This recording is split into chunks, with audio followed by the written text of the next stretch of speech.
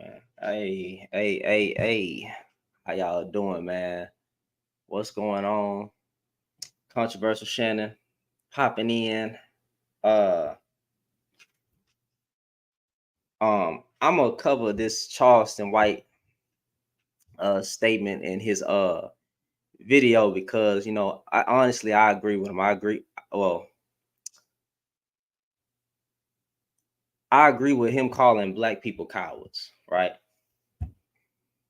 Um he goes to the extreme and says something, but I mean he is absolutely correct. I mean, and he kept it real in this thing. He went to the extreme a little bit, and but he keeping it real, like how he feels. So I'm finna cover this video. I'm gonna let y'all pop in. You know what I'm saying? Y'all tap the screen on TikTok, man. Share the live because we gonna get into it. We're gonna get into it. And we're gonna talk about it. I'm gonna play the clip. Uh, YouTube. This ain't me saying this. This is a clip that y'all allowed to be on the platform on YouTube. So this was said by Charleston White, not me, and it is uploaded through a channel. So these are not my words. This is me reviewing what something happened. Okay, YouTube. All right, appreciate you. All right, now that that's out the way, because YouTube will say that I did something. These ain't even my words. But y'all tap this screen, share the live, and we're gonna keep it real. Keep it real. And I want y'all to listen to words specifically that Charleston White say, because he kept it real with the black men. He say black men get in their feelings about everything else, but don't want no smoke with the other races with the police, with the white man, with nothing. And don't I be saying this? Don't I be saying that these dudes will always be online talking about women, but don't want no smoke with the white man? And then they got mad at me. I told y'all that. They start a podcast every day. These dudes come out the woodworks and make podcasts every day, but don't want no smoke with Johnny, Timmy, and the police. No smoke at all. No smoke. Don't want nothing.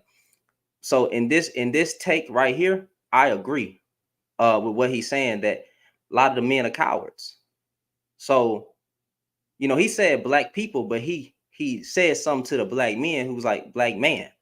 You know what I'm saying? Y'all getting y'all feelings about everything else, and he called them a coward. So I'm gonna play this clip, and I'm gonna let y'all hear what he say. And it is some vulgar language, so y'all gotta forgive me on that. I can't really edit it out because I'm live streaming.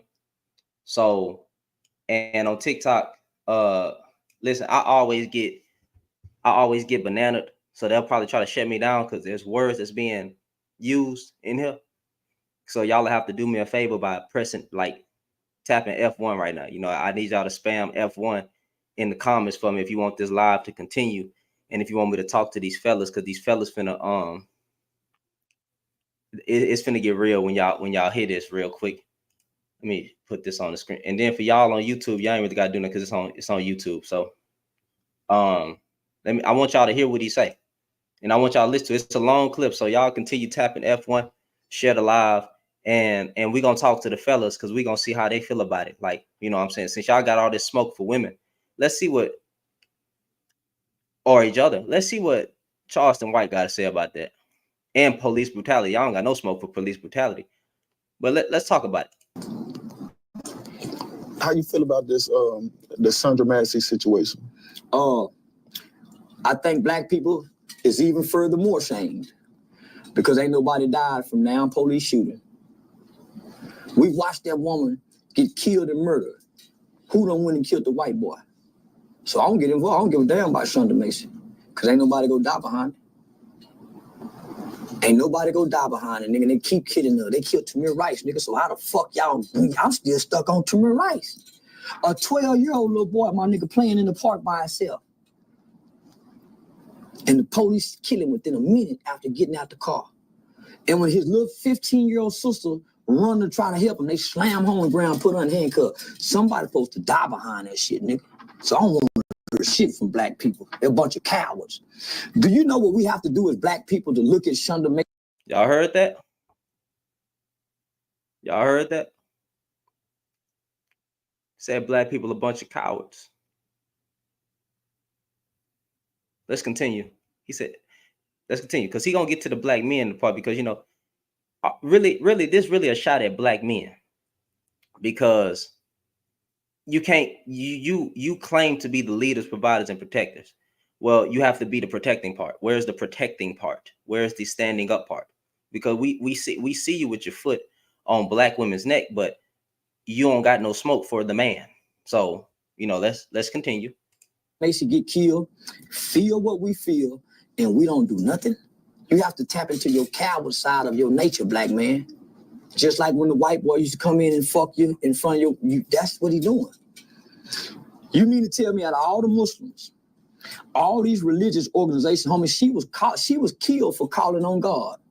Where are these religious people at, my nigga? Nobody, no religion, every religious person in the world should be standing up defending, man, come on, homie. And ain't no police station is burnt down. Nobody has done nothing. So why y'all talking about it? Y'all sat and watched it and I ain't done shit, nigga. So I ain't seen it. I hadn't looked at it. I didn't see George Floyd die. Why would I look at that shit, nigga? And it's gonna evoke and convict something in me. How can you watch this shit and not act on it? And you feel what you feel. Black man, you act on your feelings with everything else. How can you watch this woman be killed for saying, I rebuke you in the name of Jesus, and nobody is... Y'all heard that? Y'all heard that? So watch, you see how he take a strong stance on the black men? He say, black men, you get in your feelings on everything else. So why you won't get in your feelings over Sonya Massey? I mean, we see the black man getting in their feelings over black women having conversation over submissiveness and uncooperativeness with the black women, and the black women this and the black women that. But you don't get in your feelings over Sonya Massey. You don't get in your feelings over George Zimmerman, right? You don't get in your feelings over nothing in that regard. But you got all the smoke for black women on these podcasts with these microphones and this, that, and the third, but you don't got no smoke for them police pew-pewings. You feel me? And that's what he's saying. So I agree that bunch of cowards. Because, and since you don't have the smoke for the man, you have smoke for your own group of women, making you really something worse than a coward. I just can't say the word on here. I just can't say the word because I see you and y'all know that you soft, because this is what y'all do every day. So yeah, black men as a majority, because there is no collective black army, you are a bunch of cowards. I agree with him. I definitely agree with him. It's hurt for this. So nah, I ain't with black. That's why I'm ashamed of being black, my nigga. So what you suggest, like, what's the solution? Kill white people. Hey, YouTube, I mean TikTok, y'all tap F1. Keep tapping F1 because it's about to get crazy on this part. It's about to get crazy on this part. YouTube, this is not my video. This is me covering it. Okay. This is not my video, YouTube. This is Charleston White, who y'all allowed to be on YouTube. Okay. Go kill an innocent white baby. Go find a white woman grocery shopping like that white boy did in Buffalo. Go shoot up a white church. Go sit and pray with some white people, and after y'all get through praying, kill them like that boy Dylan Roof did. Until the end, nigga, because I understand, my nigga, that nothing changes until we start spilling blood. So I don't get into that shit, my nigga. I let y'all do that shit. I let y'all fake like y'all curl and I ain't gonna do nothing. So I don't curl. I don't give a fuck about it, nigga, because if I start curling, nigga, I'm gonna crash out. So I don't look at it. I don't put my feelings involved because, nigga, I got to be a coward to feel this and not do nothing. Not at least go rob a white store. Go find a bunch of white boys. Let's just, nigga, come on now. Or find out who that police or family is and let's go get one of their family members. So, nah, nigga, that's what we should be doing. Nigga. When they kill one of us, we supposed to kill 3 of them. Would you be willing to do that yourself? Yeah, I did. That's why I was labeled homicidal and suicidal by my local police department. Yeah, I was picked up by my local police department, nigga, because my homeboy's son killed a high-ranking police officer, and they killed my homeboy's son, and I was ready to die, nigga. I went and held security for the family by my motherfucking self. I bagged the car up in the driveway. I had all my guns and my bullets because the police was threatening that family. You know that when you kill a police officer, they make you disappear. They don't tell you nothing about their family. You don't even hear no people speak on Gavin Long or Makai Johnson, but y'all worry about Shonda Macy. You don't hear no rappers giving no shout out to Makai Johnson and Gavin Long. They laid their life down for us. They went and killed police officers for us during the black. Y'all don't even wear t-shirts with them niggas' name on it, my nigga. They don't even mention them.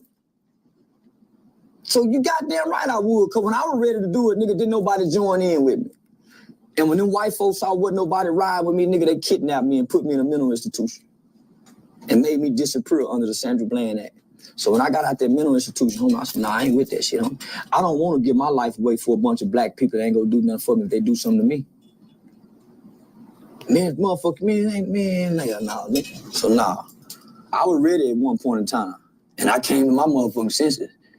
So now I back the blue. Yeah, I back the motherfucking blue, nigga. So basically, you okay with the, Trump's 100% immunity law that he's trying to pass? Yeah, I am. Oh, look. Because black folks are stupid. They're 100% with defunding the police. And if you defund the police, they're going to create private police forces, nigga, that don't have to adhere to your constitutional rights. That's why when club hire security, they can kill you with no retribution. Private police are not adhered to the same police standards. So black, yeah, you right. Goddamn right I'm with full immunity of the police. Because niggas killing our community with full immunity with the no snitching. Boy, you better preach. You better preach. You better preach. He said I'm with full immunity to the police because black men in our community are in full immunity, you know, to their own people with the no snitching rule. Boy, I tell you. Now that, them was some powerful words. Them was some powerful words, fam. There was some powerful words, fam. Now I don't think he's literally like for the police, but I think the correlation that he was making was there.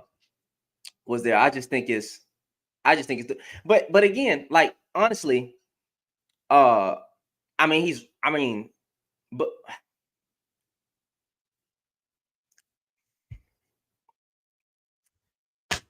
he was right to say that black men are cowards. I think that 100%. I see more smoke, black men for black men than black men for white men, or black men for police pew-pewing, or black men for the innocent women being yeeted on the streets, or children being yeeted on the streets. Yeah, so honestly, I have no problem with what he's saying. And you know, he says black people are cowards, but honestly,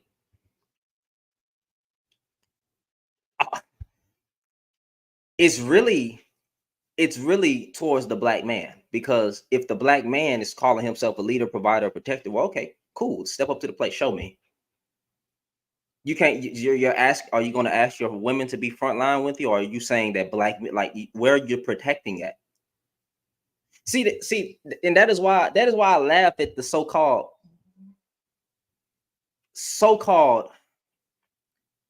black manosphere, right? Because you see that they'll do all this talking.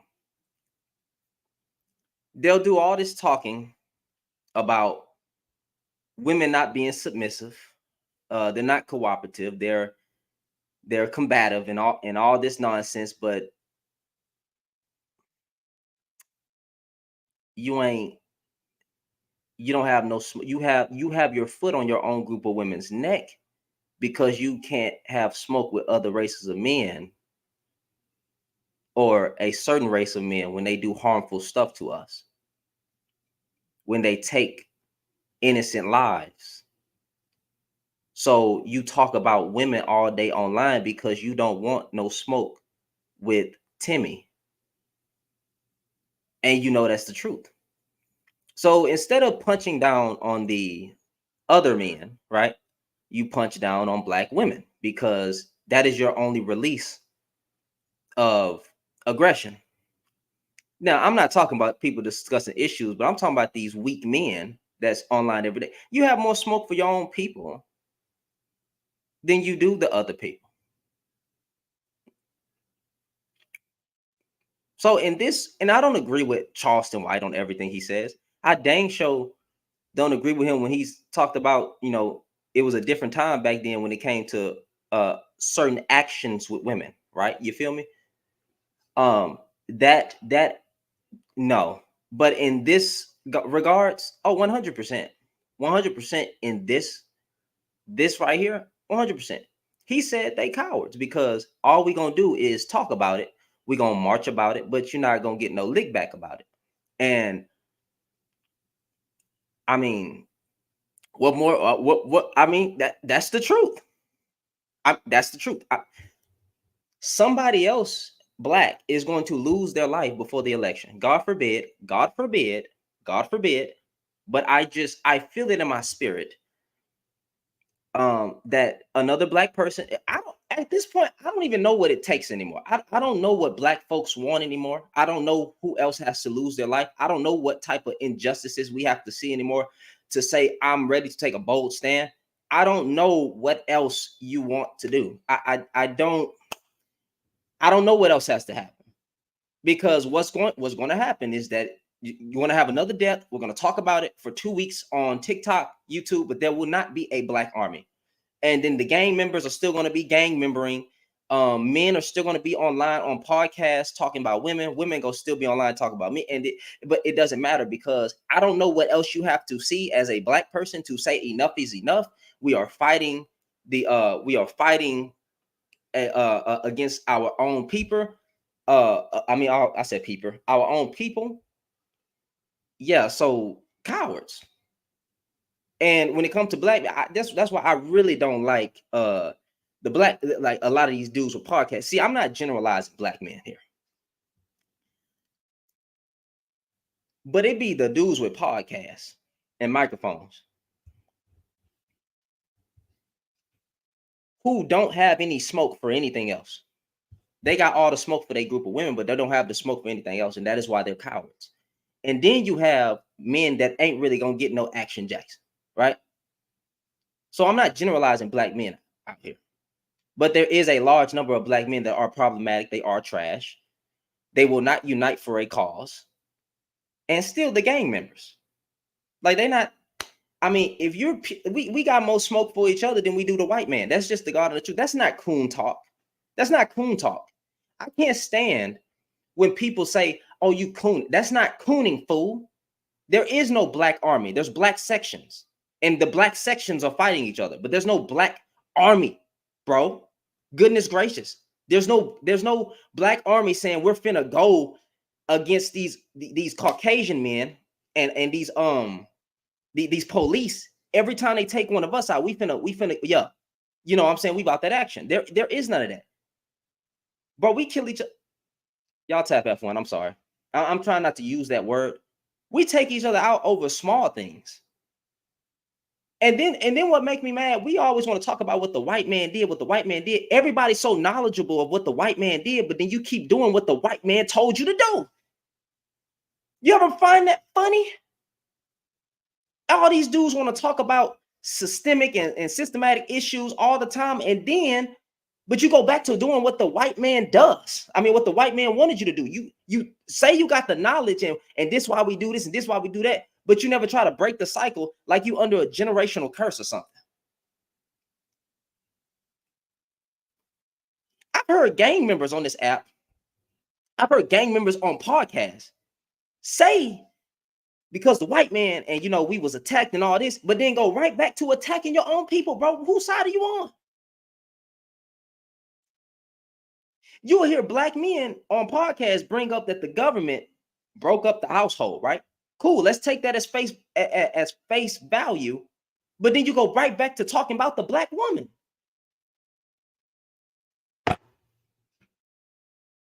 Doesn't that how stupid? We call, well, not we. You got men, black men on here calling black women the enemy. The enemy. I'm not saying some aren't the enemy. You know what I'm saying? Like every black woman good or something, but like the majority of black women, that's dumb. That's dumb, bro. You generalizing your own group. Like, oh my God, black women are just bad. Just and dog walking, but you wouldn't say that to the white man. You got dudes on this app, and I'm using men as an example, but you got dudes on this app and on these social media spaces that say the white man, they say the black woman is an upholder of white supremacy. But then the black man is using white supremacy talking points online.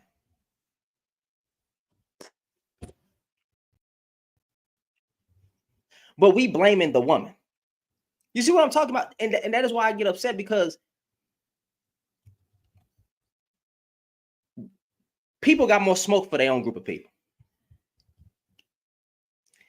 And put it up. I'm gonna say it right now.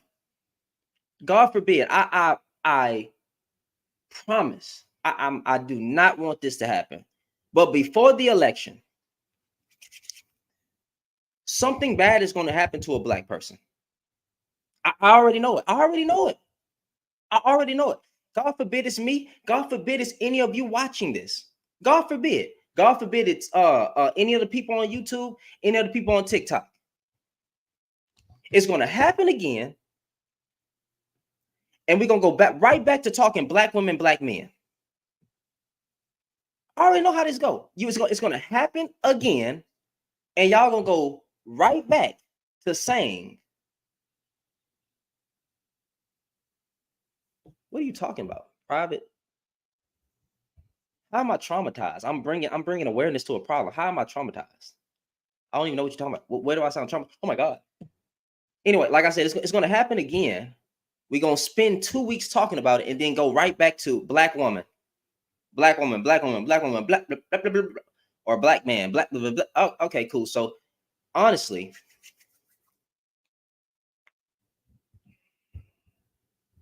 okay, how about you come up and tell me how I'm traumatized then? It's amazing how I can get up here and speak literally speak the truth and then play the clips and then all that. And then somehow I'm still wrong. So I sent you an invite. You can come up and talk to me. You come up and talk to me. You come up and talk to me. I'll wait.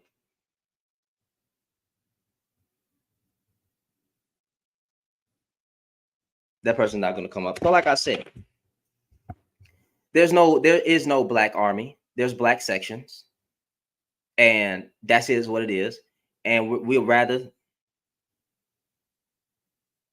All right, bro. You have a good one. I don't follow. I don't do there. But yeah, like I said. So we're gonna spend majority of the time. Hold on, y'all. Give me a second. YouTube. What's going on? Yo, I think Charleston White is a plant. I don't care if he was a plant. Did he lie about what he said? Okay, when you said that black men are cowards. Yes. Right? Yeah. Okay, so if I was a plant, I would say that. That's dumb. What? Because there are a lot of black men that are cowards. We even called them BANs, which is snitch, ban, nick. You know what I'm saying? Or we called them punks before. So we know that there are black men that are in our community that are cowards. We even see them online trying to project masculinity, but then we know that they sweeter than chocolate chip cookies. Okay, I think you a bitch ass nigga. Mm-hmm. Buy your glasses and your hat. Oh, that's fine. But I think Charleston White is a bitch ass nigga too. Okay. Okay, but do I think mostly black men are cowards? No, I think most of them are cowards, because where's the Black Army? Why is George Zimmerman still alive? Oh, George Zimmerman. Why is he still alive? Mm-hmm. Why is all these police killings still happening? Police killings are still happening once a year.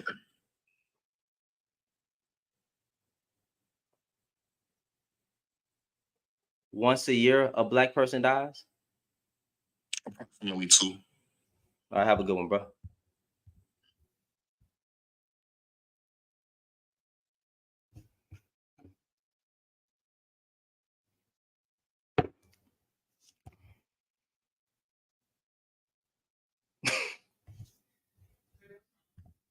What?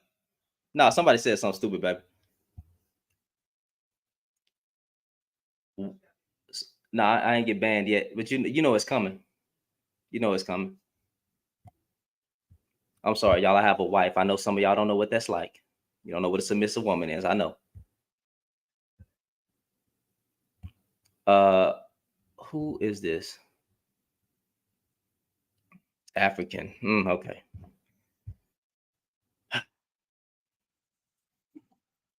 Yo, What's going on? but yeah, I mean, it depends on the context he used when he said this. Black men don't want no smoke for the white man. Oh shit. Nah, he ain't lie. Okay.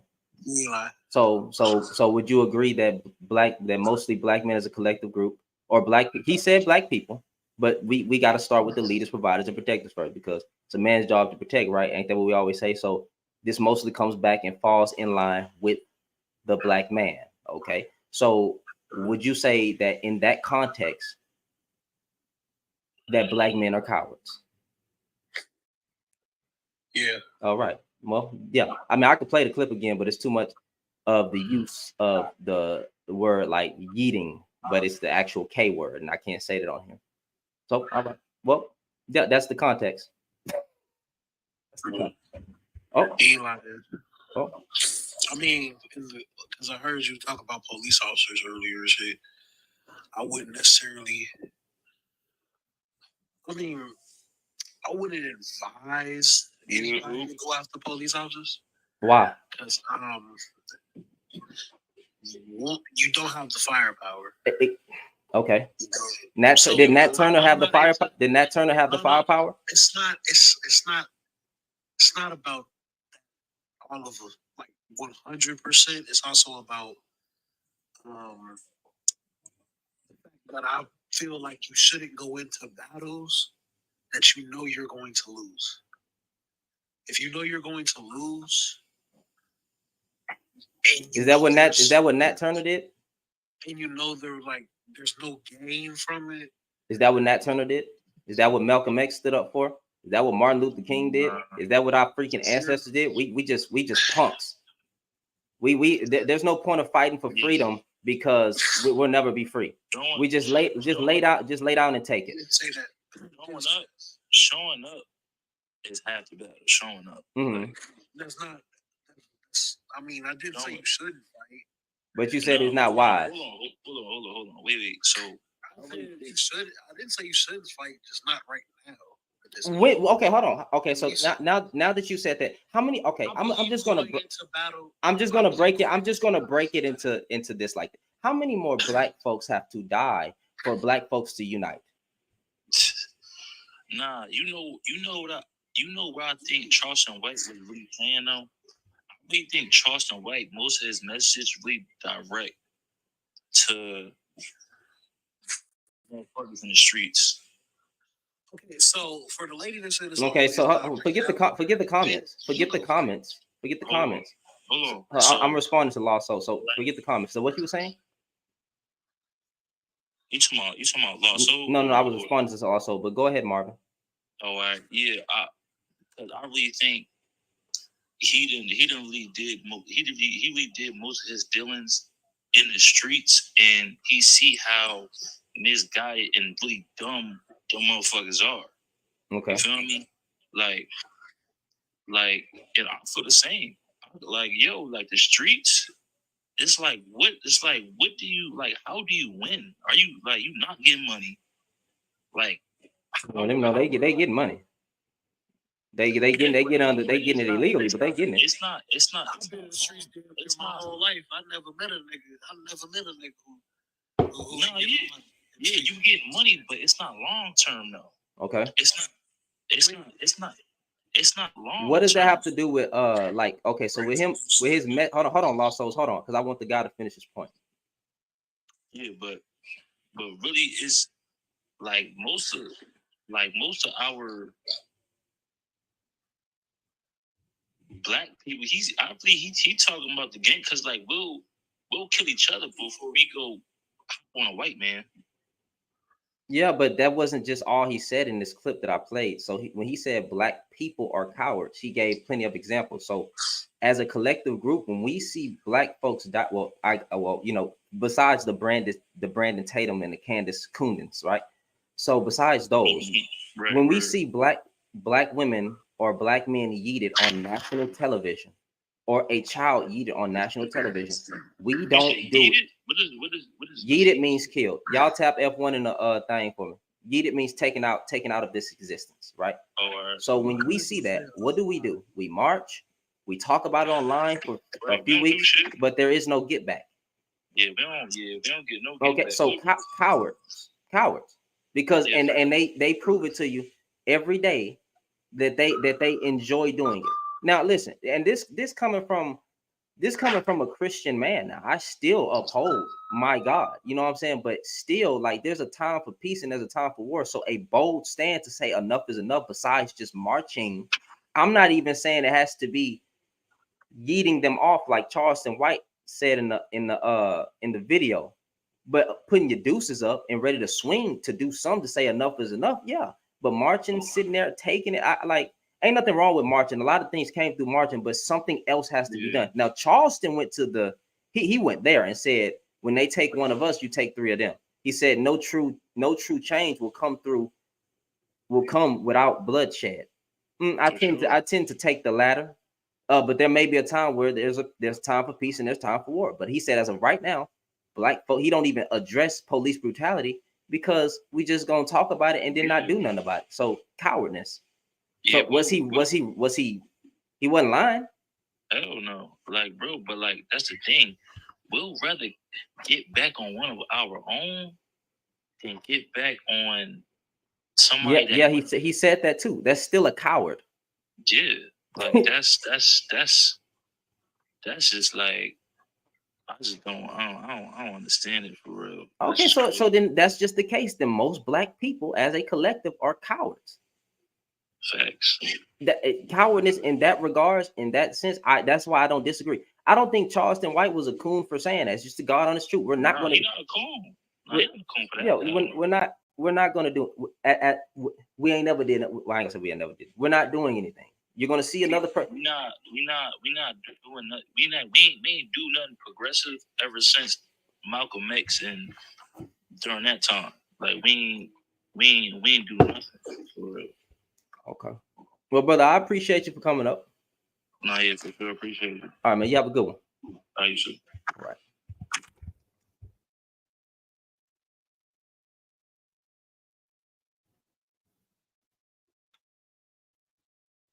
It's sad. Maybe I should hold a live saying how many more black folks have to die in order for a bold stand to be taken. How many more kids have to get pew-pewed in the streets? How many more women have to get raped and yeeted? How many more men have to lose their life to another man? Like in order for y'all to unite. And then I understand crime is going to always happen, but my God, look at the way that they do us on national television and put it in our face every time. And nothing. And what do we do? Nothing. But you know what we will do? You know what a lot of men will do? They start a podcast talking about black women.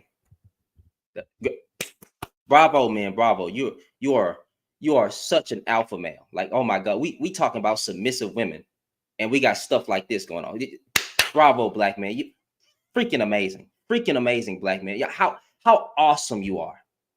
Great, freaking amazing, beautiful, true masculinity, true protector, true. Get the out of here.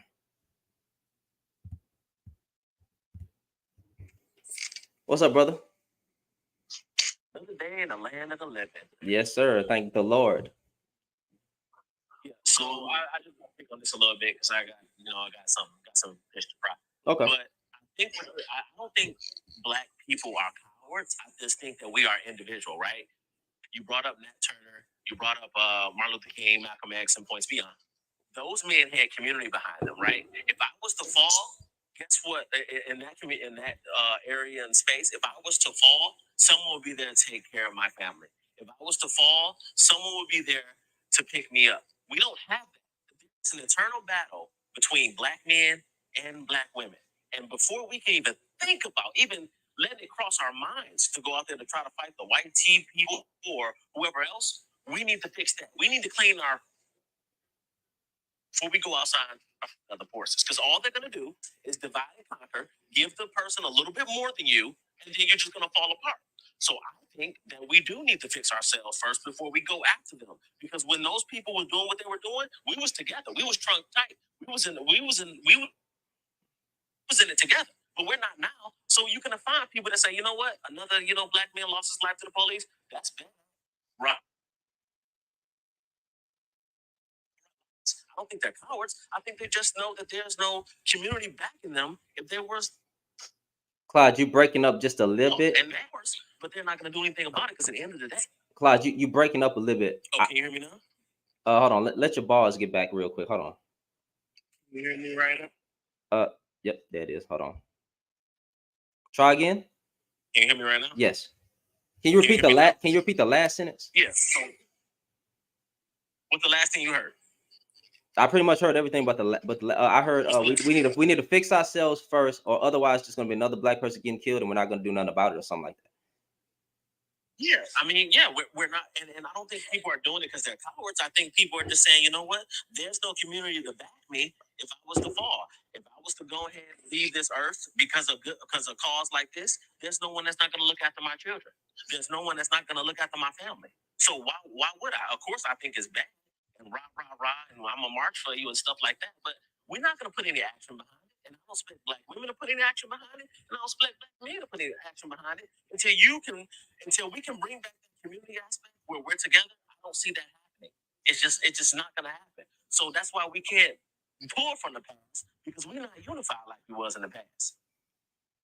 Okay, well then. Go ahead, my bad. No, I fucked up. Go ahead. No, because remember back in the day, let's look at the Montgomery boycott. Mm-hmm. Black people say, I will walk to work rather than catch the bus. Nowadays, that's not gonna happen. Why? Because you ain't got nobody looking out for each other. And like you said, I hate to see that black men are losing their lives and black women are losing their lives and black children are losing their lives, but it's never gonna stop, or black people are not gonna do anything because they're thinking of individual. And it don't even have to be a fight or when you unalive police and all that other stuff. You can do what the ish community does. They didn't unalive no Germans. No, they didn't. They just got up in the power structure where you need them, and they said, hey, "Look, you better look out for us, or we're gonna withdraw our hand."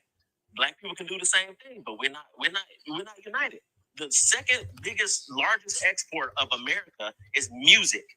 Guess who makes over 80% of it? White people. Yeah. Oh, you talking about make like money off of it, or you talking about make the music? No. I'm talking about who makes money. Oh, well, yeah, black folks, like, yeah. Exactly. Mm-hmm. We spend culture. We spend culture, and people make money off this. If black people say, "Hey, look, you know what? We're not going to do that," we can put a dent financially in the American system.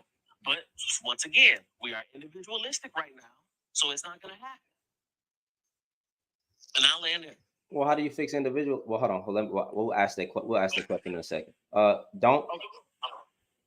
What's going on? What's up, boss? I believe that as black people, we've been brainwashed for generations. Mm-hmm.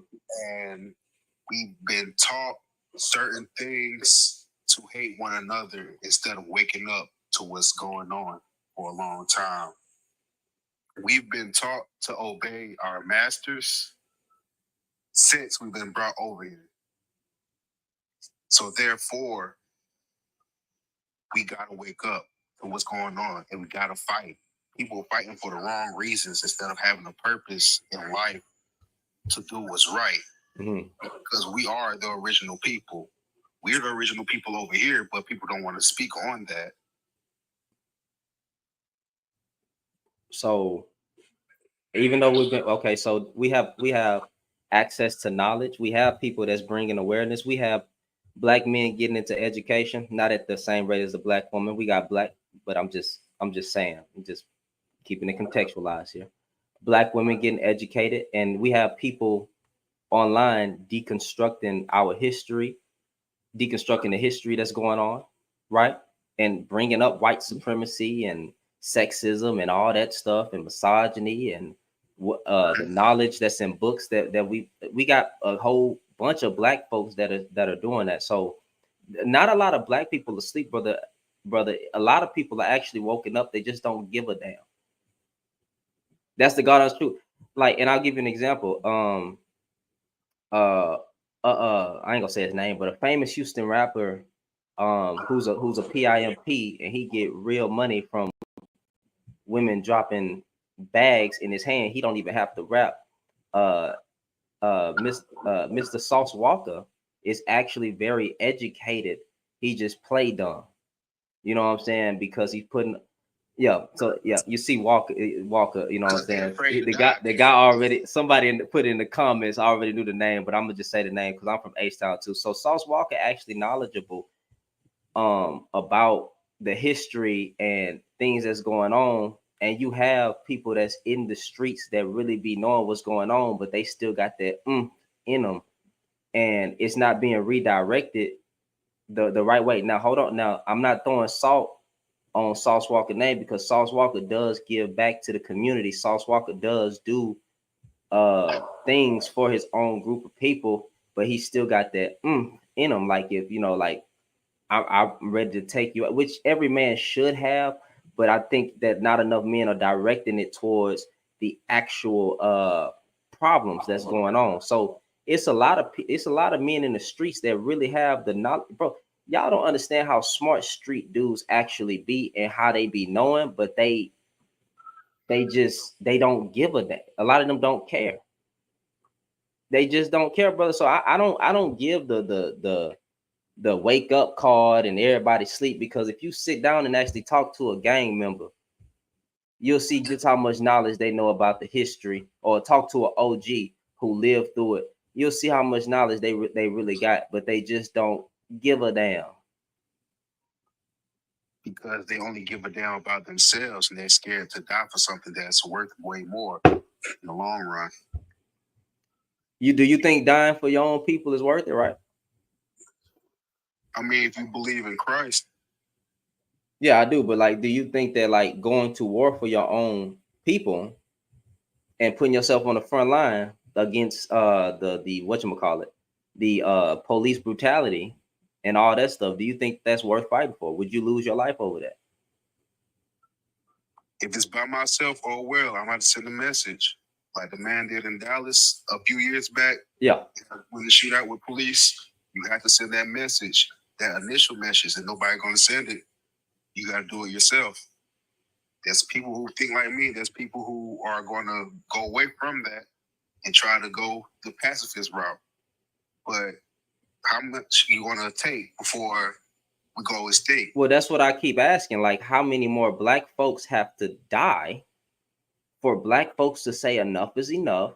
I'm tired of the podcast rhetoric. I'm tired of talking about welfare. I'm tired of talking about all men bad and all this. So how many more black folks have to lose their life for black men and black women to come together and say, fuck it, enough is enough? I honestly, now here's where we'll kind of differ, like, you know, probably disagree. I believe that's going to have to start with everybody, but I think mostly men. I think men supposed to lead the charge. If you don't believe that, I don't know what to tell you, people, that's my current beliefs, especially when we talk about leaders. Then let's lead the charge. See, I think there goes the problem right there. I think we don't know what's our calling card. It's never been a dictatorship in the black community. It's never been that. It was always a democracy. It was black women on the passenger seat and I was in the driver's seat. It was never us men leading unilaterally. So if we can't sit here and say, man, if the community gonna get fixed, y'all gotta lead the way. No, this is an action of two people, black men and black women. And there's no one person doing it more and then the other person meets you there. No, it's not. It's not. It has to be together. Because if black men was the leader, they will listen to our directive and say, hey, look, black men said we don't want to see this, black women, and they'll stop doing it. But it's not happening that way. It's not happening that way.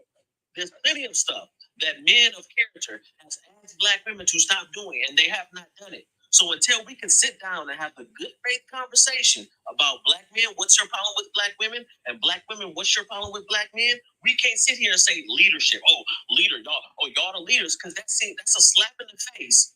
Now you guys want us to be leaders when the community all fucked up. The community's all chopped and screwed. Now you want men to be leaders. No, that's not how it works. Either we come to this table together and fix it together, or it's just not going to happen at all. I'm sorry. Well, I mean, then let's talk about the good faith-based arguments that we're asking black women to please, y'all don't throw no ad hominem attacks towards Clyde. I don't really want to deal with that. They can bring it because that would speak to my point. But no, that's fine. I'm asking them not to. For everybody to be respectful, the men, the women, whoever in here, the kids. Well, I got this on, audience. Yeah, I'm about to say you got kids. No, I got that thing checked to where like you got to be 18 or older. But what are the faith-based the good faith arguments that you want to have with me to where what men are asking black women to do that they're not being receptive of? Because I don't understand the whole combativeness or that type of rhetoric, because I know for a fact that when I'm stepping outside over here in H-Town, I'm married anyway, but majority of my experiences with black women have always been great, even with the ones in my family. I've never had mistreatment in my family. And then in the dating market, majority of those relationships were good. I didn't have any women not listening to me, not wanting to talk to me, not wanting to respect me, not wanting to get to know me on an interpersonal level and go on dates and be nice. I always had that. So I don't like to generalize black women as a collective to say they are a monolith and they all or that most of them exhibit the same behavior, because I'm not seeing that. So we're talking about, so when I hear men say that the women are combative, I'll give you that, Shannon. But can you say the same, that all the stuff that you see on the podcast, can you say that's majority of black men? No. To be fair, that's fairness right there. To be fair, I believe that there's a rise in a disdain for black women. I wouldn't say that the rhetoric that I'm seeing online is most. To be fair in your argument, I may believe it's most, but I don't think it's most. If you had to really have a good faith, you would say. I would say no. I would say no. It's not the majority of men that think that way. Even for the women that's throwing shots at black men, I would say I don't believe majority of women are in agreement with certain rhetoric that the women are saying as well. And that's just me being cold-blooded and honest. When I say this, because when I have these conversations, I say there's a group of women that don't like or have some coils with black men, and there's a group of men that have coils with black women. But the majority of the people are just outside the house looking. There's not the majority of the people that's in the black space are just looking at the divide. They say, oh, okay, you think black women do that? Okay, you think black men do that? Oh, okay, that sounds familiar, but that's not the whole picture. And I think a lot of people think it's the majority who are saying these things, because the real majority ain't saying nothing. The real majority just sitting there looking at the train wreck. That's all. And then they say, well, I heard 2 black men say this about black women, so it must be all black men. Well, if I start naming names of the men that we both talked to before, which I don't want to bring their names up without them being here to defend themselves, they say most. And we know that they say most because me and you will be on the panels with them. And and I understand the argument that you're saying, right? I understand the argument what you're saying. Would you call those men extremists though? Give me a name. Skip them. I don't care about. Give me a name. Saw. Saw says most black women do. See, but this is the thing when I say this for black women and black men. When people say most, I think think they're just talking about the people they encounter. They encounter 10 black men, and 6 of them do what they say they do. I think they're gonna say most. No, I don't view it like that. When you say most, Unless they have stats to back what they're saying, I don't believe they're talking about most of anything. And that's on black women and black men. But I don't like to be the language police. That's why I do that. I don't like to. Well, you can't say all. I know what you mean. I know what you mean. Well, I mean, but words. Okay, I'm not trying to be a language police, but like, why not say some black women exhibit these type of behaviors that we as black men don't like? When you say most black women, you're speaking from experience, and then they will. Come on, bro. If you wanted me to be honest, I need you to be honest. They will bring up statistics to try to frame it that because a statistic gathered data from 2 million black women, it's more than 2 million black women on the earth right away, that most exhibit this kind of behavior, that most are this way, that most of. So when they say most, they really do something like that. Yeah, they're wrong. They're wrong. But they always do it. Yeah, like, hey, and I'm with you. If they do something like that, they're wrong. But that's what. But okay, so but I never looked at most as be like, oh, they thinking 10. But when you say most, I'm thinking 51% or 60 or anything that's now, most. Like I said, when they say most and they don't have any statistics to back it up, I just say, okay, you just saying that off what you encounter. Okay, so when you see I have the majority conversation. When you see 6 men on a panel, all sharing the same experiences, right? They're saying they're coming across black women that are this, black women that are that, black women are mean, they're loud, they're whatever words they're using, combative. You told me not to discount a man's experiences, right?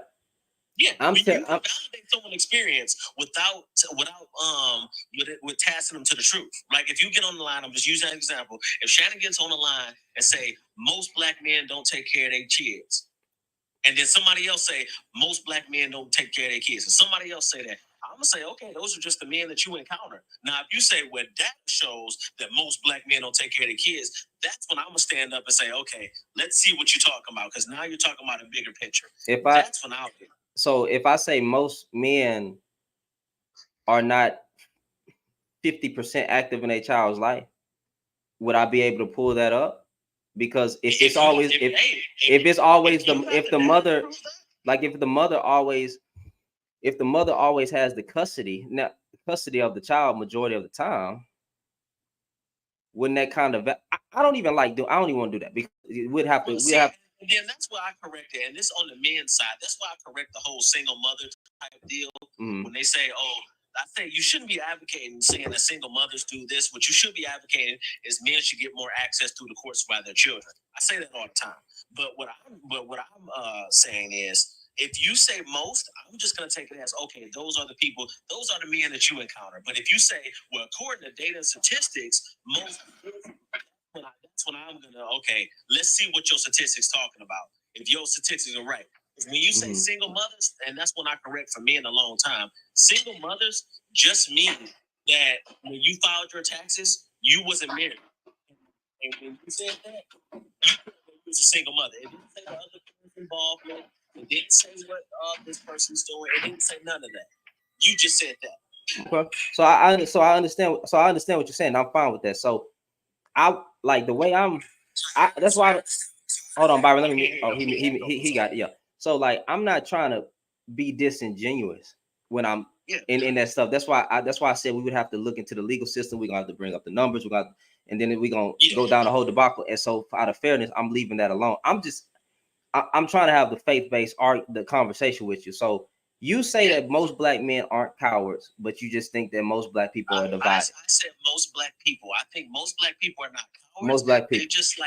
They're just like, hey, you know what? There's no community to back me if I decide to go all in like that, right? Because if I was to fall right now, right? If I was to go ahead and do everything that you say I should do, and I can fall right now, do you think that my community, the black community, would step up and take my place to say, hey, look, Clyde failed, so let's all go out there and get him? Let's all go out there and take care of his children. Let's all go out there and fight the police or all the stuff that you want to do. You think they would rise up for me? No, we won't. So are we? So So I'm gonna look out for your people for things in return, brother. It's called a community. The community. Hold on. Wait. I just want to ask I'm gonna start a poll. I'm gonna ask a question. If I'm gonna lose my life or something, yes, the community should step up and say, "Hey, look, let me do this." It's not transactional. What it is what a community does. So let me ask a question real quick. I'm gonna start a poll. So are we saying, or well, not we, but are you, because you said this before? Is there a black community? No, there isn't. Okay, I need y'all to put ones or twos. If there's a black community, put one in the comments. If there's not, put two. Is there any way I can respond to the? Oh yeah, go ahead, brother. Go ahead. I'm sorry. I absolutely, when I tell you, if we were standing outside and I said, look up at those stars, clearly you wouldn't think that you could see all the damn stars, but only the stars that we can see. So when sisters say most or people say most, if I don't participate in that activity, I don't include myself. So when black women say most black men, what they're referring to are most of the black men they have encountered. Mm-hmm. They clearly don't mean their daddy or their brother. All right. So I think we are too sensitive as black men. And we ain't sensitive when it comes to Mr. Charlie and clocking in his ass at 9 o'clock and clocking out at 5. But we sensitive when people hold us accountable. Look, this is how I hold brothers and myself accountable. What I will ask a brother is, I'll say, if you see a sister in danger, right? She's getting pummeled on by another brother. Would you intervene? And most brothers will say no, that they got to make it back safe to their family. And I say, you're right, you do. You will make it back a coward. So I agree that most black men, in my humble opinion, in my 44 years on this earth, having traveled around this country, most Negroes are cowards. They're selfish cowards. They claim to want community and do nothing to make sure there's a damn community to be wanted by. Right? I hear Negroes all the time. Black people don't do it. Negro, what are you doing to make that community a reality? Huh? What are you doing, Negro? Because all people just heard is that ain't no community. I'm only gonna fend for myself. Nigga, and then you absolutely, who gonna come for you after that? Ain't no damn community. That the one you looking for, this hope in the wall, you just told them that you think they do not exist, and you ain't gonna do shit to make sure that they do exist. So of course they ain't coming for you, brother. You just removed yourself. So go ahead. Hold on one second. Y'all tap the screen, share the live, because this is gonna be an interesting conversation. I promise it's not gonna get spicy tonight. But these are men that you're dealing with, so y'all got to be able to handle the masculinity, whether it's toxic or not. But share the live, tap the screen, and gift the panel if y'all would like. Mr. I'm cool with Clyde, and I'm cool with by all means. We've had plenty of conversations. I love the brother. So y'all gift the panel if y'all would like. Go ahead, Clyde. I'm sorry.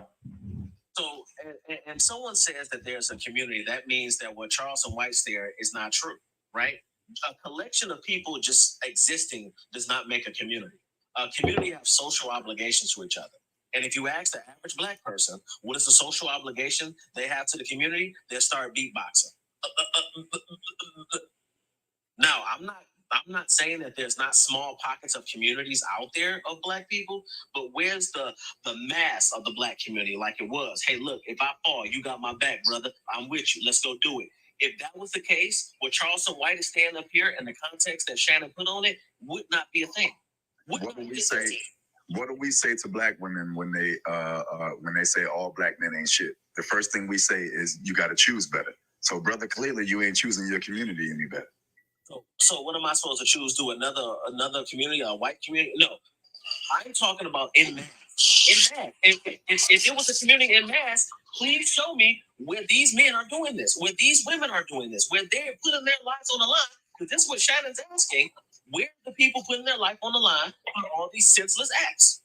So I want to respond to that, brother. So the community that you are saying you want to be a part of, right? Too many black men believe in this utopian community in which they do nothing to make sure it exists. You want it to exist as we had this conversation, right? And if you believe it does not exist as we have this conversation, what are you doing? Am I doing collectively, what are we doing to get this damn community, except for just removing ourselves because it doesn't exist? So because it don't exist, right, then ain't nothing for me to do to make it exist. It don't exist, then, you know, my community ain't there. Well, what are we doing to build this utopian community, brother? What are you doing? What am I doing? Not a damn thing but talking on TikTok about what this damn community we don't have. We ain't doing not a damn thing. We ain't the first brother to step out there and do something. So what's I would love to follow you. I would love to follow you, lead this community, brother. bad. I will follow you if you start leading the community. Go ahead, brother. You So first. what I'm saying is, why can't we acknowledge that? Because the first thing in fixing something is acknowledging that there's a problem. And we're acknowledging that it's a problem. One, that we don't have that community structure in place to do these things. Now we can start from the ground up and say, hey, look, now let's build a community. Because if it doesn't exist, there's nothing. We can sit here and say it does exist and this all type of stuff, and you exclude yourself. But if we don't know it's a problem, we figured out it's a problem. If we look outside our doors, we see that. Thank you, y'all. Thank you. I sneezed. What's wrong with acknowledging that? What's wrong with acknowledging it?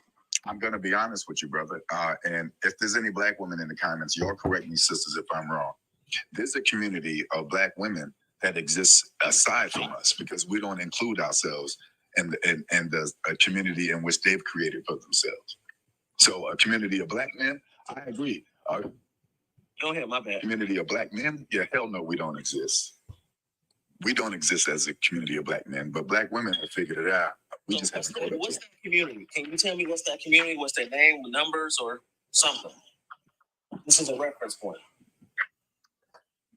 If there is no name to the community other than sisterhood, right? If you look at the average sister, she has other black women that she can confide in and rely on at any times of need, right? Any celebration, whatever the occasion may be, right? How many black men do you have that you can call when you're in need?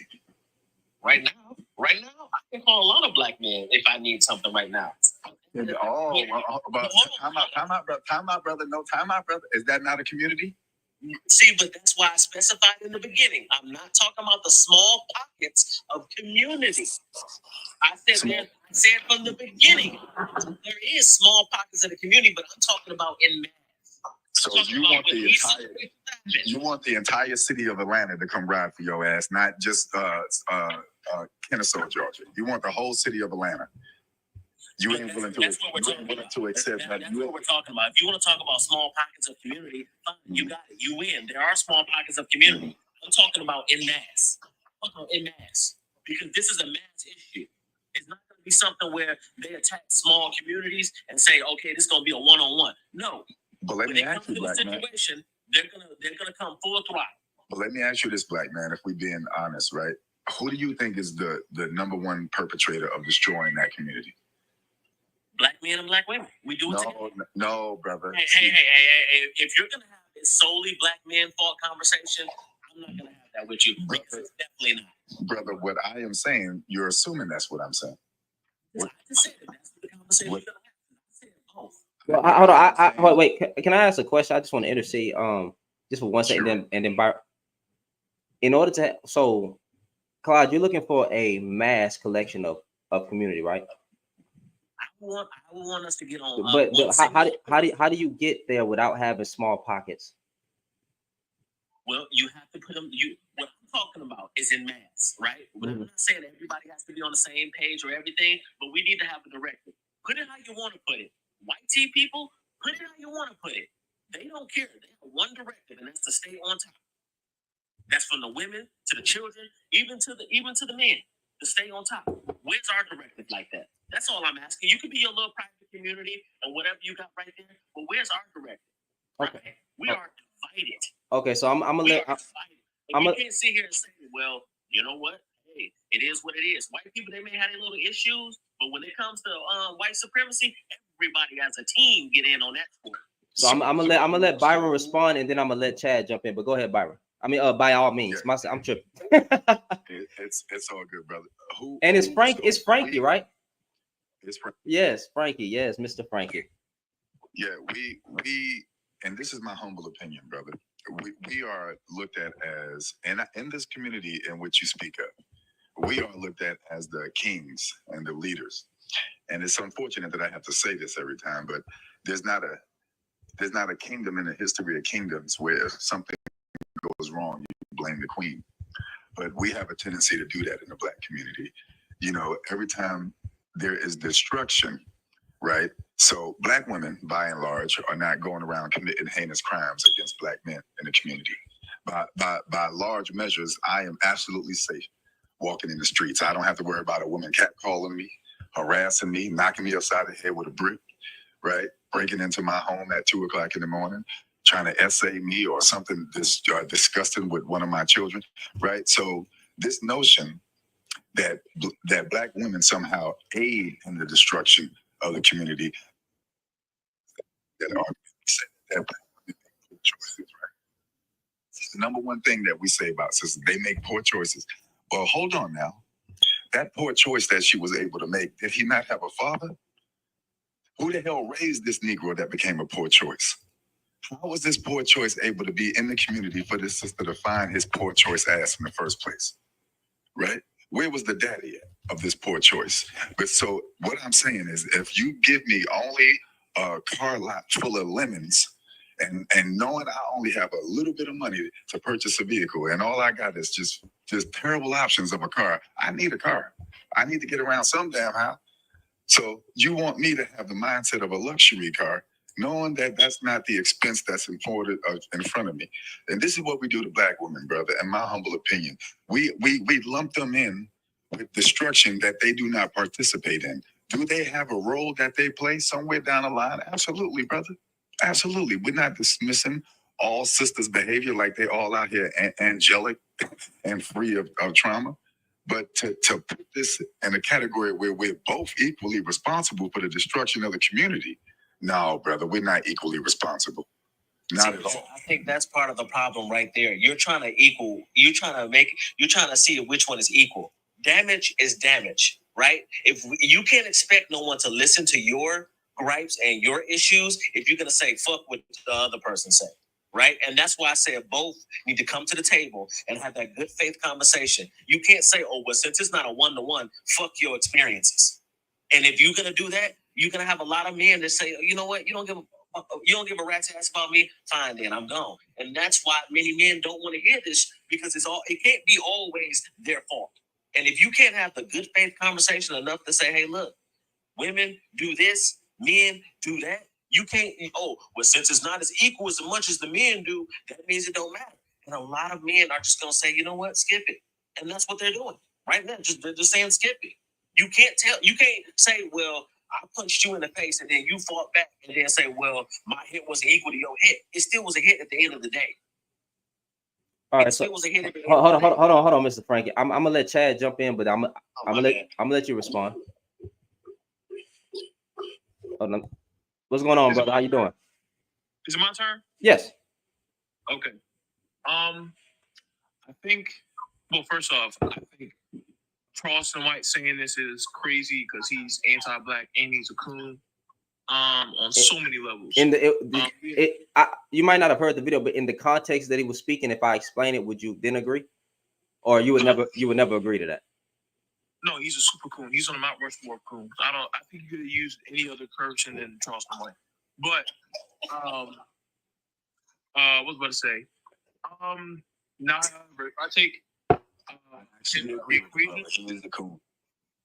What did it all mean say? He said he agrees with you. Yeah, he's a super coon. Funny that he said that. My bad. Yeah. What was I about to say? Now, do I agree that most Black men are cowards? I would disagree with that. However, I will say that when it comes to the blame within the quote unquote destruction of the Black community, if I were going to make the argument that it's a majority of Black men's fault, I would only make that argument if the conglomerate of Black men want leadership. So Chad, let me just sprinkle this in for like 5 seconds, because the context in which Charleston White said this conversation is he was asked, do you care about police brutality? Charleston White said, man, F police brutality, because we're not going to do anything about it. We're tapping into our cowardness. We see it happening from time to time. We got brothers killing each other in the streets, and all we're going to do is march, but we're not going to retaliate against against them. For every one of us that's taken, we don't. For every one of us that's taken, we don't take 3 of them. So what's the point even worried about police brutality? Because all we're going to march. And if that's cooning, because he gave an example that he's still worried about Tamir Rice, George Zimmer, and then Sonya Massey. So in what he said did kind of resonate with me, because I was like, well, I mean, to me it felt like, well, yeah, that's true. I mean, that I understand with it. We're not retaliating.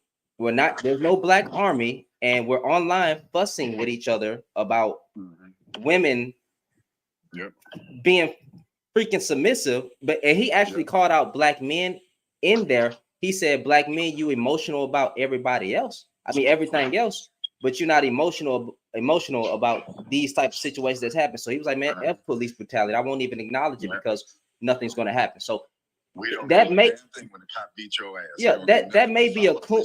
He may be a coon, but it did resonate in that context. That's why I say messenger and message matters. Charleston White does not care about black people. He's a super coon. He doesn't care about black men or black women. And also you have to understand that he himself supports the police and supports the prison industrial complex. I'm the only one up on this panel and probably in this live who doesn't even believe the police should exist. So that's why this conversation is low-key mute, because I don't even think police or prison should exist. And I know majority of you damn well you're not the only one, brother. I can't stand no pigs, not even in a blanket. So do you believe in the police not existing at all? I believe that it should be me, you, Tyrone, and Pookie outside patrolling the damn community. Yeah, I believe in black people should police. I believe in some type of police force. I just believe black folks should police their own community. And somebody in the comments is saying, fact is that who cares about the messenger? Because the messenger usually coincides with context. When Umar Johnson says the black family is messed up, he's not saying the black family is messed up because black people are inherently bad at creating families, that black people are inherently and morally deficient. When Candace Owens says the black family is messed up, he is dog whistling to a white racist audience that black people always fucking suck and they don't know how to take care of their children. So that's why messenger always matters, especially in something like politics. But brother, if we are being honest, that brother does, whether the messenger, because I agree, he is a crispity crackety coon. but if we are being honest about the context of the messenger's message, this is part of my earlier argument that yes, most of us are tap dancing cowards, right? Because we can sit here and we will argue, man, brother, y'all have seen it. We will argue with each other all day. Nigga, you don't know me. You lucky I don't know where you at. But as soon as we get pulled over, it's yes, sir, boss. Here go my license, sir. And he didn't bust your black ass smooth upside the head. We're going to still clock in tomorrow at 9 o'clock. We ain't going to miss not a day of work. We're going to beg him for a week of vacation. And we ain't going to say nothing to our face. We ain't going to say a damn thing to him, but make videos about it. And maybe we might light some candles and let some balloons go when they murder another one of us. But that's about all we're going to do. That's all the hell we're going to do. And the one thing you got to give white folk credit for is they stormed that goddamn Capitol. And you ain't never seen a large group of black people storm not a damn storm cloud, much less the Capitol. Yeah, we ain't willing to die. I'm almost done, brother. We ain't willing to die or lose shit. But if I step on your Air Jordan, you're gonna fuck around and take my head smooth off. Huh? If I actually take your chain off your neck, you be ready to kill my ass. Well, there's a huge difference between having neighborhood beef and going against the United States government. Also, comparing number one, you mentioned that the January 6ers, the Black Panthers overtook the State House in California in the 60s to protest against it was an act that was passed for gun reform. So that's not necessarily a good take here. But like I said, recently, brother. I meant recently. I know we had uprisings before. I meant recently. Okay. But like I said, you can't, whenever you're having a conversation when it comes to politics, to ignore the messenger is just, it's political illiteracy, because when you ignore if you ignore the messenger, you're then basically co-signing anti-blackness under the guise of trying to help the community. That's not how you do it. There are 1,000 other people that have this message in the background who don't spew anti-blackness, who don't talk about engaging in sexual violence against women, who don't talk about Black women being subhuman. So this is it's fairly mute. Wait, hold on. You can't just end like that. So what? So you saying what make it mute? Because he's a because of the messenger. Well, if I understand what you're saying, remove the messenger. Let's say it was me, or just anybody. You would you? Because I don't know if you answered it before. You probably did. I probably just didn't hear it. Would you? But you wait. Did you say you don't agree that most Black men are cowards? Right. Yeah, I don't agree with that. No, that's crazy. Okay, shit. That's low key anti-Black as hell. In that context, it did. Okay, I get what you're saying, but if I was to play the to call somebody else a coward, brother. If you say that a whole group of people who have fought for their humanity in this country since being here since 1619 to say that they're cowards, that's like such political illiteracy and anti-Blackness. That if Kevin Samuels came on here and said that Black women are cowards, that's just like we call him a coon. But we're talking about what he was referring to police brutality in the recent years, though. This wasn't even about Black women and Black men. This was about the police brutality part when we're seeing them take out our people on national television. That's why he gave names. He said Tamir Rice killer, George Zimmerman. Well, no, he didn't say George Zimmerman. I thought about George, but he talked about Sonia Massey. There was nothing done, nothing at all. I mean, yeah, and then he gave context of when they take out one of us, or just basically a whole bunch of examples. Like y'all remember the white people that yeeted them people in that church, prayed with them and then yeeted them. Right, that story. We didn't do anything like that. Now, I'm not even saying do anything like that. The heart in me, the heart in me. But he is saying take a bold, like, where's the bold stand? Like, because we're not doing anything. We just gonna cry about it. We gonna say it. We gonna probably throw a little money at the GoFundMe, and then we go right back to talking about submissive women. Glocktavius, what all these other names that they be using? Pookie and Ray Ray, Glocktavius, Pooquisha, submissiveness, Glocktavius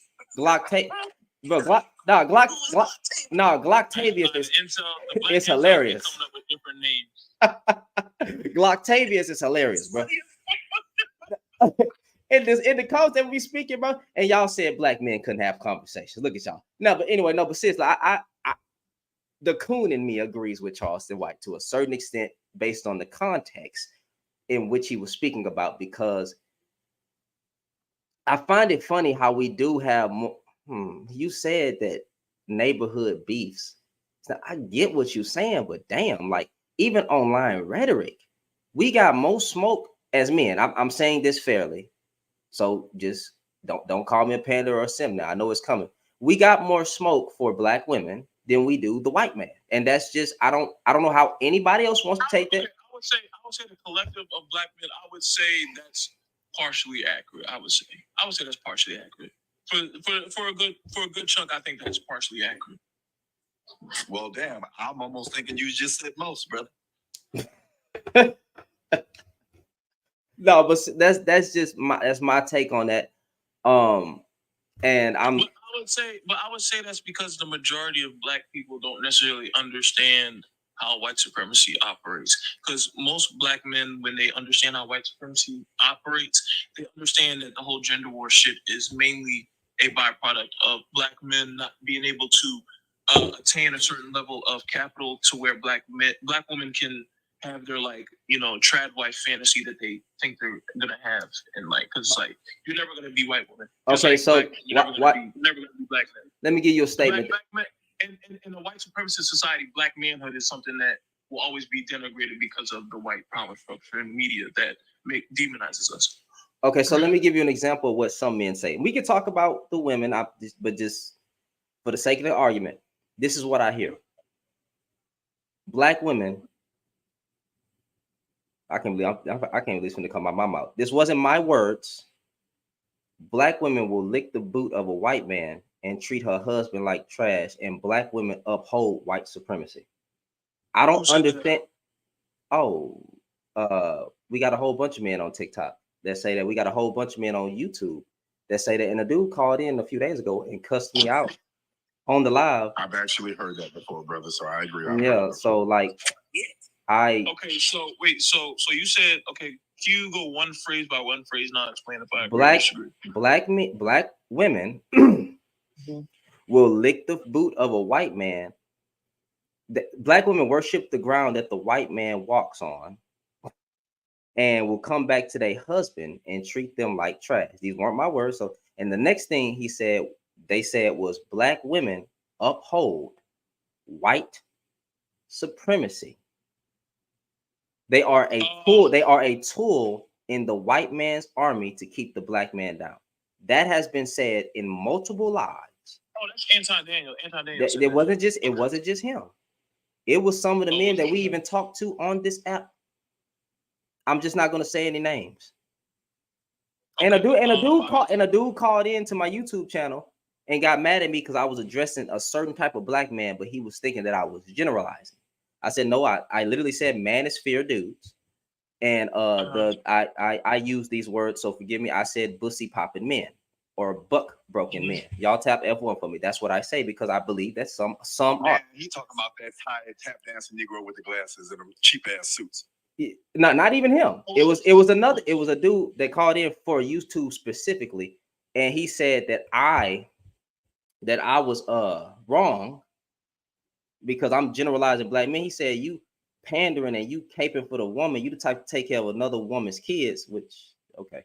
But what he said was let's be honest, you the type of he said, let's be honest, black women lick the boot of a white man and then come back to their husband and treat them like trash. Black women worship the ground that the white man walk on.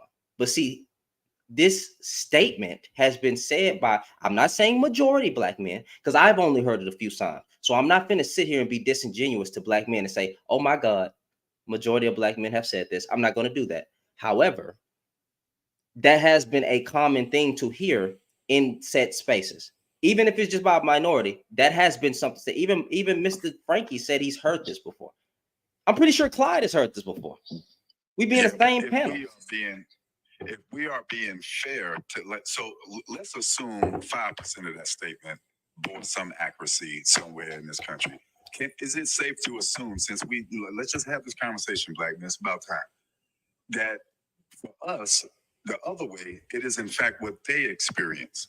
That, like I mentioned earlier, you have Negroes in the community, like the brother said, we will beef with each other all day, and so we will have disdain for each other. And don't question Mr. Charlie's ass at work. We'll stay at that job for 15 years, okay? And take his small paychecks, take his 1% raise. You know, like I said, take him telling you you get a week vacation, bring your ass back on Monday morning at 9 o'clock. We'll take all that shit for the paycheck and then go home and tell me we don't give black women the brunt of our anxiety, our anger, our frustration, all the shit we can't say at work. We take it home. So maybe it's true both ways. So Shan, so to the points that you made, yes, sir. The black woman goes to work, licks the boot of the white man, comes home and gives shit to their partner. I don't agree with that for the most. I don't agree with that. Now the upholding white supremacy part, yeah, 100%. There's no group in the black community that doesn't uphold white supremacy. Ask the average black woman about trans women. Oh my gosh, they turn into a clan thing. So you're saying because we all suffer from a little bit of white supremacy, that we're all like equally holding it up in somewhat? I would say that in totality, black men uphold it more, but to say that black women don't uphold white supremacy is crazy.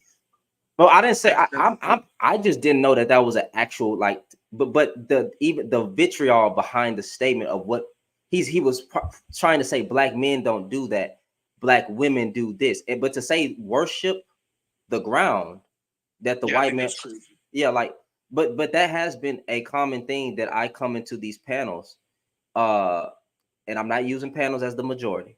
I'm being fair here, but that is a common thing that we do tend to hear in certain spaces, and yeah, I hear this, but let me be honest. I've heard this in real life. I heard that the black woman is the worst enemy of the black man and always keeps the black man down. I've heard this statement in my real life. I've heard it too, brother. Chad heard it. Ridiculous. I swear I'm not gonna sit here and lie and act like I didn't hear it. We've heard it, brothers. We have heard it, and what's the most debilitating, right? And please go Google debilitating, so I ain't got time to explain it. But what's the most I got you. debilitating? What's the most debilitating is that for a lot of brothers, we walk smooth dead into the stereotypes that we are accused of having. We refuse to accept that, if black women are oppressed, right? And we talk about the industrial complex, the systemic racism. I've made bold statements before, and I hold true to this, brother. And I'm gonna probably get some pushback, as I always do. But in my humble opinion, in the communities in which I've resided in and I've seen around this country, we have in many ways, as black men, replaced the slave master. We have literally taken on his persona. I said that. And for far too many of us, we have literally become the black woman's oppression. Because if you think about it, since we all fact-based and we like numbers, a black woman is 9 times more likely out of 10 to be harmed by a partner that is black. She's to be assaulted by a brother that is black. She's to be accosted by a brother that is black. So this notion that white supremacy reigns supreme, like there's a group of white men coming from the suburbs attacking black women in the hood and then driving back to Mayberry. No, it's the Negro in the community. Wait, so what I'm hearing is white people have to be present in order for white supremacy to be upheld. Like, you realize black men can internalize anti-blackness against black women, which is why those things against black women occur, correct? Absolutely, but I find it mostly ironic. But I'm with you, brother. I understand how the system has been designed for us to continue its pattern of behavior. I get it, brother. But at a certain point, we are all grown-ass men, and we are responsible for our options. So if as a grown man, I have the knowledge or the ability to speak to a brother such as yourself to learn more about myself, but I refuse to do so. But you can't tell me nothing about no information about the stocks. You can't tell me I can't afford these rims on my car. You can't tell me I don't know how to get every aspect of a PlayStation 5 and how. My point is, if I want information as a black man, I find information that I deem important to me.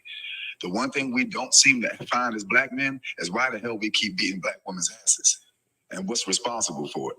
So this idea that some force is controlling my hand, slapping the hell out of somebody, how long are we gonna keep that up, brother? Well, like I said, all of that goes back to conditioning. That's not something you don't just wake up and be like, oh, I despise women. No, there's a society that you live in that conditions you to believe that black women are disposable. And until you unlearn that shit, then the cycle of abuse will continue. But there are people with platforms who can try to deconstruct people from doing that. So unfortunately, until as a collective black men unlearn patriarchy, that shit will exist. So let me hold on, wait, Shane. Saying like, oh, as black men, you all need to just stop doing certain things, or telling black women you just need to stop doing things. That's not how it works. There's a whole mindset change that needs to happen in order for changes to be. You gotta I mean, that's a lot. Oh, go ahead, Clyde. You've been quiet for me. Go ahead.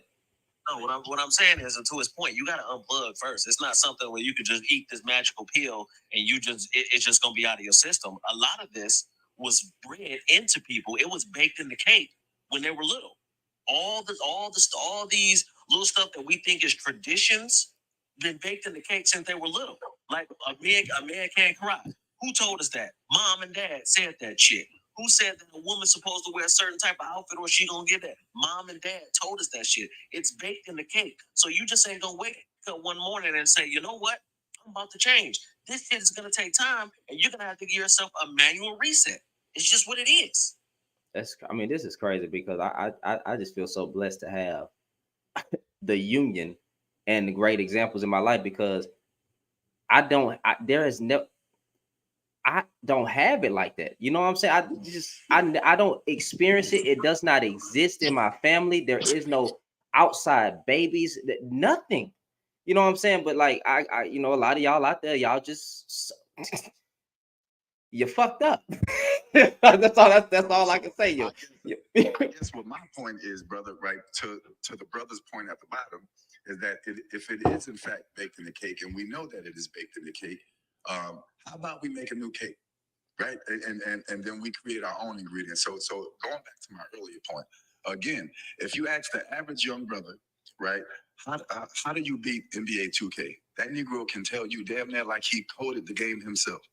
Right? He found the time to educate himself on what was important to him.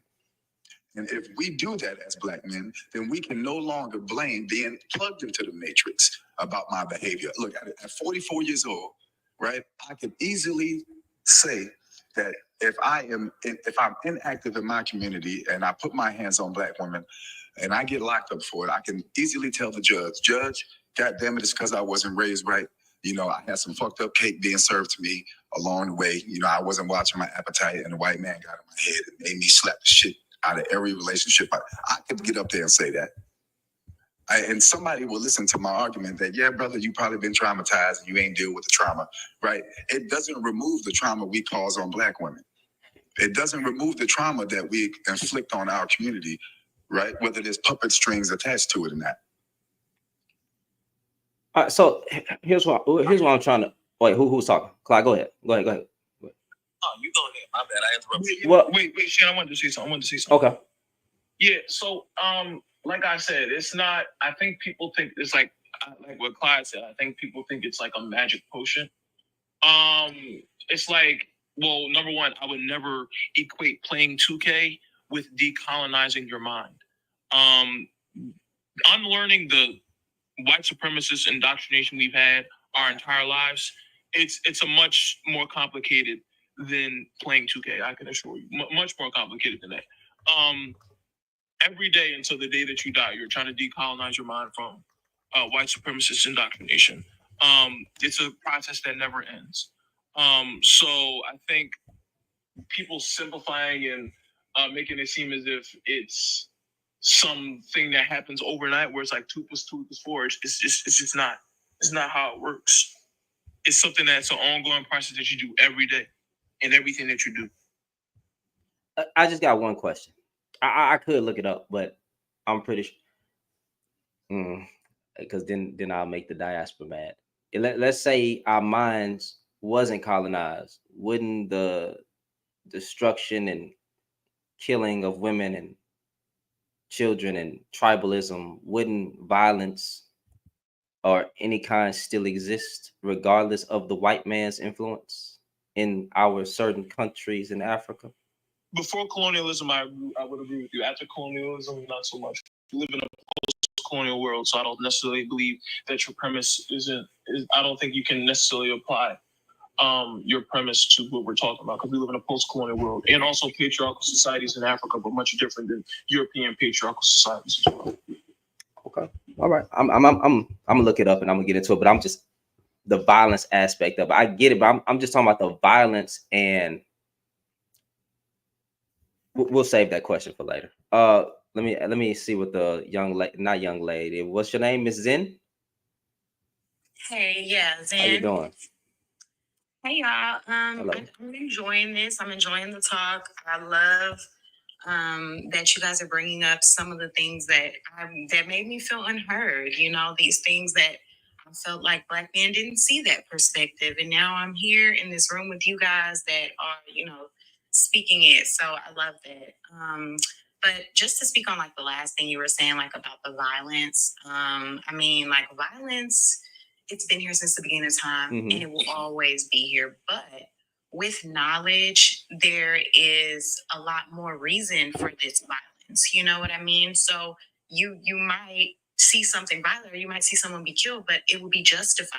Kind of like, well, if that person raped their daughter. You know what I mean? And situations like that. So it's like, okay, well, hey, he offed him, and that's just that's what happened, and we did it that way, But like I said, with knowledge, like we've been talking about here, giving the Black community knowledge, us learning these things, and it avoids the unnecessary violence.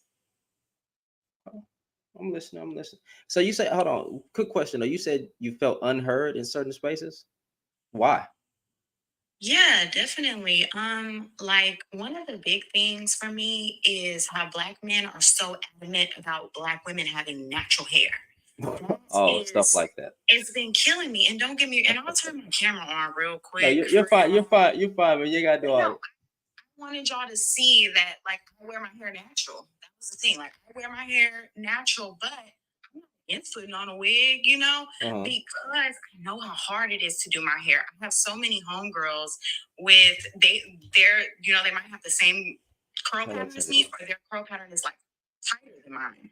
And they do not know how to do anything to make it stretch out and look how we want to look to feel beautiful, you know? Sister, please don't pay no attention to them Negroes. They're usually the ones with the baby mama that look like a zebra. No. Yes, that's true. That's true.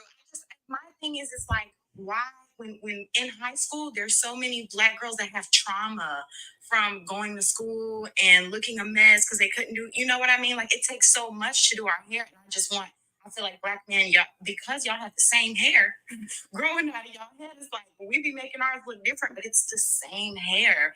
I would think that would be the community that would actually have a little bit more heart for us and be like, okay, girl, whatever you can do, whatever's easy, you know, let me help you learn how to do your hair, pay for you to get your natural hair done, something like that, you know.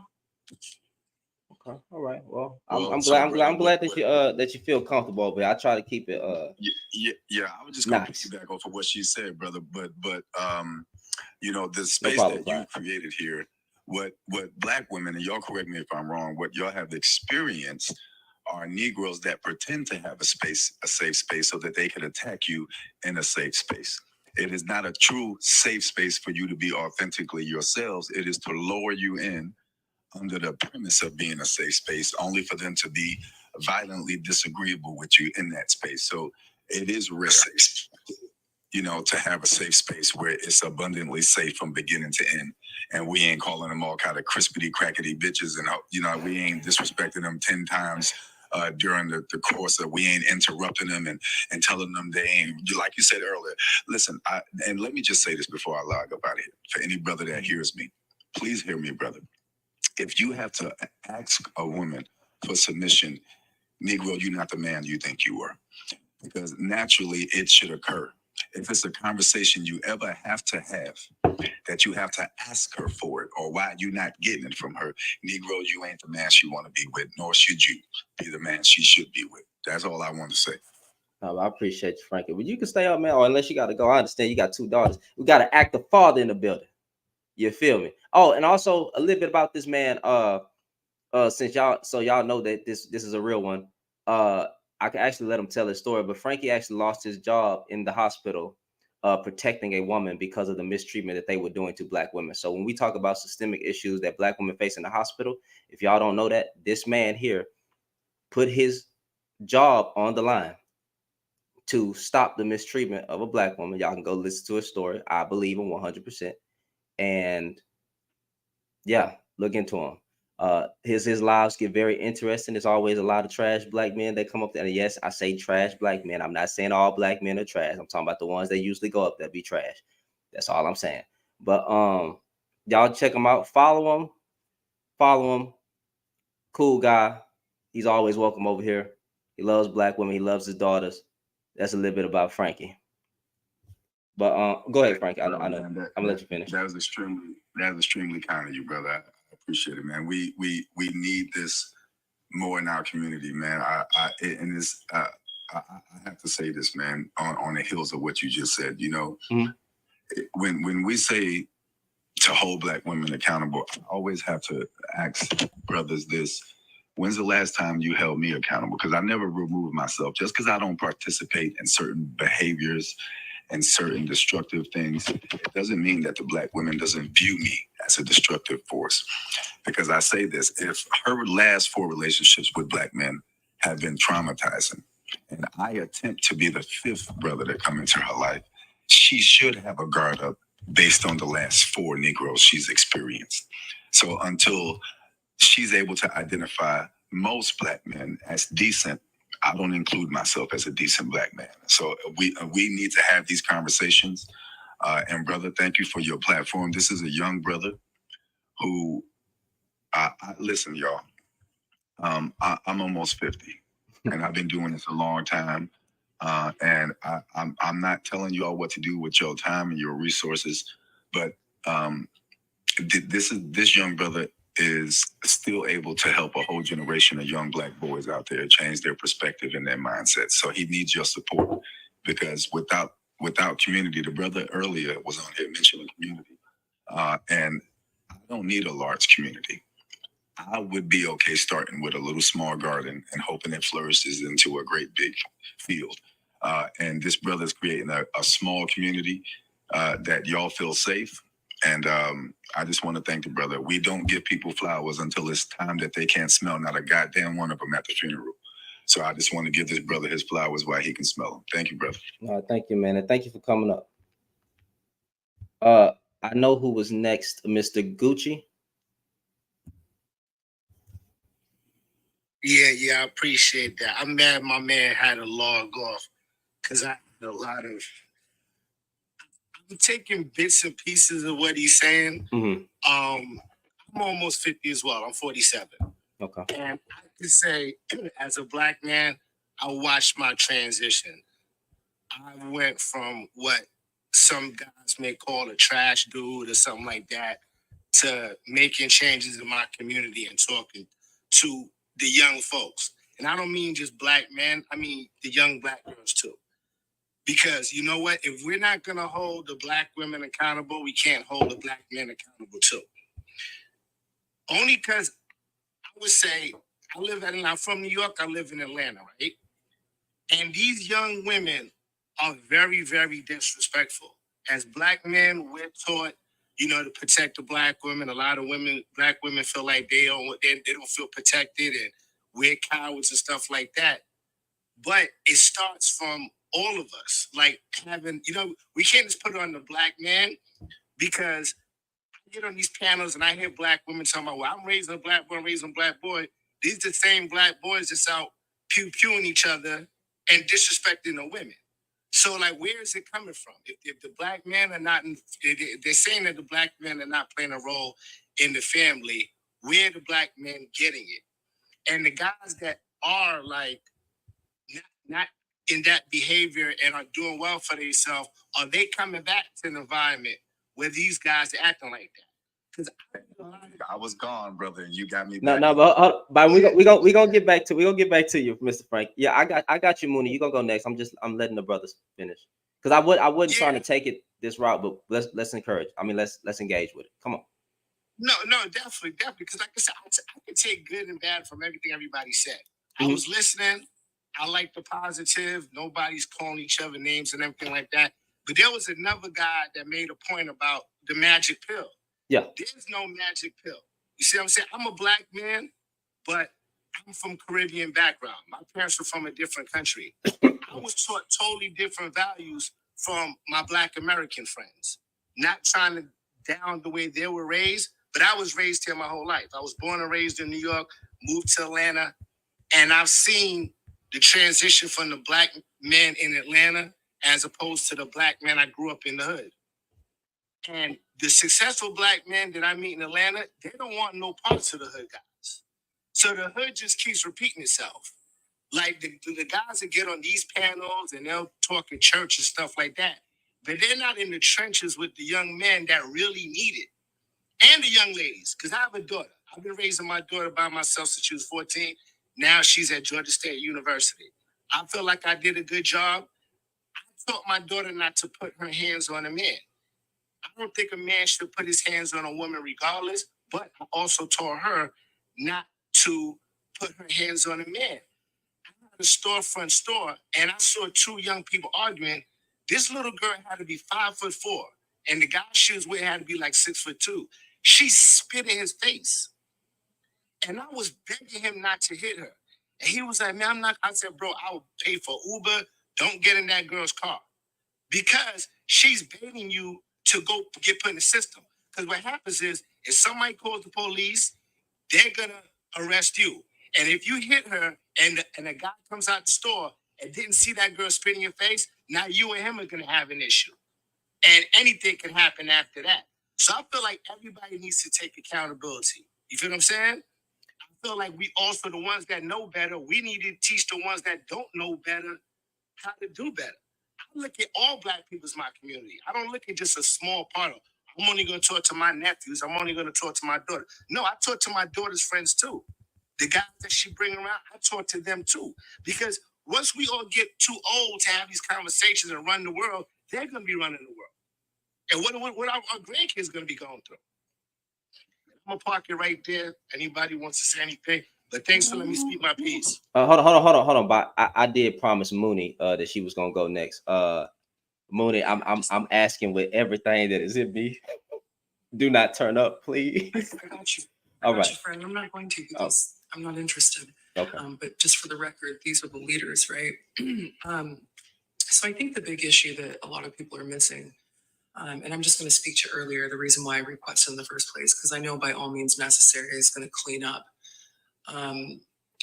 Somebody earlier was talking about, let's make a new cake, things like that. Yeah. The big thing that we're missing is there's an identity issue here, right? It's this idea of, like, let's take, for example, and I don't like hypotheticals, but let's take, for example, we get rid of all the cops and we put new cops in place, right? Cops that represent the community, right? Cops that represent us. The system, the identity of the system is still going to operate the same way. It doesn't matter who you put in place. You must abolish and dismantle the identity. For example, the gentleman that was up here and the lady, I think it was Zin, which I'm sure your hair is beautiful, right? But when you had said, I'm going to show you my natural hair. The first thing that this gentleman did, who considers himself an ally to Black women, the first thing he did was discredit that man by bringing up who his baby's mother is and what she looks like. That's the first thing he did. He could have said that man was wrong. He could have said that man was ridiculous. He could have said, I don't subscribe to that. He could have said your hair is beautiful. But the first thing he went to discrediting that man was to bring up what his baby's moms look like. And let's not act like that all men that criticize natural hair have babies' moms. And let's also not speak to what they look like. This is the identity. If you do not dismantle the identity of what is going on here, the cake will always be remade in the same image as before. And no disrespect to you, Shannon, because I appreciate what you do, and I do. But that even being said, this is not a safe space for women. I don't care what man comes up here and likes to say this and that and this and says all the right things.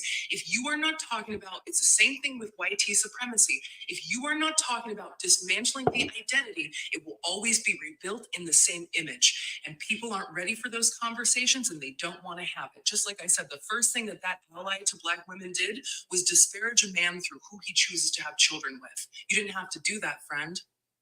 It was unnecessary, friend. You were almost there, friend. You were still a danger, friend.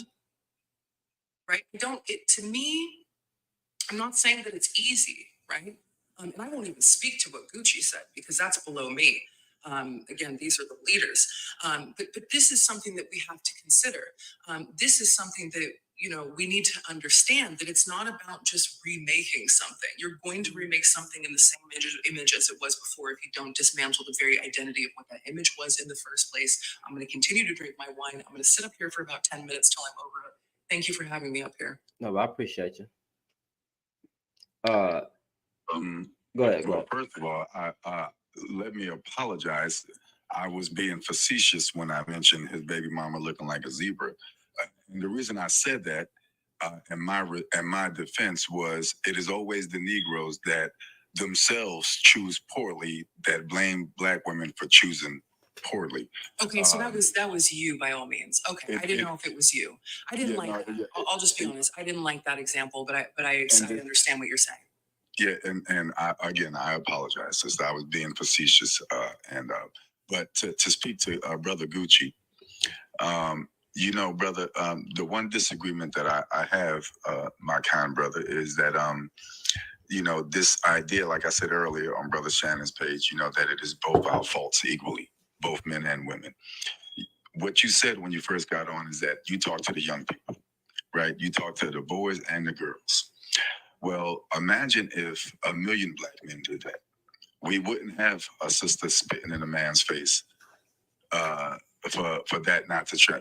Think about how many young girls grow up with no knowledge of being loved, nurtured, seen, understood, protected, right? So when you said earlier that most sisters say that she had to raise her son by herself, where was the Negro at? Why did she have to? And how was she expected to raise an absolute king when there was not an example of one around? All she had was glued pieces of what it's supposed to look like. And then we expect her to raise a damn valedictorian when all she had was dropouts. So it goes back to me, right? It goes back to me as the father. Like, 'cause I respect what you did, brother. I raised my daughters by myself too. So I get it, brother. And we don't hold ourselves accountable to the point where that woman who I gave that child to, right? Who I gave that son to, right? I had a participation in her having a damn child. I gave her that son. Where's my responsibility in that child being raised to be a thug and a heathen and a destructive force in the community? How can I possibly blame her unless she was teaching my son how to put on a bra, how to wear lipstick, right? Right? How is it that I blame her for not having a prime example of what I was supposed to be doing? How the hell is that her fault? That she didn't have a true representation to raise her son because my image was gone. How is that her fault? Well, hold on, brother. Give me one second. Shinqua James responded to my message, said Mooney be keeping it real, can't blame her. That's what I said on YouTube. We have people on YouTube listening, and if y'all want her TikTok, I am typing it in right now. I gave y'all Mr. Byron's TikTok. I don't know if they're on YouTube, so I'm giving y'all this so y'all can follow them. All right, because these are people that I talk. When there's a chance between these two gentlemen, I do want to bring up a good point so that they can. In fact, I'm just going to do it. I want to bring up a good point so they can continue this conversation. Mm-hmm. Also, we have to remember that oftentimes when men, and I'll speak to Black people because that's my people, are talking about this, we're talking about younger girls, right? Like teens and 20s. And the part that really bothers me is we don't allow for young Black girls and Black women to be young and dumb and stupid. A lot of what we're talking about here is just a symptom of youth. The testing of the boundaries, sometimes being disrespectful, not understanding actions. We don't have these same conversations for young white girls. And I grew up in the white community. They don't talk about their young white girls the same way that Black men talk about young Black women, right? And young Black girls. There is zero allowance for young Black girls just to be young and dumb and stupid and disrespectful. And I understand that the danger is not the same. I understand that we put different standards because the consequences are the same. I understand that before you come at me, right? So I get that, right? But the inner narrative between our people is really crazy to me. You have to allow some of our youth just to be youth. You have to allow them the same mistakes within reason that we allow young white people to make. Like, this is crazy. If a young Black girl is disrespectful, we talk about it way differently. Like there's some, like it's just a disrespect on our whole people. No, they're just young.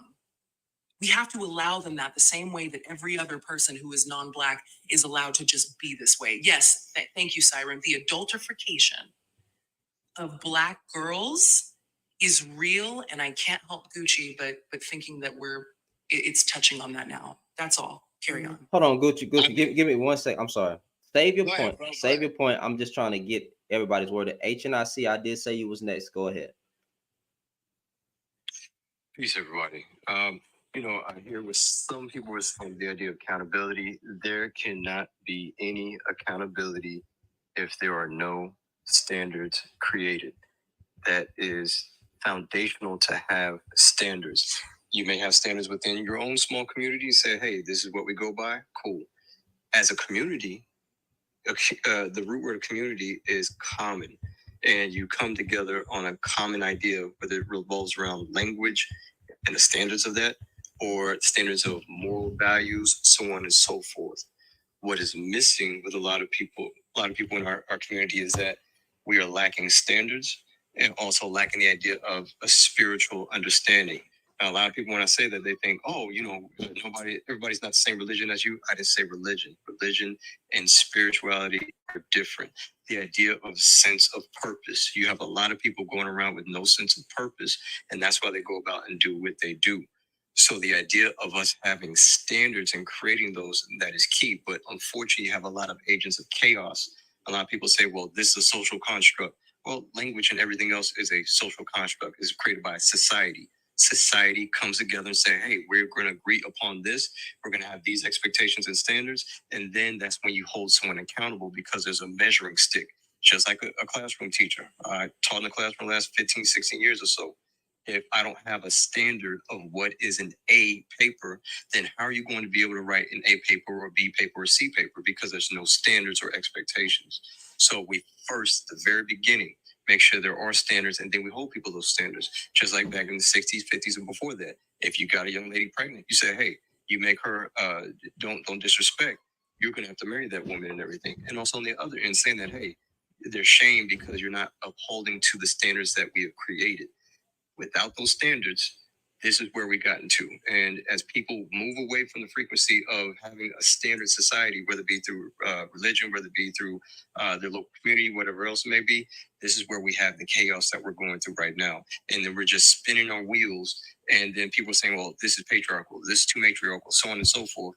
But yet just going back to creating what the standards are. They can be secular, they can be religious, they can be whatever it is, but standards that a mass of people can say we can agree upon this and go from there.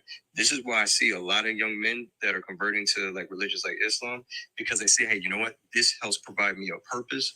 This helps provide me with a standard, and I will be held accountable. And there's a community that holds me accountable to that. So we can recreate that, but we have to, list out what those standards are and then move from there. If not, still chaos will reign.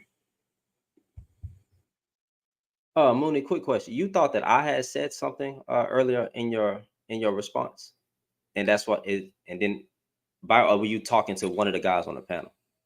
No.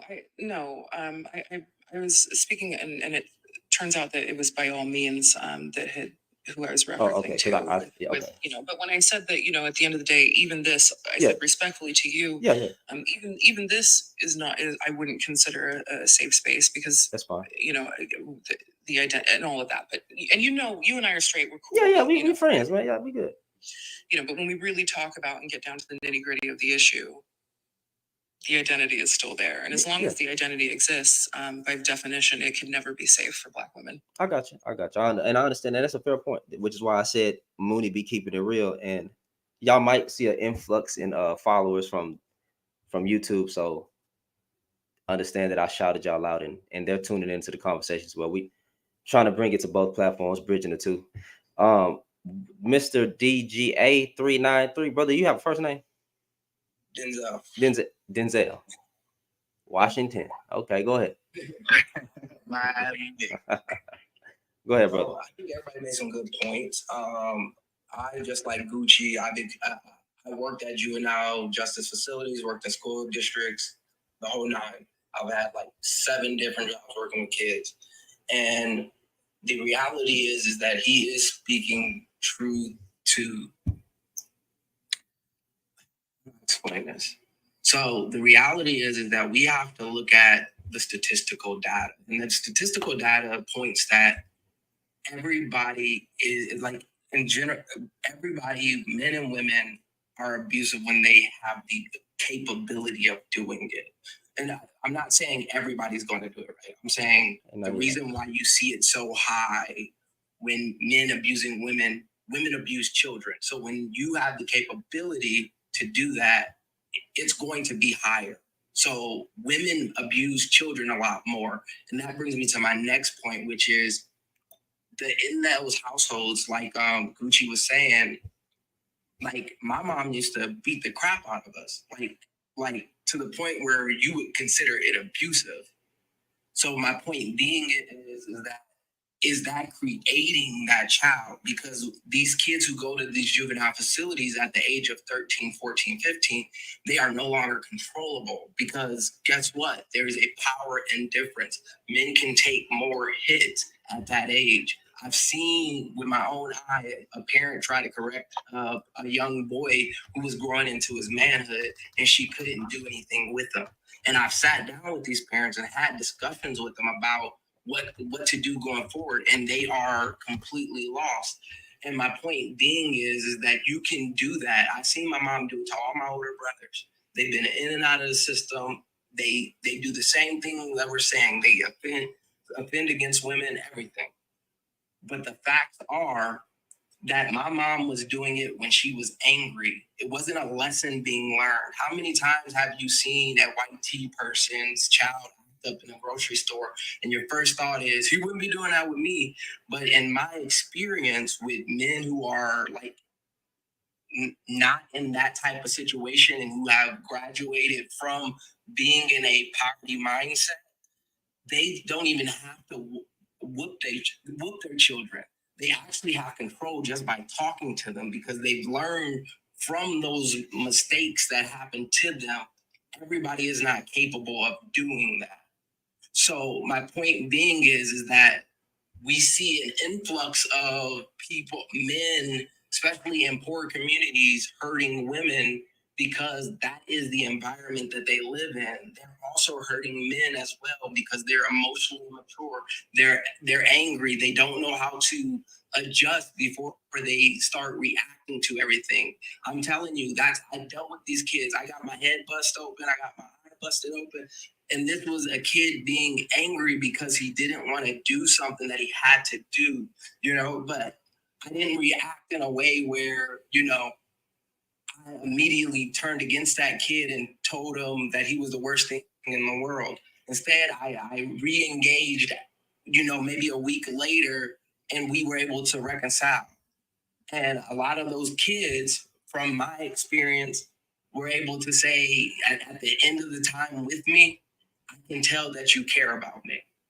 But that's hard to get through because of the fact that they have all this trauma. And it just goes back to having everybody be accountable, because if we're all accountable, then the issues will go away. We cannot just put it on men and say, men, you are the problem, when there's clearly a problem on both sides that we have to come to the middle and agree to fix it together, because that's the only way. Can I ask you? Hold on, Virus. Let's because people are asking for statistics. I have the statistics here because not only did I study statistics in college, I actually have them all written down here. Because knowing statistics and interpreting statistics are two very different things. So if you want the actual statistics to what's being said, I can quickly read them out. Are you establishing that women do not No, that's not what she's gonna do. I promise that's not what I just want to ask Mooney's my gonna do. rhetorical question first, sister, and then it's going to lead directly into what I promise it's going to lead directly into what you get ready to say. But the brother started off by saying that he in part agrees with Brother Gucci for X number of reasons. Now, the boy that was disrespecting his mother, do you think that disrespect would have been equally the same if the father were present? So what I'm saying is, do we not recognize the trauma left behind when we take a woman, impregnate her, and then abandon her with a son? And what I said earlier, we expect her to build a home with no hammer, no nails. She don't have half the wood she needs, right? It rains every damn day that she's trying to build something. So we handicap her, and we expect her to be able to raise you or me. Yeah, but right? Hold on. Give me 1 second. Go ahead. Right. So if I impregnated my wife, right, and we have a son, and the plan was for my son to grow up and be an honorable, respectable, kind brother that knows how to treat a woman, that knows how to go into the world. How could my wife, upon me abandoning her, teach my son all the intangible tools to not end up in your juvenile justice facility with my absence? How is it her responsibility to do that? Every man is. Wait, hold on. Let me because I want Mooney to talk about these statistics, but I got a question, because if I'm looking at Scholars Works, gbsu.com, so I'm just asking if this is true. It says females. I know women. Y'all got that reading what it say. Don't get mad. Females perpetrate CPA at higher rates, but are less likely to severely injure the child than males. Male perpetrators of CPA are generally more violent than female perpetrators. Mooney, is that a true statistic? Yes, but that's a really small bridge of the statistics. So overall, right, and I'll make this as quick as I can, overall you're talking about 46% of men versus 54% of women, which is what people like to jump on. But again, interpreting statistics and quoting them are two different things. 51% of them were fathers, right? So out of 100%, although 46% are men and 54% are women, the majority of men, right, if it comes to a marriage, like, or a unification, then the majority of it is men, right? So this is where it comes to interpreting. 26% of them are relatives, non-fathers. 12% are male non-relatives, right? There's no major differences in terms of race, but YT people were the highest mathematics. Now here's where it gets really interesting. There is a 57%, right, versus what, 42% over the age of 8. If they're a child over the age of 8, you actually have a higher statistic of men abusing children than women, right? And that's over the age of 8. You have a much higher percentage of children under the age of 1 than it would be women under the age of 1, right? Now, I'm not saying this is right or wrong. I'm just talking about interpreting statistics. So under the age of 1 would be a higher percentage of females. When it comes to children of the age of 12 to 15, and this is where I think there's a conversation at another time that is interesting. The highest level of abuse would be men to children 12 to 15, right? And the implications of that, if you really think about it, are astounding. So that would be 29% of reported would be males, 22% of females. Biological fathers were higher when it came to children under the age of 3. Biological were higher under the age of 3. Hold on, let but him finish. biological mothers would be under the age of Can 1. you repeat the last part, Mooney? Because he entered, I couldn't hear. So biological fathers would be overall under the age of 3, but biological mothers would be higher under the age of 1, right? Okay. So this is, again, why it's important to interpret statistics and not just do a blank one. Stepfathers are higher when it comes to adopted or non-blood related children. It is more often with female victims for SA, but it is higher when it comes to just physical assault. Females are equal on a male and female perspective across the board. Right, and men we have found 8 and under are more higher with women or with female children, but 8 and over are more higher physically with male children. Non-parents, when you are 2 non-parents, it is 65% higher rate when it comes to female children. So those are just the statistics. That's an interesting conversation to have. So although reading those statistics, I think is really important to say that overall, women might commit more, 46 versus 54%. You could also argue that that's because most women, when there's a unity that's separated, tend to get custody of their children, not an excuse, but this is how mathematical numbers work when you take out your personal opinions for the sake of just an argument. So that would be the statistics, and I encourage anybody, when you go into these lives and people like to give these blank statistics, please learn how to interpret the statistics and break them down, right? Because the statistics also say that Black people commit more crimes, but we have no problem and there's no confusion there when we understand how to interpret that and why that's some bullshit. But all of a sudden, when it's men and women, we're just so confused on how to interpret that. That's it, and that's all. Like, we know what I'm talking about, but but I'm saying we understand how this works when it comes to race, but when it comes down to gender and how it applies to us personally, all of a sudden there's confusion there. So please interpret your statistics before you just say them, because that causes harm. That is a white supremacist tool. Since we were, and I'm going to tie it back in and I'm going to mute. Remember when we were talking about dismantling the identity? Right? It doesn't matter how you rebuild the cake or remake the cake, it will always be in the same image, right? When you say statistics like that, right, it's the same way that white people use statistics for crime and inherent violence on Black people. It's the exact same formula to cause harm towards Black women because you're using the exact same tactic because the identity always remains the same. Can I ask a question? 1 second. To me, no. 1 second. Hold on, y'all. Statistics. Hold on, wait, hold on. Give me 1 second. So I'm gonna find that. I'm gonna clip that, and I hope somebody was screen recording that for TikTok so y'all can start referencing those numbers. I will look into those numbers because she ain't lied yet since we've been knowing each other. So I don't know what y'all want. Now, what was your question? You can ask in a general sense. She may not answer, but what's the question? Easy. So I worked in a juvenile facility, and I worked with a lot. I probably worked with over 100 boys, and I won't say the majority of them, but a lot of them had told me that they had smacks with grown women. And because our community does not look at it as a negative, it was never reported as a crime.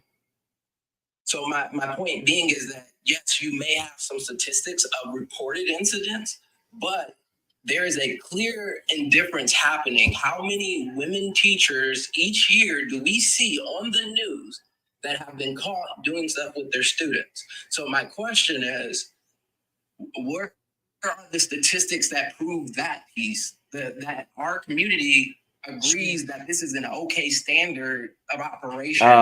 Well, hold on. One, I wouldn't. I'm not trying to be insensitive here. But hold on. But it's okay. I'm not trying to be insensitive here. But I'm not going to say community. I'm not going to say community agrees with it. I say black men agree with that, because black men say that that's just a little nigga getting some. Let's stop the bullshit. There is not a collective of group of women that are for a older woman messing with a child. They recognize a child. Now, however, in my own life, I've even heard random Negroes say stuff like this. I've heard men on panels say stuff like this. I've heard men say that that's just a little nigga getting some. So prove to me that there is a collective group of women. I would love to see that. I'm not saying it ain't some that do, or saying it ain't some that don't. I'm just saying from what I hear, the men don't look at that. It happens all the time. It happens all the time. You're arguing that they're getting away with it. Listen, it happens all the time. I don't know, and I'm going to be honest, I don't know many black men that lost their virginity at an appropriate time. It is usually the babysitter, a neighbor, an older, person, a teacher. I hear it too often. So I don't think that he's moving the goalpost. I think that this is something that is actually true. What I would say, though, is that, and I want to make something clear, the statistics, I'm not here like saying women, this isn't a versus thing. When we have these conversations, this benefits men too. This benefits men too. This opens the space for us to talk about it. I think that a lot of black men lost their virginity, and I don't even like that term, but for lack of a better one, lost their virginity to, they were raped because they were children. And so, but in my experience also, there has been more women that said that wasn't right. And it speaks back to dismantling the identity, right? The identity of patriarchal culture, right? As long as that identity remains the same, most of the time you get, whether it's through trauma, call it what you like, you get high fives from the other boys, right? And this isn't something that's unusual. You get high fives from boys for sexual conquests all the time. This is something that isn't talked about, to where this is wrong. And even if you do talk about it being wrong, a lot of the first pushback you get is from other men. No, it was just the hot babysitter or the hot teacher, or you guys are the ones that is normalizing this, because this is the identity of patriarchal culture, rooted in white supremacy. So Gucci, I'm gonna let you ask your question, but Zen been waiting for a minute, and then you go out there. I got you. Yeah. I just wanted, because I was mentioned a lot, so I just want to. No, I got you, bro. Give it like 30 seconds. I got you, brother. I know you've been waiting for a minute. I'm gonna let this one. This isn't women. Women don't, and for the record, women don't. This idea of like women are we don't have the power. That's like saying that black people, again, we understand it when it comes to black. That's like saying black people are upholding, we don't have the power. Women don't have the power. There's never been a time in history, except for maybe, a couple thousand years ago, before we were colonized in Africa, where we had matriarchal societies. But ever since, 1,000-something years ago, women don't have the power. We're not the ones that invented this. We're not the ones that uphold it. So you might have some outliers, but women are not the ones that are normalizing this. Just because some women perpetuate it does not mean that they normalize it. It is men and the identity of the culture that high fives it the most. And I hate that for you guys. I really do. I really do. We've got to stop talking about one versus the other. A lot of you guys have been violated. Let's talk about it. Ms. Zen, go ahead. Okay. Thank you, Mooney. Everything she said, right. I mean, she hit the nail on the hammer with everything she said. But I really want to dive more into, I don't know your name, 393, but I just want to kind of dive into just your story and how you broke that down. So you told us a story about your mom and how she raised you so that you could point out the fault in Black women. And I get it. I get it, because here on this live, we keep saying, you know, men need to do this and men need to do that. So you feel like, but what about the women, right? That's how you feel. But even in that story, not once did I hear you fault your father for not being there to help your mother. I didn't hear you, you know, speak on him leaving. And then we're going to wrap that back around to what she was saying about, I'm sorry, y'all, I'm kind of losing my train of thought.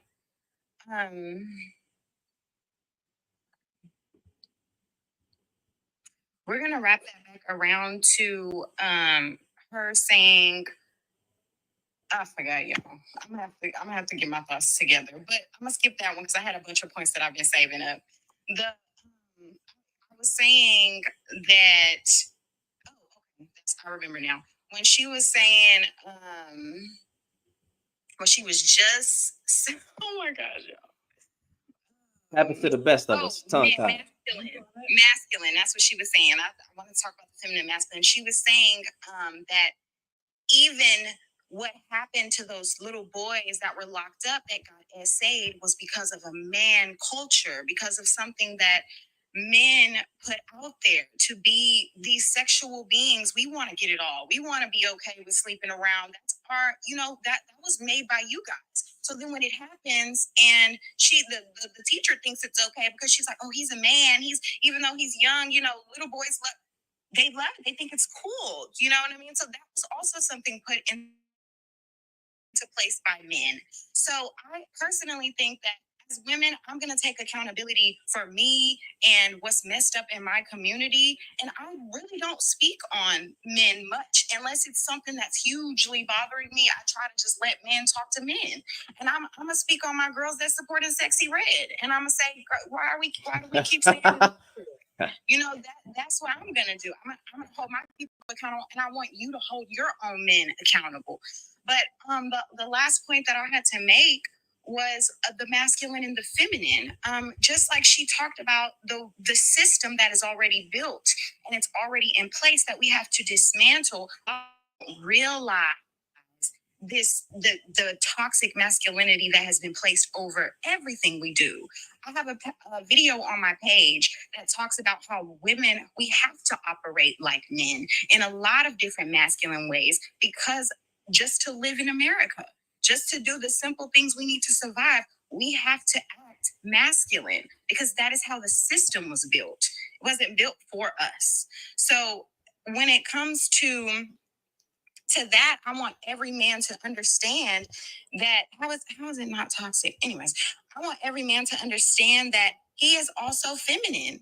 Men have a feminine just like women have a masculine. And because we have suppressed our feminine side, men have suppressed their feminine side. Women have even had to suppress our feminine side. And it's so crazy how people are laughing in the comments or saying that this is not true, when, honey, everything around us is made for men. It's not made for the woman. Why are we sitting here having to fight over our rights?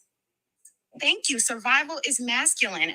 The religions that we use are usually masculine. Everything goes back to it. So we just need to create balance. It is true. But like she said, y'all can see it with the black and white, but you can't see it with the female and male. You can put yourself, you can say, oh, YT people don't understand what black people are going through, but you can't sit back and say, I don't understand what women are going through, when you have no idea what women are going through. So that to me is one of the biggest things to dismantle this system, is to understand that we have to balance our masculine and our feminine. Everybody, males and women, we need to balance it. I really quick, I just, so I'm not misquoted, and I agree with you, Zen. I don't subscribe to, when I talk about the identity, I think just even using terms like masculine and feminine, no matter how you describe it or how you use it, the identity is rooted in something that is not of us. I don't subscribe to masculine and feminine. I don't agree with those statements. I think the identity of those, I believe in dismantling so that those terms don't even have to be used in the first place. Go ahead, good. Go ahead, good. I know you're waiting for a minute, brother. Go ahead. Man, listen, because all right. Just like how the women support other women, I feel like when I get on a lot of panels and when I watch TV and stuff like that, the black man is the villain. The black man's the villain. And that's why I said it needs to start on both ways. Because when I see a man, especially somebody that looks like me, not doing the right thing, I call him out on it. See, the thing with the women, it's like, oh, we're women, we got to stick together. I think a lot of women need, what the two ladies said, they need to talk to women about that. Because there are women going around, the young ones and the old ones, spitting in men's face and saying that you can't tell me what to do. A lot of these women, and to put to because by all means had said something. He made a blanket statement like black men just go around making women baby mothers, which is not true. I'm active in my daughter's life. Women, what you do? What did she say? Why are you like? I guess listen. There's a lot of. I didn't tell you what to do, sweetie. No, but I'm saying there's a lot of criticism that you can levy towards women, but you. Oh yeah, but see, it's like every time. You keep bringing up the whole like these women are saying, why are you trying to tell us what to do? Why does that bother you so much? Why are you trying to? I didn't say that. I don't know what you kind of got from it. I know you came in after. Maybe you didn't hear what I said. I'm talking about what you just said just now. What did I just say? The first time you've said it, right? What did I say? You brought up, I think, 2 times now, and it always comes down to these young girls and women disrespecting men, right? Which I'm not sure why you care. I said young and old. And then you said, these women are saying, you can't tell us what to do. Why do you care when women say you can't tell us what to do unless you're trying to tell them what to do? No, because it's a community. So you got to stand like this. Let's just say there's a toxic woman in my community. And because that was the premise when I jumped on the panel, what I was talking about. I said to change the behavior, it has to be on both sides. Both men and black women, black men and black women need to take accountability if we want to make a change in the community. That's the purpose of what I was saying. I'm not singling out women. I wasn't name calling no women, nothing like that. I'm saying that it's on both sides. You could come up with all the statistics on what black men do, and I could turn around and tell you all the statistics on why women are such and such. I'm just saying, Frank, I'm not going to do that. I'm just saying you're borderlining on respectability. You're border, and I don't think you mean to, but you're borderlining on respectability politics at this point. Well, not necessarily, because again, I'm making a point. You're kind of cutting in, and you're kind of trying to dissect me. You don't know me, just like I don't know you. I can say that, oh, this is some feminist black woman. I don't know you. This is my first time hearing you. I respected you. Right, but I haven't said any of my personal opinion, right? Like I've stuck with facts, and that's the difference. Like I haven't used. All right, so you my haven't noticed you're the only person on the panel that keeps interrupting? That's fair. But I'm just saying. So I can judge you on that. My personal opinion. I can judge you on that. I can say right there, oh, look at you, you're a bitter black woman. I can start stereotyping you. But what are you doing? You're doing what a lot of people may look at you like, the sister girl always want to interrupt. She always wants to be right. There it is. So the point I was trying to make is it has to be accountability on both sides. We could point the finger and everything like that. And that's the reason why we're not going anywhere. There's a picture of Charleston White. You said what Charleston White said. He also said something that was very critical. Black people are too sensitive. We get mad at some of the stuff that we shouldn't get mad at. Instead of us talking at each other, or I'm going to jump on this panel and try to make my point, or jump on that panel to argue with somebody, let the minds meet together. And the reason why I brought up the younger women and younger men, because they're the one that's going to carry the torch. I'm 47 years old. I know better. The 22-year-old brother doesn't know better. Every time I turn around, I see a 22-year-old rapper dead or somebody shooting somebody, it bothers me. And I feel like I can't just sit there and be like, well, that's not me. And why should I care? No. Because at the end of the day, my daughter's 19. So those guys running around with pew-pews and the young girls that are not respecting themselves, they're in my daughter's community. And this is how we're gonna break the cycle of where we at. We have to start planting the seeds with our kids. I raised my daughter because I didn't want my daughter to be somewhere expecting an award or getting a degree like, well, I was raised by my mother and I didn't know who my dad was. I always said, even when me and her mom broke up, I said I was always going to be there. Wait, hold on, brother. What was it? You said you didn't want your daughter something to do with a degree? I didn't want my daughter anywhere saying that my dad wasn't in my life and that's the reason why I have bad relationships. No, but you said something about a degree? Yeah, if she's accepted a degree or a reward or something like that. She's giving an acceptance speech, basically. I don't want her to say I was just raised by a single mother. My dad wasn't in my life. Because I was a part of her life. Even when me and her mom decided we weren't going to be together, that wasn't the end of my relationship with my daughter. You see what I'm saying? And I preach that to black men, but I also see a lot of black women that don't want a man in their life. And that's what I was trying to say. By all means, he tried to, and I'm not going to put words in his mouth, but how I received it was like black men are just going around making black women single mothers, and that's the reason why they're not able to raise these boys. But it's not true. It goes on both sides. There's toxic men and there's toxic fathers, toxic mothers. And we could debate if it's equal or not, but at the end of the day, we're creating toxic black children. So how are we going to stop creating toxic black children? Right. I think we are raising toxic black children. I'm going to say something really harsh, and a lot of people are really not going to like this. And Gucci, you are probably going to block me at this point. All right, if you are raising your daughter in this way without dismantling, if you are raising your daughter in this way without dismantling the identity, you are raising a daughter that is a pick-me. The same way that there are some black people out there that are coons, and some of us don't want to be free. Right? This is the problem. Some of us are raising children under an identity that is not dismantled, that will cause harm to the same community. How many children do you have? This is a thing. That doesn't matter. I'm not going to answer that. So don't it doesn't matter. Right? You are going to raise a daughter that is going to be a pick-me, she's either going to be a pick-me or she is going to have to unpack on her own, like many black people have to do because their parents couldn't get it together. And instead of being a coon, they have to go and unpack stuff on their own. What are you, Mom? You are raising your daughter with this ideal. How do you know how come on this app and shown us? You have shown us your opinion. You have shown us what you thought. We have listened to you. I am telling you right now, that your daughter is either going to be a pick-me or she is going to be left on her own to unpack. All right, so hold on. So wait, hold on. Time out. I know I got a little spice. Got a little spice here. We apologize. I do want Gucci to get through because she interrupted me multiple times. And like I said, you can't start out, well, you're not gonna like me, you're gonna block me. I'm gonna respect your opinion. I don't really care. I don't know you. You never see me raise my daughter. You don't know what's going on with my daughter. So for you to come here and start out like that, this is the issue. You're trying to battle me. You keep saying that you want the better for the community and everything like that. But you've been very, very disrespectful. You can say it as intelligent as you want. You can bring up a statistic. Ma'am, again, cutting off. All I want to do is drive my point because I was mentioned.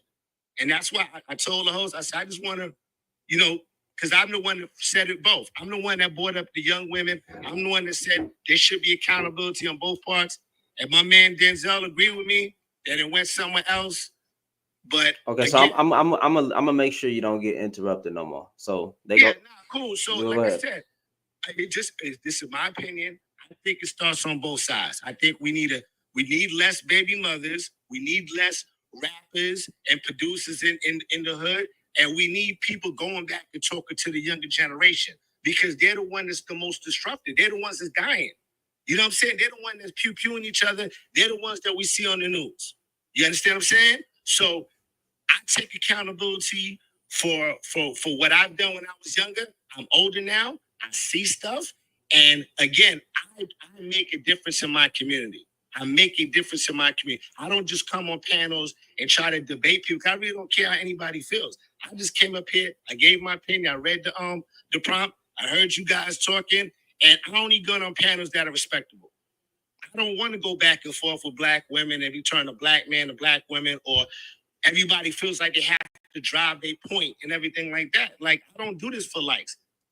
I heard some black men talking. I gave my opinion. Some people don't agree with me. Some people not. But to single me out and tell me I'm raising my daughter a certain way, that's very, very disrespectful.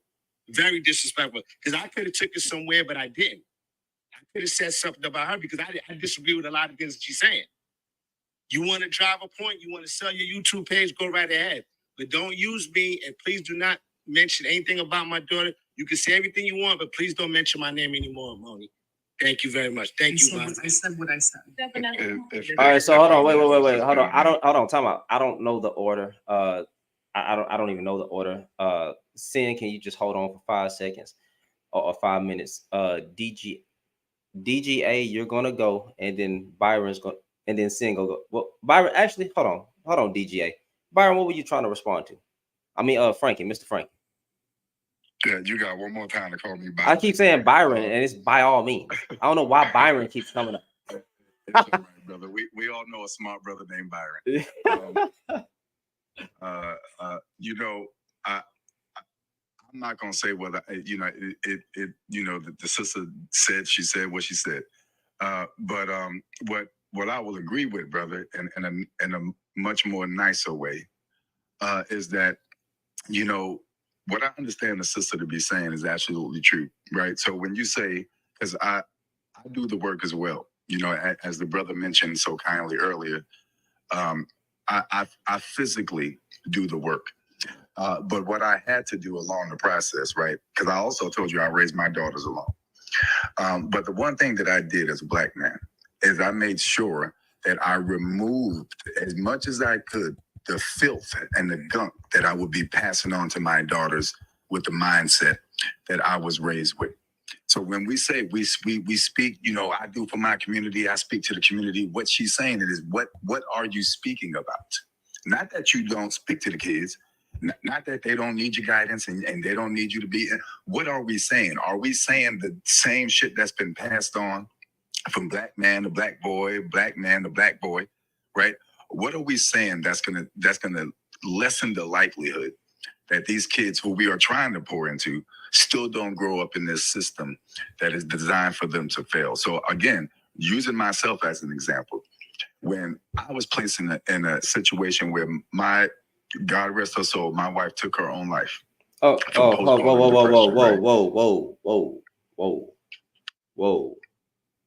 Frankie, I didn't even know that.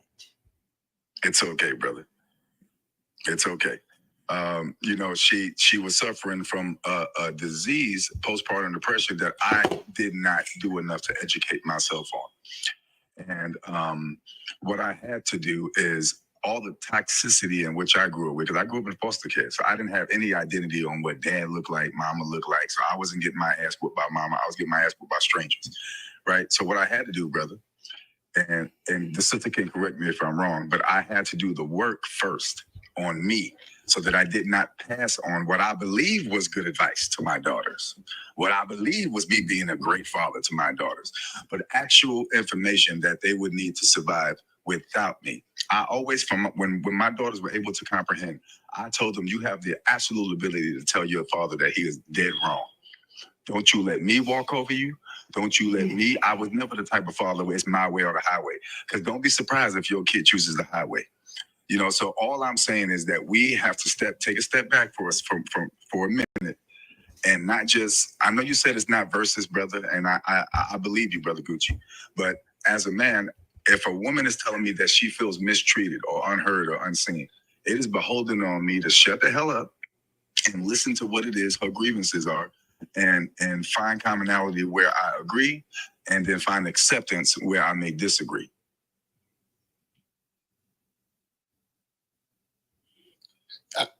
I totally agree with you on that. I definitely agree with you on that. But if we have different point of views, you can't just get angry. I said 30 seconds worth of work, and Miss Moni cut me off so many times, and then just started dissecting me. Nobody's going to reciprocate that. Nobody's going to understand that, especially not somebody with a mature mind. You understand what I'm saying? So we're just going to have this back and forth. I was just trying, all I did was speak on my point, and I still stand by what I stand by. I think that we have to look at the black and the man and the woman collectively, because to build a community takes a black man and a black woman. So yeah, black men may have a lot of things we need to work on, and I worked on myself. Like I said, I was a totally different person at 22 than I am at 47. You see what I'm saying? And that's why I could talk to younger guys, because I remember how they felt. I know what they felt like they were getting talked down on. When a lot of older men, uncles or fathers or whatever parental figure in their life try to talk to them, they talk down to them. I understand how they feel because I was close to the brink and I almost ended up in the penile system, stuff like that. But like you said, by all means, I had to find myself. I had to take a step back. I had to go through what I had to go through and get self-awareness. That's why I don't have 5, 6 baby mothers. That's the reason why when I had a child, I knew from the get-go, I was going to do everything for my daughter I could do as long as I'm alive. She's always going to be my daughter, regardless if she's 30, 40. I'm always going to be there for her because too many times I heard, and these are some of my friends, my close female friends, they're like, oh, you know, my dad wasn't there or my dad didn't protect me. It hurts me when Black women say they don't feel protected. But I also have to look at the Black women that are like, yo, F that. And they don't care. And they live life reckless and they do things that poison the Black community, just like stuff that Black men do. So we can't just, like I said, I'm not gonna keep going back and forth. I'm not saying Black women are more wrong or Black men are more wrong, but I feel like until we all take accountability and try to decide on what we're gonna do to make it better, we're gonna be on these panels going back and forth. Right, so I have to drop because that's respect. I'm a semi-pro gamer. My squad's on. I got to go make some money. That's but okay. I want to make something clear before I drop. I don't know how much quieter a comment could be. Not once was I upset at all. And then number two, Gucci, you had mentioned the mature mind isn't going to accept this. I am surrounded by grown-ass men who have no issue and have never had an issue with what I've said. I am surrounded by grown-ass men who are very mature and handle their business. And I only surround myself with Black people who have no problem with this. They might disagree. We have discussions, but they never struggle the way that you are struggling now. What I'm telling you... I'm not struggling. You're the one that cut me off multiple times. And you don't know me. And you don't know me to generalize me. So please, like I said, just land the plane. Don't mention my name, please. Because you don't know me. Yeah, I'm gonna land my plane. So what I'm going off of is what you chose when you took your finger and pushed that button to come on the panel, right? I don't live with you. I'm not your Oh, diva. man, So please hurry up. all I have to go off of, right, is what you chose to say on this panel. And I've made it a point to only go off of what you've chosen to say on this panel. And so what I'm speaking to now is what you just said on this panel was that mature minds aren't going to understand what I'm saying. And I am telling you, right, just like your experience is your experience, in my experience, the grown men that I surround myself with don't struggle with this concept. The grown men that are, and that's not what I said. The grown men that are not pro-Black, but pro-Black liberation, understand these conversations. The Black Panther groups used to have these conversations. These are not new discussions. And the men that are in my circle don't struggle with this. What I'm saying to you, friend, is that you have more work to do. And I understand that you don't like that.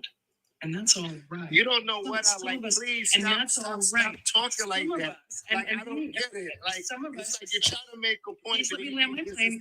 Please let me But land you're my being plane. disrespectful. Yeah, Like I said, I'm gonna land need your you not- point. Just don't mention me. Just don't mention me. I'm I asking need you nicely. I need you to not be so emotional. I'm going to drop it. I'm going to end it with this. Some of us don't want to be free. And it shows. And some of us need to be left behind. And some of us always just want to be right. Sometimes when we leave people behind, a win is a fucking win. Shannon, it's a pleasure as always. I did my best. I think I only had like 4 customers this time. But anyways, I'm going to go get on my Xbox and make money and live my life. Gucci, do the work because you need to do the work, sweetie. You are more valuable to. You are more valuable. I get it. You are way more valuable to our community than even you know. I trust me. I know. I do it every day. I live it. I don't just sit here and talk. So, Zen, earlier you asked me why didn't I mention my dad. I am a strong believer in women's rights. So AB is one of them. If my mom didn't believe she could take care of me, I am 100% for a woman deciding that for herself. So I can't, like I said, I came in here, I argued balance, both people need to be addressed. Both I shouldn't say sexes, but sexes should be addressed in this situation. Like I said, my mom has options just like my dad did. They were not in a committed relationship, and that is where that came from. So even to, by all means, point of, as a man, I can't just leave. Every man isn't you. I work with what? I've worked with hundreds of men who all have different personalities. Like it's not the same for everybody. Like the host said, he's never experienced some of the stuff that we're even talking about in his situation. And he thanks God for it, right? That's because of that's his character. His character won't allow him to go into a space and do those things. Whereas my dad was a piece of shit. There are men who are just pieces of shit. That's just what it is. I cannot force them to be good people, but if we all come to the table and we start forcing everybody to play the same game, the same standard, then and only then can we get this thing fixed.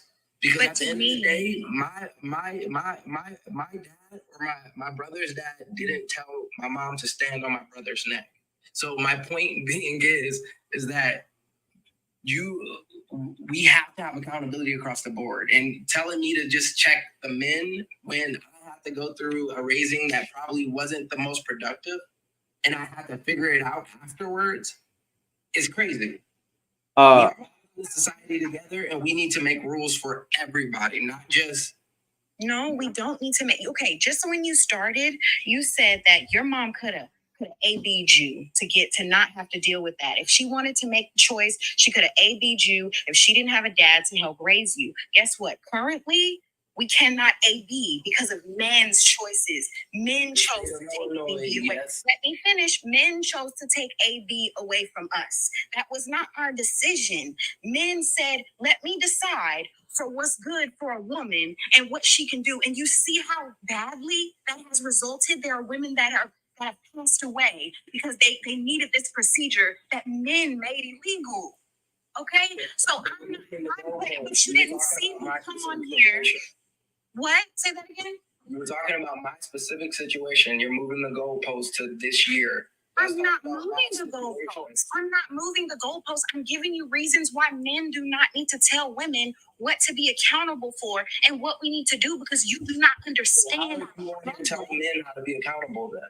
And I haven't. And that's the thing. That's what I said. When I move, I'm telling you because of what you've told me. This is a conversation between me and you. And we're talking about your ideologies and how you believe and what you think. And I'm giving you for advice. Everybody here is open to advice. So the only thing I'm saying is because of what you're saying, this is what's affecting us this way. This is why we're pointing the finger. I'm just trying to explain that to you, honey. When it comes to my life and what men have done in my life, I would say maybe the fact that men don't want to have committed relationships, but still want to try and have kids, and they want to have sex, but they don't want to have committed relationships. I've met a lot of men with that problem, but that I rarely speak on it because I understand that even though I have encountered many men with the same exact ideology that they don't want to settle down, I know there's another man that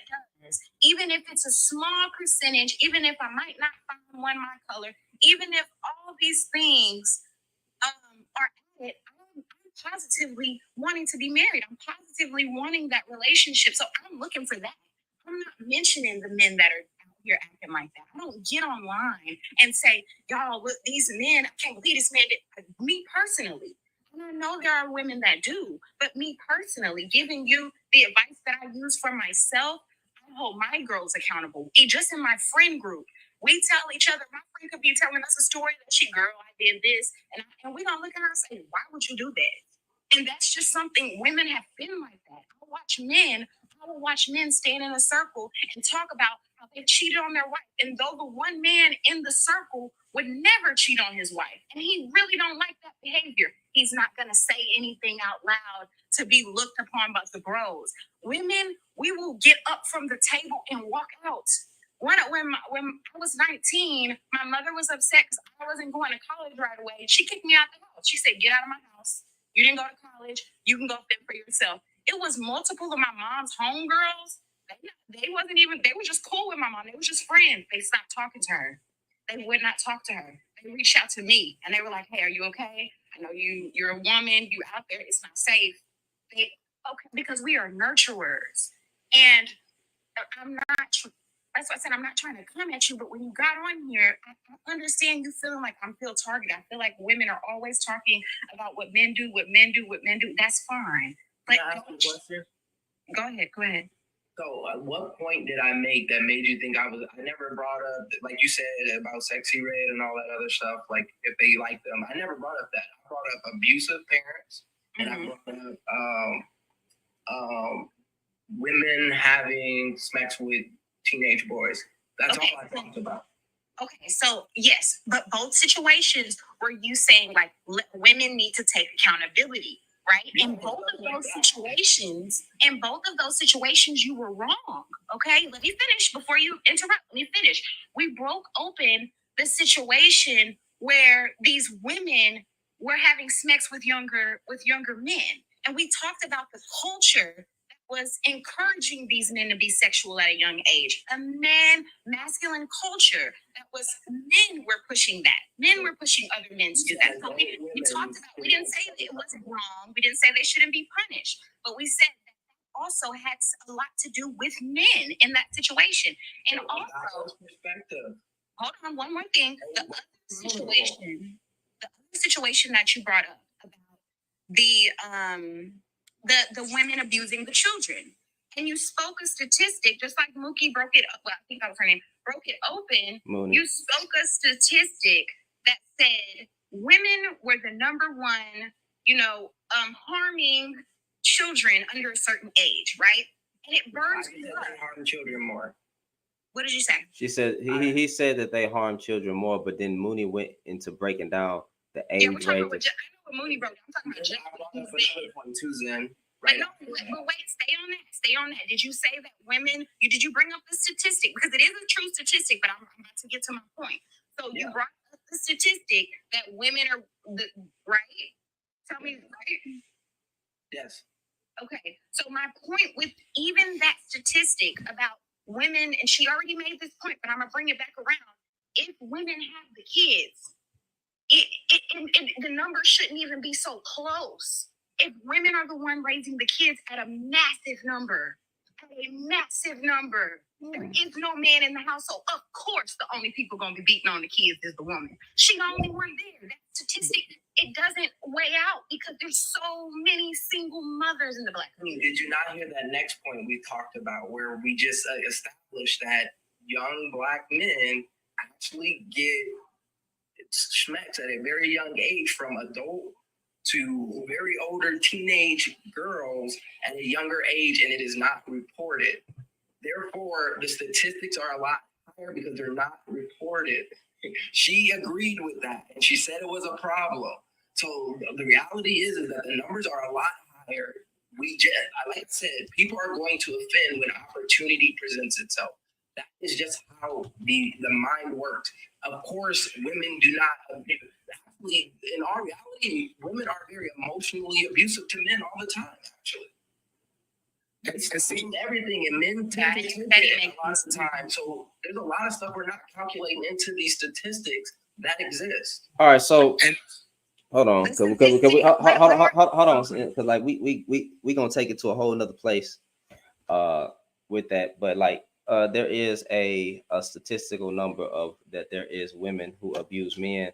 However, I mean, look at all the men that kill women, and I don't even want to. If we start really doing, say unalive, bro. Say unalive. Yeah. All the men who like, if we really start going into that, it's gonna go into a whole nother place. And we really way off topic. I was just trying to let it rise, and go over for as long as it can. But I'm trying to get back to the prompt. Yeah, see, you know what? You know what though? Hold on, though. I messed it up because when I brought up the women part, take accountability. Because I read your prompt. It says black people, mostly men. It didn't say all men.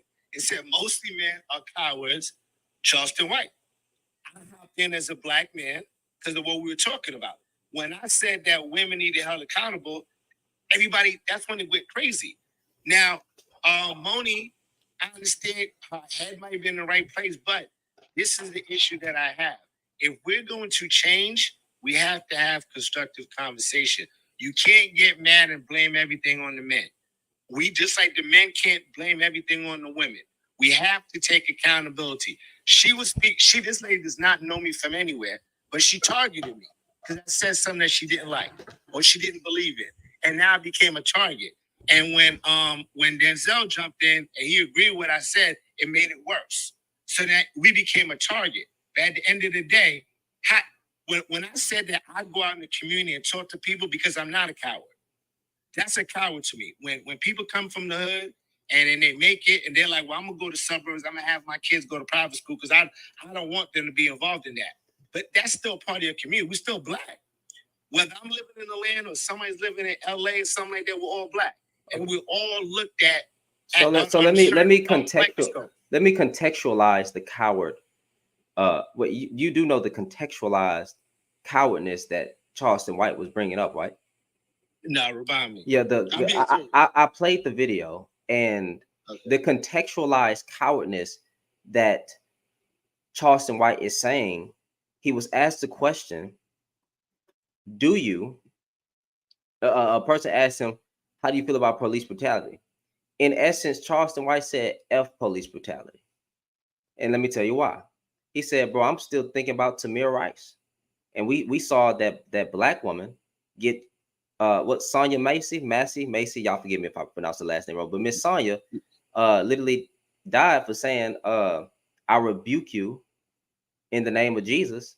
And what did black folks do? Absolutely nothing but march and so he went into detail saying, when they take one of us, we don't take three of them. We don't do nothing. We don't do nothing at all. We march, but guess what? They're gonna do it in front of our face. And he said, do you know how much of a coward you have to be to see that and not retaliate?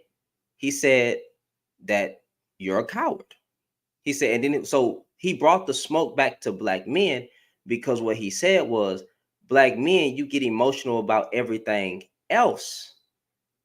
Whether it comes to these panels, black women submissive, not being submissive, combative, whatever talking points that these delusional men speak on these platforms, right? He said, we get emotional about everything else, but we don't get emotional about that and we don't go do anything. So yes, he said black people. He said, yes, black people are cowards. But the reason I believe he mentioned the men is because he's still upholding the men should lead part. That is the contextualized thing to say black people are cowards, because when we see them kill each other, kill us, we don't do anything. We march. We put little t-shirt, and then he said basically we got smoke for our own. Then we do the white man. But you see, what's funny is I said this, I went viral for this, and people got mad. Yeah, because it's true. We ain't finna do shit to Tim Tim. As a collective group, we're not riding against Tim Tim. We're not riding against police brutality. You march, you put on the shirt, ooh, wow. And then they do it again in the next 3 weeks, and then the next 3 weeks after that, and then the next 3 weeks after that, and then around election time. So I'm asking, what more? How many more? I'm just, it's about to hurt what I'm saying. How many more black folks have to die for there to be a collective group that's saying enough is enough? Because I'm going to say something, and it might hurt black men and black women's feelings. Until you're willing to die for your own community, ain't nothing gonna change. But you got dudes who say this, I got to get back home. That's a bitch. No, I agree with you because I Drop had a this little situation I'm like sorry. that during the George Floyd. Because the George Floyd, there was black people that watched him die. And what they did, they pulled out their cell phones. It helped the case, but there's no way that I would have did that. And a lot of people like, oh, you lying, you wouldn't have did nothing. You would have stood it just like them. I'm like, no, I really wouldn't have. Because at the end of the day, if enough people gathered around, then police would have got off him. It wasn't going to pew everybody. There wasn't going to whatever. You spend the night in jail, whatever. But that wouldn't have happened, especially not in the community I grew up in. You know what I'm saying? I grew up in New York, and a lot of people come out, a lot of people march in Atlanta the same way. I don't know what city everybody else is in. But you're right. Gucci, but I like agree with you. Gucci, it don't matter. It like why is it ever like I get what you're saying that you real and you'll do this, but how it's never a real nigga in sight when this shit go down. That's all I'm saying. It's somehow there's never a real ninja in sight. And but do you know what black men say? We don't have the gun power. First of all, we have no power. You don't have any political power. You don't have any resources. You really don't have. Don't get mad at how I'm saying this now because it's not coon talk. You don't have any political power.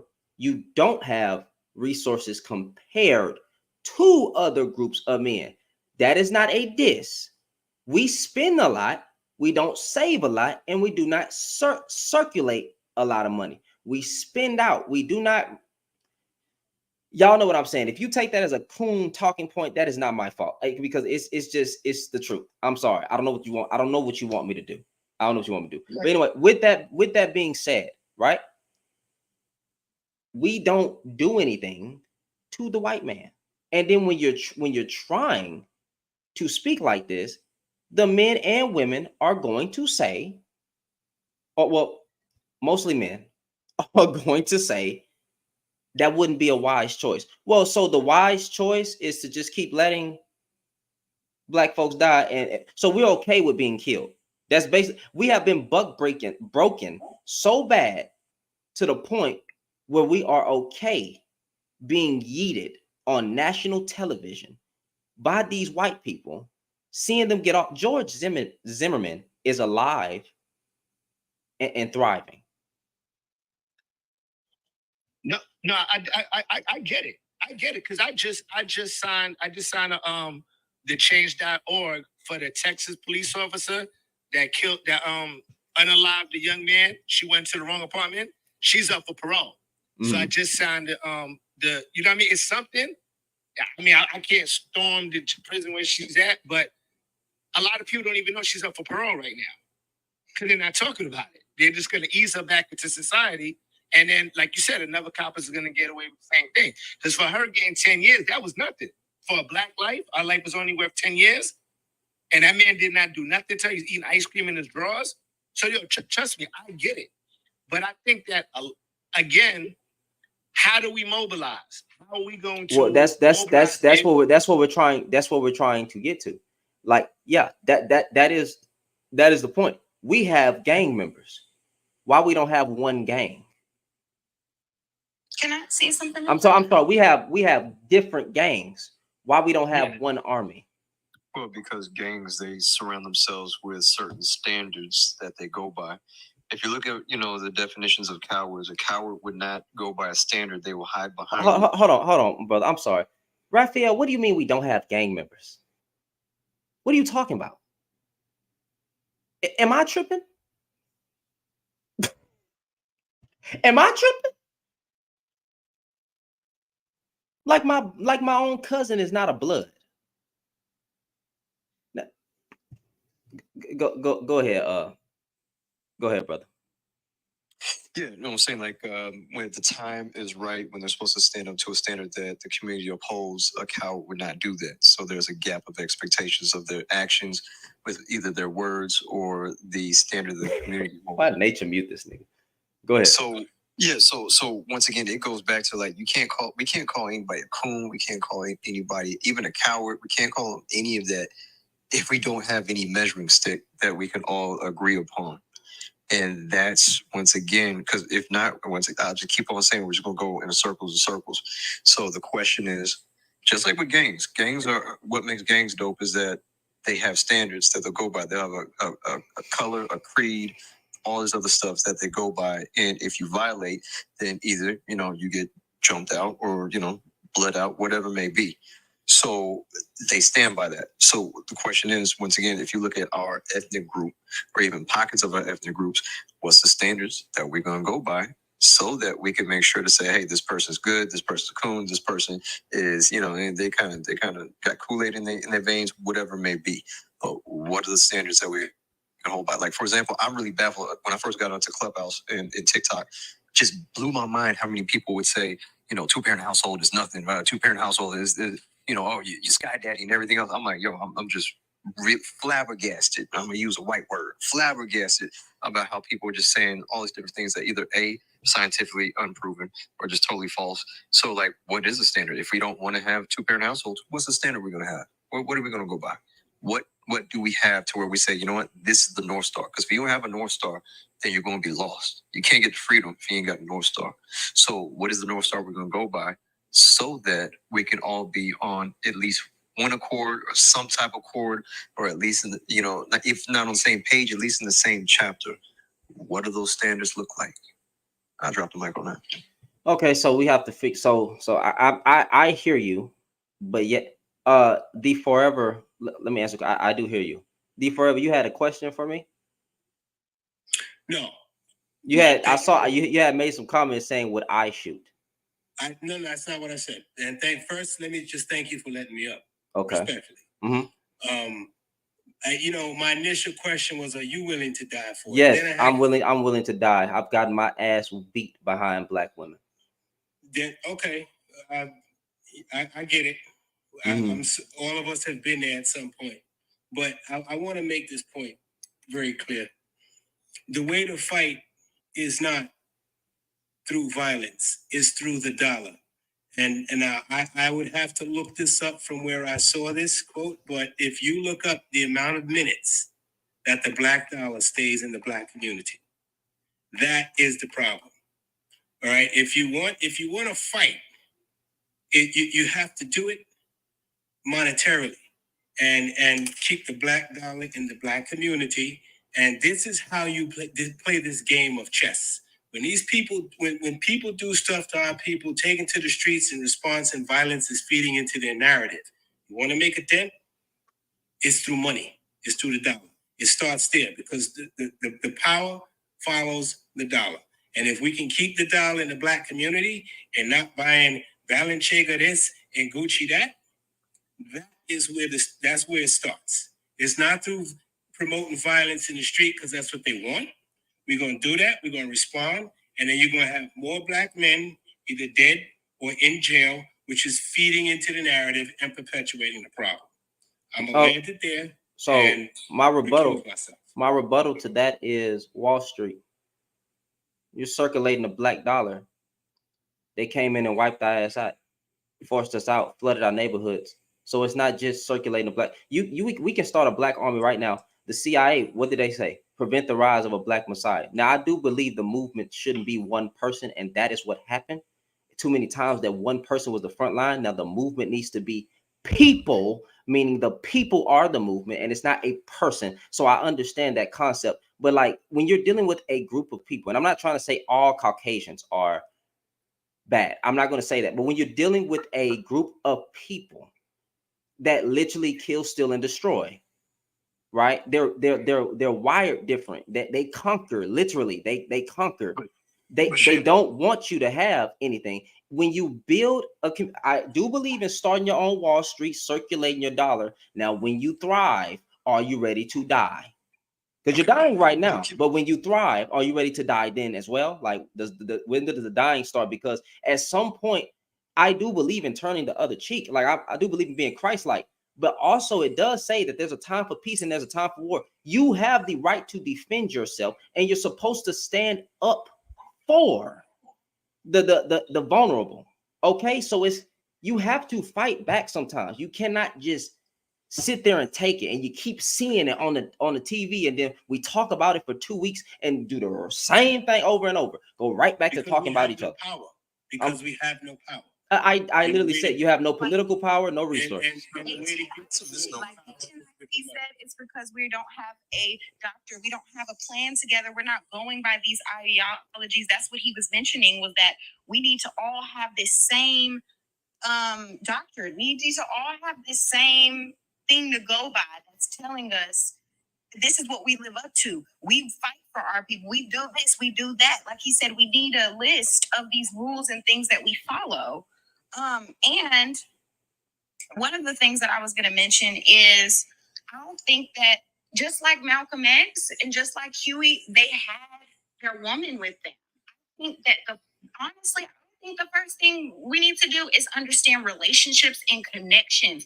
Just like Mookie and Gucci, y'all might have the same outlook and we want to get the same result. But if we cannot come in here and stop arguing about women versus men, then we're not even good. We couldn't even come together within this one little group.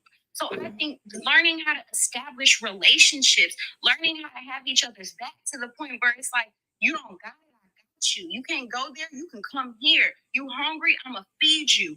Understanding those relationships between each other is the number one, the first thing we need to do. And when you mentioned Wall Street, when we mentioned Wall Street and you said, that they were killed, unalive, they were, but it's not because of any wrongdoing of them. I would say that the organizing, I cannot imagine us getting together and organizing like they had it organized. There's so much that they did that we need to do exactly the same thing. But now we have so many other issues at hand. We also need to be working on those at the same time. But that what I'm saying is to say not fighting back, which that's not what you said, but I'm address something. You can, even if you came together, if you're not going to be willing to die, they're going to destroy it again, because that's what they do. They destroy when you come together. There's been the Lake Lanier is not the only example of Black people building. We got just history. Like the gangs, though. Just like you said, we have gangs. And those men, someone in the comments said it. They said a lot of those men go to those gangs because that's all they got. They ain't got no family. They ain't got no community. Nothing to make them feel safe. So they've gotten to these gangs because we don't have anything in place. We don't have that in place for them to say, hey, you don't got to go to these gangs. We have protection for you. We can train you. We can, like I said, I think it starts kind of people to people. Also, we do have to keep in mind that when with Greenwood, or aka Tulsa, when that happened, that was in 1921, and they did defend themselves. There was actually a lot of the Black veterans from World War One, the ones that went to the courthouse, and they surrounded that courthouse. I got a spot in downtown Tulsa that's right. It's like a mile away from that spot. I had my son. We went around the spot and we recreated the whole spot and everything. But the thing is that the main guy that came together said, "Hey, let's get our own funding, get everything together to where that we can actually have that, as the brother was saying earlier, the money circulating, because you have to believe in the power of yourself, the family, and also community, to where that I'm going to go to this barber, I'm going to go to this doctor, so on and so forth. We can do that without as much of a fear of what we saw in 1921 in Tulsa, or in Rosewood, or in Chicago in 1919, the Red Hot Summers, or even in Winston and so forth. So, what the hell was that? Nisa, you good, bro? I'm gonna mute Nisa real quick. The hell going on over there, shout? Yeah, I was about to go ahead. You see how Black women talk to Black men? you hold on, wait. You do know. Wait, hold on. Talk about. You know. Yeah, no. I know you're joking, but you do know she's part of the community, right? Yeah, I know. I was just no. The community, fam. Yeah, don't do that. Yeah. And you see how your negative ideologies will keep you back and might even come out on your daughter, like she mentioned. Those are negative ideologies. No. Listen, I understand. I understand. We understand. It was a joke. We all laughed. That's what I'm saying. We all laugh. It's all good. I'm just saying. I thought it would be funny to prove to you that woman does not have a man. But HNIC, you wasn't finished. Yeah, no, just landed on saying that we can still recreate on the foundations of what they did. to where that we can go and move forward. Like, ancient Egypt was destroyed and everything, but that doesn't mean that they didn't have, good foundational things that we can take from, or even, the ancient Mali or anything else. So what happened in Tulsa and other places like that, and also in other places in Oklahoma, which still exists today, like Redbird and other places, we can just use those as templates and then learn from mistakes of what did happen, and then also utilize the protections that we have, whether it be civil rights and other things as well, to where that we can build and move from there. There is some news that a brother that has a farm, he has about, I think, 400 or 500 kids in his school on the farm, to where they can learn about farming and farming techniques, because that's going to be very important. We can utilize the idea of saying that, hey, understanding agriculture and also understanding like things like home economics and trades and everything else, and advocate for those things within our communities, to where that we can say, hey, you know what, at least from an educational standpoint, this is what we go by, a liberal arts and also vocational approach to education. Or like I think about 3 years ago, I was saying like, yo, we should have our own book reading list, so that, hey, by the age of 16, 17, 18, you should have read, the autobiography of Malcolm X. You should have read, any books from Zora Neale Hurston, from Audre Lorde, from, James Baldwin, other people like that, to where that we can all have a common conversation. Because, we can have conversations on The Great Gatsby or Of Mice and Men, which I love those books. But we also need to make sure that, hey, at home, after football practice, hey, you read Giant Steps by Kareem Abdul-Jabbar, and we can understand all these different things. So we can, to have that same conversation, have standards of the books that we read, have standards of even the movies we watch. Like, yo, hold on. HNIC, one question. Nisi. Mhm. Nisi. I'm here. Are you okay? I think so. No. Seriously, are you okay? I think so. Just so y'all know, I'm dressed for fighting right now. I am dressed for fighting right now. What do you mean? I'll talk to you later about it, bro. Okay, but no, seriously, because like I thought that it was like a TV yelling or something, and no, that was definitely, it was me yelling. It was me. Okay, so because what happened was, I didn't know I was on the panel. I apologize. you're good. Seriously, I did not mean to interrupt the conversation. I apologize. All right, just making sure, because all right, I'm gonna mute you real quick. Okay, HNIC, continue. I'll land on that. As I said, like, we can start with something small and then just go from there. But, we just have to at least pinpoint, where's that Pareto principle? I was saying that what's that 20% of something we can do, that it could be small, but anybody or a good amount of people can do, and then just move from there and then be able to do that. I really think that we should do like maybe, fight against a common enemy that isn't against us, because it's not you and me against each other, but you and me against the problem and everything. So, I was thinking about even something like the STIs. We know that it's really hurting our community, and it doesn't look at, oh, are you a feminist? Are you red pill? Anything else? It gets whoever is getting dirty. So that's something that at least coming together with common causes, that we can say, hey, you know what? We can drop our differences and say, you know what? We can go and have a superordinate goal on X, Y, and Z. So focus on superordinate goals, to where that we can have better relations, as Zim was saying, and better ways of communicating, because we have common enemies. It's like, Independence Day type movies where you got aliens, everybody squads up because they're going against a common enemy. Okay, so hold on, let me make a public apology. I laughed because I was laughing at Buddy thinking that she was a straight woman. So that's what I laughed at. Okay. But I wasn't laughing if she was in danger. So because I saw the comments now. I thought it was funny for him to assume her sexuality. So let's get that straight. I thought that's what we were laughing at. And I definitely wasn't trying to disrespect nobody. I made a joke about it. It was serious. We was talking earlier about Black women. It just kind of tied into what I said about 30, 45 minutes ago. But I didn't mean to offend anybody. It wasn't. Yeah, but it's all good.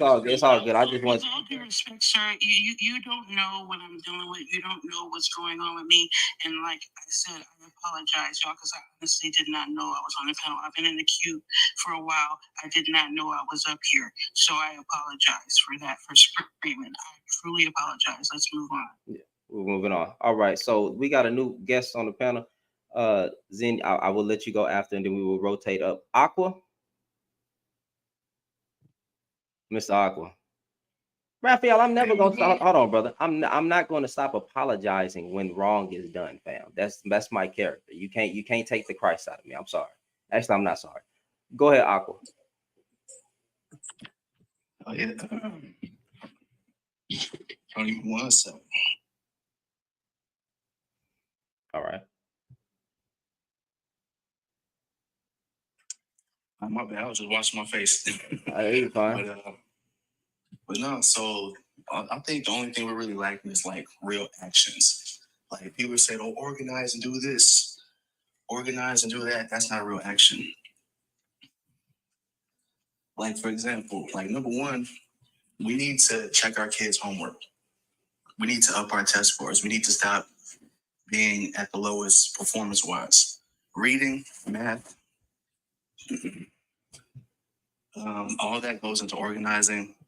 Finance, we have to up our skills when it comes to that. We have to teach our children how to vet potential partners. We have to arrange play dates. These are actions that we have to take before we talk about protesting and dying for causes and stuff. Give me 1 second. Okay, so oh, that nigga dropped. So here's I'll bring him back. So my problem with that is you're basically repeating some of the same things that HNIC said.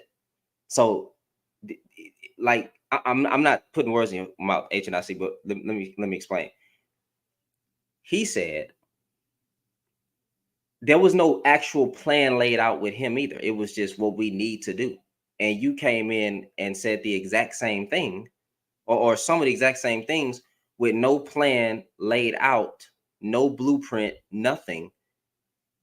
But then labeled it, we don't have a plan of action, when you basically just named things that we need to do to. Huh? What you? I am confused. What do you mean? Yeah, that was a contradiction.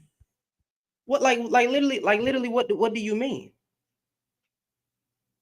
I wasn't trying to be mean or nothing. I'm literally saying like, what do you mean? You did the exact same thing. Now HNIC says he has a plan. Hold on first.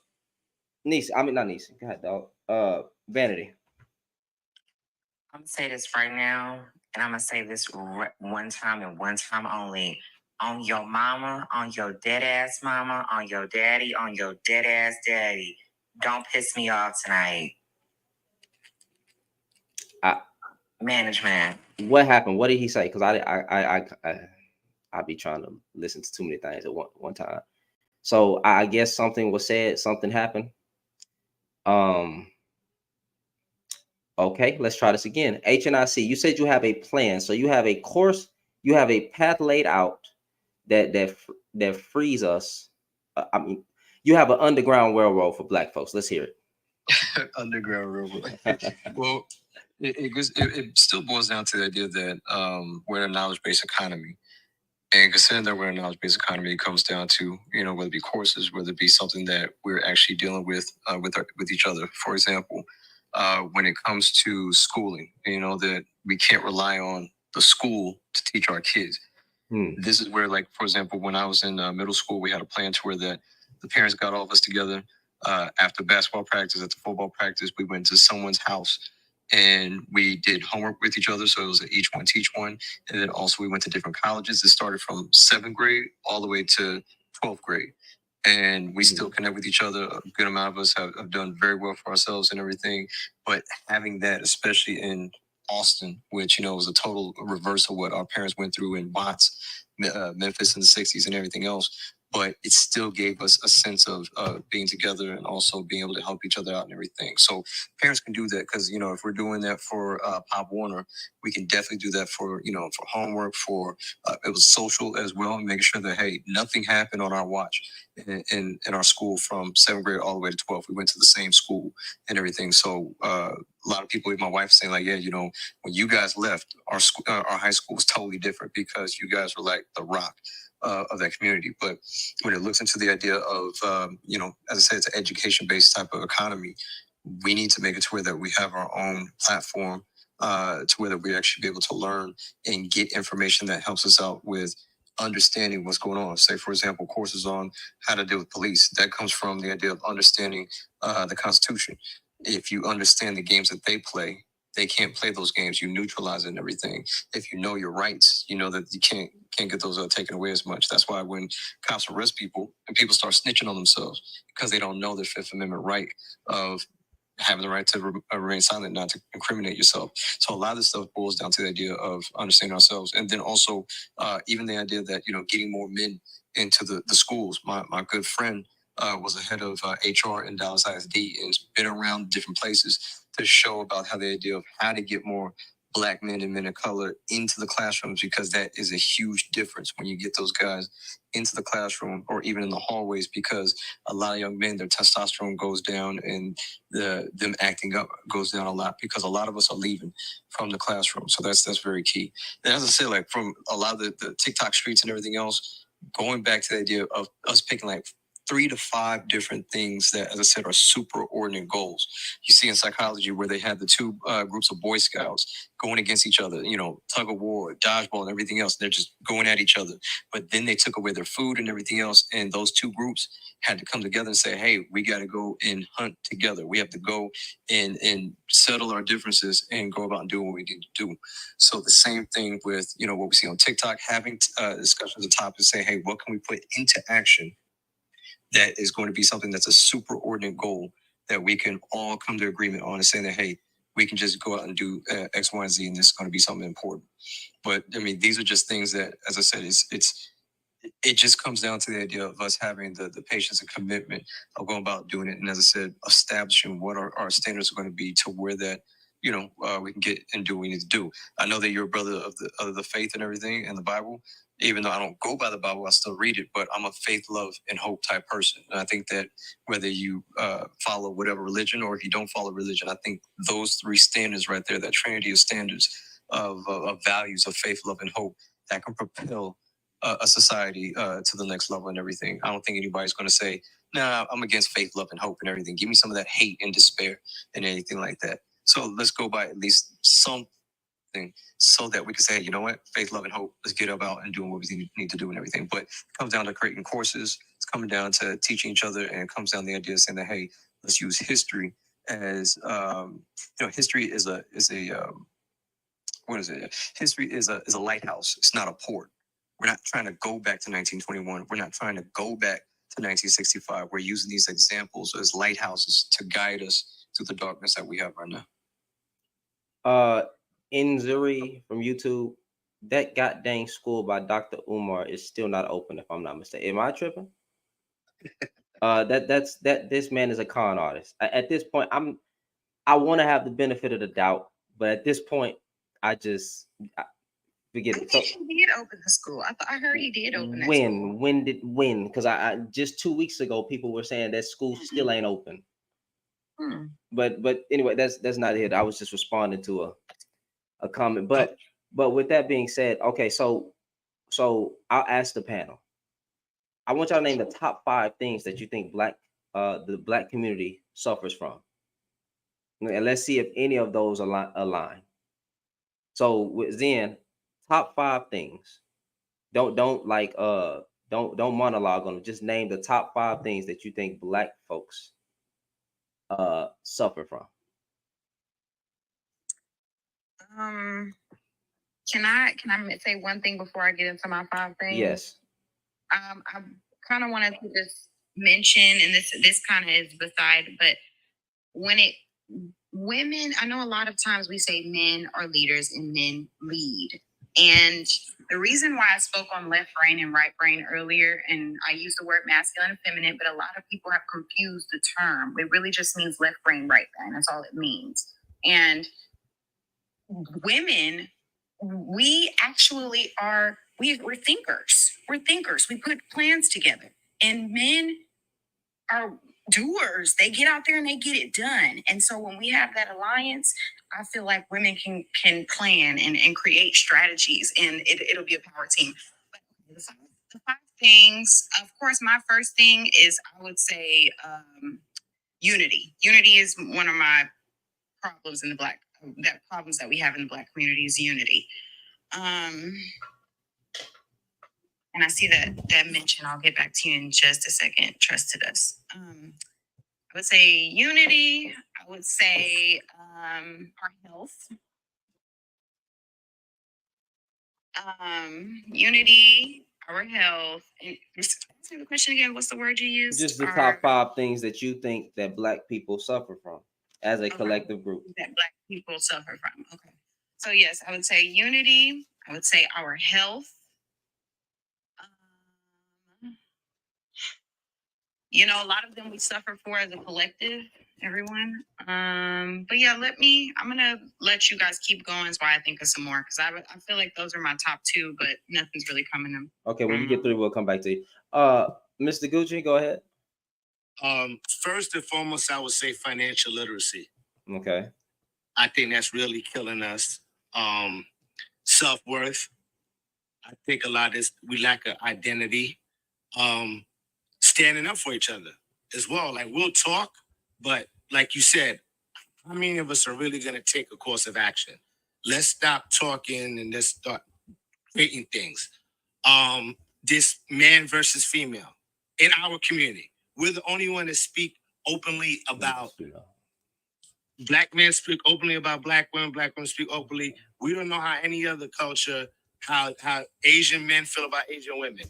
I think we need I think that's hurting the Black community and family. Just having an actual structure of a family, not baby mothers and baby fathers. Okay. All right. So that was, I'm writing this down, by the way. So we're going to see if I can circle anything that aligns. HNIC. Yeah, real quick, Gucci, if you look up rice cells, you'll see that Asian men have been talking a lot of stuff online about Asian women. I was literally going to say that. I mean, you put me on to something. I was going to say that, but I was letting it bring. Yeah, it's interesting because you hear like in many different groups, if you just listen to those groups or you be friends with a lot of them, they do talk about their women as well. It's just that we're a little bit louder. We got more flavor with what we say on all sides and everything. But I would say visionlessness, self-hate / self-victimization, impulse control, lack of standards, and also lack of accountability. Control. All right, I got self-hate, impulse control. What other 3? Lack of standards and lack of accountability. Lack of standards, / account. All right, it's one more. So, hold on. You said vision. You said lack of vision / purpose. Yeah, lack of vision. Purpose, so you said vision, self-hate, impulse control, lack of standards, and accountability. Mm-hmm. And you say like lack of impulse control as well, but I say the first one definitely lack of purpose / vision. Okay. Purpose. Nisi, if you are okay to speak, you can. If not, yeah. All right. All right. Are you okay? I appreciate you, bro. Thank you so much. And thank you, everybody, for the gifts and the concerns. I really appreciate it. I did have a moment that I needed to attend to, so thank you so much. But I would say that the top 5 you said that we need to focus on, right? Mm-hmm. I would say, first of all, that we don't have a foundation for like food. Like we don't have, we have a lack of resources. We haven't built a foundation for like, we don't have grocery stores or community gardens. I would say that's one of the main things, like us being able to eat. The fact that we also don't have, second would be schooling. Somebody brought up Dr. Umar and how that school ain't open yet. Like we don't have schooling to educate us as a community. I would say that that's number 2. Number 3, we also don't have a code of conduct where we're discussing how we interact with each other, how we treat each other, how we're like being a communal community. We're not talking about those things. So I would say that that's number 3. Number 4 would be the fact that we're not being self-sufficient as individuals to where we can bring all of these things to the community. So like we're very individualized in the sense that we are only thinking of self. We have a lack of community thought. And I would say number 5 would be the fact that we have sexual discipline is a very huge thing. I think that we really need sexual discipline because it's so odd to me that when we have these conversations, that the main thing is that everybody talks about husbands, wives. Stop thinking about cat. I wish the men in our community would stop thinking about access to cat and think about these other things that I listed beforehand. We can do that in the end. We can do that once we build the foundation for our community, then we can talk about building families and getting married and things like that. Why are we talking about that before we establish these things? Why are we talking about that before we have the foundation to build a family on? It makes no sense. It makes no sense to get into a marriage and have children when we don't have a community. So, and I'll land there. Okay, interesting take. Vanity, you can't answer, but I know you're really up here just to mod, but you can if you want to. I guess disingenuousness, stupidity, ignorance, empathy, and distrust. Boom. Miss Billion, how you doing? Or Miss 777, how you doing? Good. How are you? Pretty good. My name is Olivia. If you want to use something shorter. Okay, Olivia. Cool. We'll go with that. So, as far as like my 5 reasons, I did put desperation because, like Nisi said, I do feel like when the topic of us coming together as a community, it's predominantly romantic. And I think it's valid to want to be with someone of, you know, your own kind and culture. But I also feel like first we need to, like, I guess, establish or at least learn how to be with each other in a room long enough. Okay. Because for the Black community, especially between men and women, it's a lot of tension right now.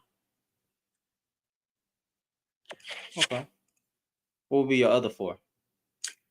And then the second, I put education.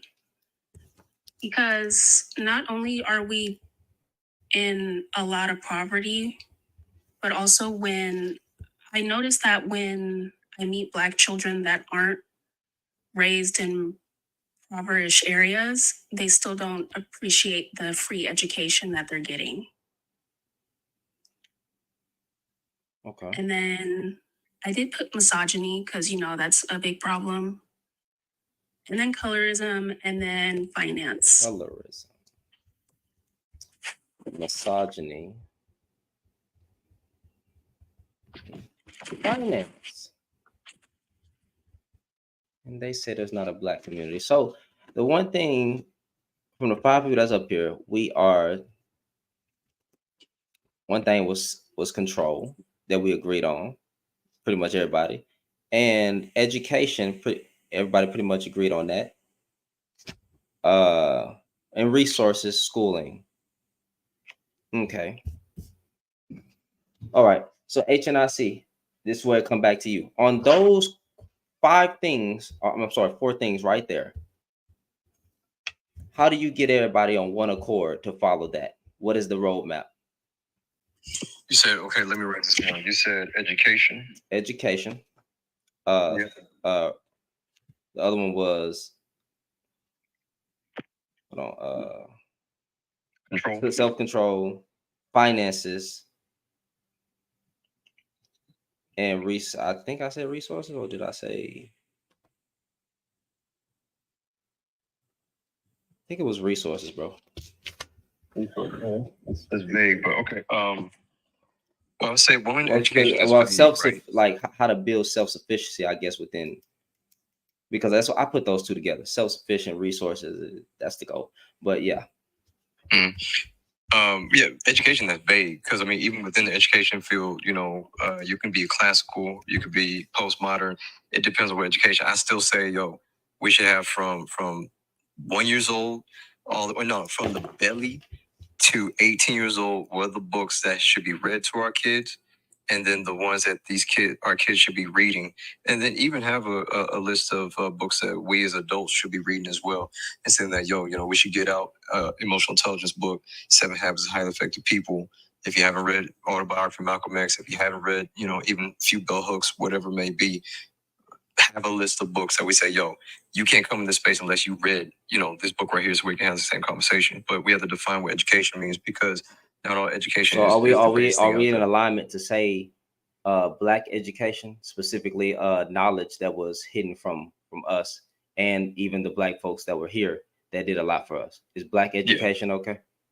Yeah, and Okay, I'd say well, like let's our own, you know, black K through 12 books that we should read and everything. At least have that defined list. Go from there. When it comes to self control, I think we should have like a thing to where that, yo, each of your parents should do the lollipop experiment with your young kids and even your older kids, and to where that we can teach them, going back and teaching self control, because our grandparents and great grandparents, easily they could have broke off a lot of folks that talk dirty to them and everything, but still you had to say, hey, you know what, I need to know the right place and the right time to do what I need to do, or at least have that self-control to where that you're not spending your finances or spending more than what you're doing. Because you can have financial literacy, but if you're not putting it into action, if you don't have the discipline and the self-control to put into action, it's like the person who knows how to read but just doesn't take the discipline to go out and read a book. You know, what's the use? Are they even better than the person who's illiterate? So we have to make sure that in the lollipop experiment, if y'all don't know about that one, is that it was a marshmallow test where they took like 4 or 5 year old kids and everything, and they said, hey, you know, little Johnny, here's a lollipop or marshmallow right here. Don't eat it, but you know, if you wait, tomorrow you'll get 2, or when I come back you'll get 2. You know, but if you eat it now, you just eat it now, you won't get your 2. And a lot of the kids, you know, they actually went out and still ate it, and some actually didn't eat it, and they got their 2 as a reward. And they followed those kids and showed that the idea that the ones that are able to have that impulse control actually did a lot better in life and everything. So you look at a lot of violence that happens, especially among a lot of young men, is the idea of emotional intelligence, or the idea of self-regulation or emotional regulation. If they can say, you know, when you ask a question like, yo, why'd you do that? Why'd you hit him? Why'd you slap him because he stepped on your shoes? And they're like, I don't know. I just reacted. If you have that impulse control and that self-control, because that's one of the elements of emotional intelligence, then a lot of these things wouldn't happen. So when you look at emotional intelligence or that self-regulation, that can span into finances, that expands to education, expands to behavior, many other different things in life and everything. So, and with resources, the idea of what are the resources that we know that are important, and mainly getting to the idea of saying, okay, well, we have to know from a project management standpoint, what are the resources that we need to get to our vision. That's why I say you can't have education without a vision. Like when I'm creating a course, when I'm creating for a school system, whatever, I have to ask them, okay, what is your vision that you want? What is the mission? What's the North Star? What are we getting So to? let's break that down. Even though I know people like to say this, I know I can't go into all the abuse that the men were doing in the Black Panthers Party. So as of right now, just stick to the script. When it came to the Black Panther Party and the Civil Rights Movement, even though there was crime going on, Black folks had a goal of liberation, equal rights. Okay, Yeah, stuff they like. did, but that came with the subjugation of Black women and girls. We're not going to leave that out. Well, I can't even use that as an example. So Yeah, vision. we're not going to leave that out. So with vision, I will be damned if y'all sit up here for even one remote second and glamorize them. We're not going to leave that out. okay. Wait, I didn't glamour. I did say I couldn't. I did say that I couldn't address it. I said I couldn't address it right now. I said for the sake of time, I couldn't address everything that was going on. But okay, so let's use a better example. Did you use Black Panther Party, or what did you say? I'm surprised. I said the Black Panther Party. I said the Black Panther Party. So there was a lot of abuse. There was things that were happening to women and children, and It people. wasn't Malcolm, and it wasn't the. It wasn't. It doesn't. It It's was just. in a gang, though. If I have a gang, I can't control every gang member. I wouldn't say I Well, no, but no, her point is valid though. Her point is valid in the sense that, like, in the history of these organizations, women were subjugated and dealt with abuse. Even some of our most prominent figures. Please remember, women and girls, not just women. Women, yes, women and girls. Women and girls. He's absolutely right. And there is no way we're going to come together until men check these actions, until men actually stop trying to subjugate women and girls, stop trying to abuse women and girls. How are we going to come together with our predators? It makes no sense. Okay, so what is the vision? Wait, can we stay on this real quick? Because I just want to get an understanding. I feel like, to me, that sounds like the man culture and the masculine culture. I don't see that being the fault of the actual Black Panther Party and what they wrote down that they wanted to do. There was a lot of women that were a big part of that movement, like what's my girl, Angela Davis. Mm-hmm. Angela Davis, there's a lot of women that were prominent in these fields. You're absolutely right. That's not what we're talking about. But those women were still subjugated and not necessarily got the praise that they deserved. They didn't get the credit that they deserved for the work that they did. The problem is we have to stop making women stand on the sidelines and shrink themselves in order to uplift the men in the community. We are supposed to be standing side by side doing this together because we both go through the horrors of this world being Black people, whether you're a man or a woman, boy or girl. You know, I'm just gonna say one thing and one thing only. Soul on ice. That's all I gotta say. So Yeah. okay, so let's include all that. I'll be fair. I was trying to avoid but let's not avoid. Let's put it all out in the open. There was abuse. One thing I was just mentioning is, any organization that has good things that we could look, you know what I'm saying? I'm saying if we are planning something and we are planning, there was a lot of good, effective plans that they had that we could take from. That was all I was saying. We don't have to glorify or anything, but that was it. Okay, so with that being said, there was a lot of harm that was going on with the women and girls, okay, in this movement. So if I focus on the vision part, they had a goal for liberation and to be treated as human. What does the goal look like? Is there any commonality between the Black woman and the Black man in a united goal? Do we have actually the same goals? If the honest answer is no between most women and most men, then until we establish a goal, there will never be true change. So do we as men and women, Black men and women, have a vision that is similarly, y'all know what I'm trying to say. I always struggle with that word. Aligned. No. In somewhat. All right, Vanity says no. And that's the point I was trying to make earlier, of how we have to work together. So we can't keep pointing blame at each other. We have to find a common denominator and see how we're going to work together. Remember, then everybody jumped down my throat because they thought that I was trying to bash women. I just said that everybody needs to take accountability. Now we're moving towards, now you're talking towards the future, because the Black Panthers, they took up arms and they protected their community. Now, are we going to step it up and protect our community? Are we going to protect our women? Are women going to protect us? Are we going to align ourselves together? And if we are going to do that, what's the goal? How are we going to work together to get to where we need to be? Well, that's why I'm trying to figure that out. That's why I'm having the tough conversation, because there hasn't been a goddamn map or a freaking blueprint.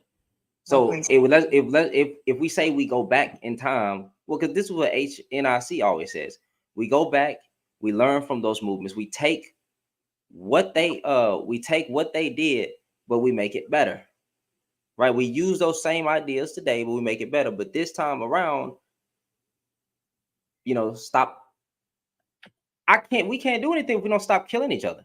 Like, there's always going to be crime, but as long as women getting yeeted, children getting yeeted, black men getting Everybody in the yeeted. comments, bro, you have to say unalive. We don't want you to get flagged. Yeah, you're right. You're Everyone in right. the You're right. comments, everybody. I forgot. I'm on two different platforms, so I'm saying it. But yeah, we don't want children, women, and men getting yeeted. This type of round. So crime is going to have to be addressed. A commonality is going to have to be addressed, and that's why I'm having a tough discussion. How the F do we get there?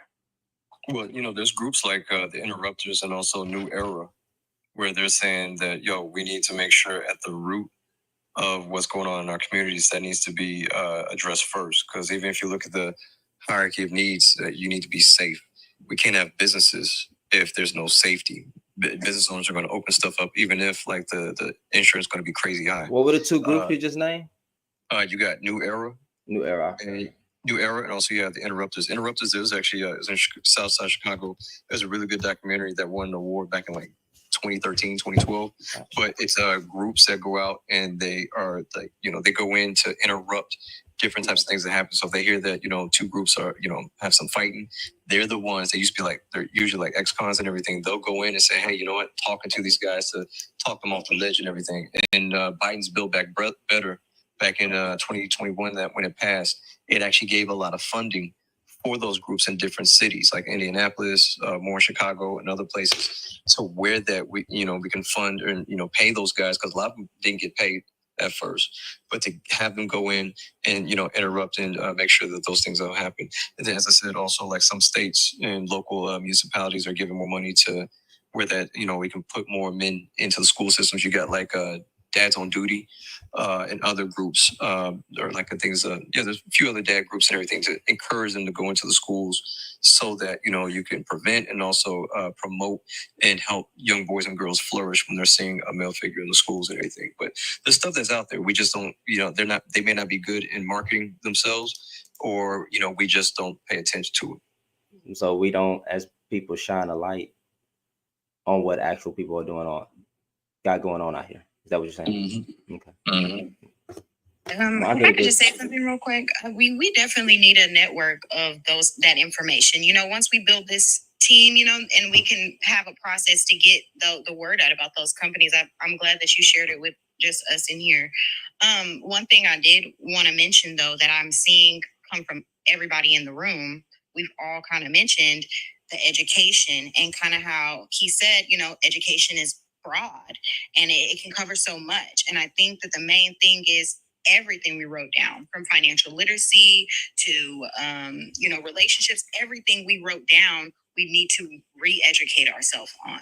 A lot of people in here were saying like mental health and things like that. If we are all agreeing that it's going to start in our mind, and I think that that's very important. I like how he said, we can have this list of books that we should all read, but I also think that we should make our own book. I really think that we spoke about these systems and these processes that the other parties had in Tulsa, and these things that worked for them. And I feel like a book that we make could have a little bit of all of that. It could be mentioning, hey, you need to learn about this, you need to learn about that, but we can also be talking about unity, and we can also be kind of just something that every Black person can put in their household, or not even just Black people, but anybody who's a minority, anybody who feels like they're on the same move as us. This can be knowledge that and like you said, we can put Black history in it. I think Black history is a really, really important factor for all of this, because it's the reason why we're doing what we're doing now, why we have to fight, why we have to separate ourselves. So I think, us making a book would be a good idea. Let me just answer one comment real quick. It's by Miss Mooney, the ex-goddess. She asked the question, so are we gonna do all that with the minds we have right now? I would hope so. Day by day, I hope with each conversation that people learn a little something, people see what's going on this side of TikTok, whether it's addressing crime, whether it's addressing the pussy popping, whether it's addressing the weak manosphere men and their self-hatred, whether it's addressing a woman and her self-hatred, whether it's having the conversations on education like this. I would hope that someone takes the information and spreads the word. That is what we try to do. Even with the conversation on YouTube, there's been 400. It's gotten over 400 views so far. We got 25 concurrent people watching right now. The most we got up today was 50. Hopefully, the women that's following me and some of the men or the men that's following me as well would take the learning. Would take the information that's been presented and share it to other people. But we can't control what goes on after this. But at least the information can be laid forth. So I would hope that one person's heart is touched to touch another heart, and it keep going like that. So part of me wants to say, yeah, it could start right now, but it has to start. I hope so. I gotta stay hopeful. That's just, I gotta stay hopeful. This can't be the end all be all for Black people, Black men, Black women fighting crime, death, children, pastors killing pastors unaliving their wife, men unaliving their wife, women with it can't be like this. The world's getting worse. It's getting worse, and it's gonna continue to get worse. But I still have to hope that the hearts and minds of people will be changed, because if we're not talking for the change, then what's the point of even having the conversation? So I hope so. I also wanted to talk about how didn't Florida just recently pass the law of removing Black history from public Yes. school libraries? Yes. Yes. No, they still have that. They still have that. in Prager's already schools. passed it. Wait, swear. Prager I thought they did pass it. Who has it? Prager University. Okay, my bad. Misinformation. From our Texas has already passed that law out here. Yeah, so I feel like those being laws that are passed or they're trying to pass them, we definitely need to take the responsibility now as a community to really teach our own children this. Hold on, Zen, you in Texas? Critical race theory. Yes. I'm in Texas. Houston. What? Hey, you say Houston? Yeah. Hey, time, baby, we in the building, baby. Yeah. All right. Anyway, violent crime has been. What y'all talking about? Huh? Critical race theory. CRT. That doesn't get rid of Black history though. Like Florida is actually one of the only states that actually does have Black history as a course that you can take. Not many states do. Only about 9 or 10 states actually have Black history, and Florida's one of them. Okay. Now, critical race theory, that's just a specific approach to history. That's a certain pedagogical approach that you can take, because there's many different schools of thoughts of how to approach history. But critical race theory is just one of them. Now, there's many different states that says, yeah, you can't teach it from that aspect of using critical race theory, but that doesn't mean you can't teach Black history. Okay. Yeah, I mean, and then another thing, we need to stop just relying on the schools to teach our kids. Learning doesn't stop once the kids leave school. So, like, if there's certain things that you want to introduce your child to, you could do it at home. Like, I never understood That's that. true. That's true. But at the same time, due to law, some parents are obligated to send their children to public school. We have truancy laws if you don't send them to school. And if you're sending them to schools where not only do they not get free lunch, but they're burning books. This is like Fahrenheit 451. Like where they're trying to limit the education that they get.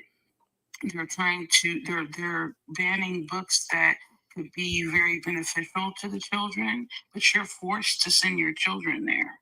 A lot of people, like I homeschooled my kid the last few years of his school years. My son is grown now, but I homeschooled him the last few years, and not every parent can do that. And for parents that can't do that, they have to send their children to these. If you can't afford private school, you have to send them to public school. And if you don't send them to public school, you can be arrested. You can be in trouble, truancy laws. So if they're like taking away education in these public schools, if they're banning books that will tell your child about themselves and their history, if they are making it so they're forced religion, they're forced these ideologies, yes, we should take in consideration all of these things, because it's true.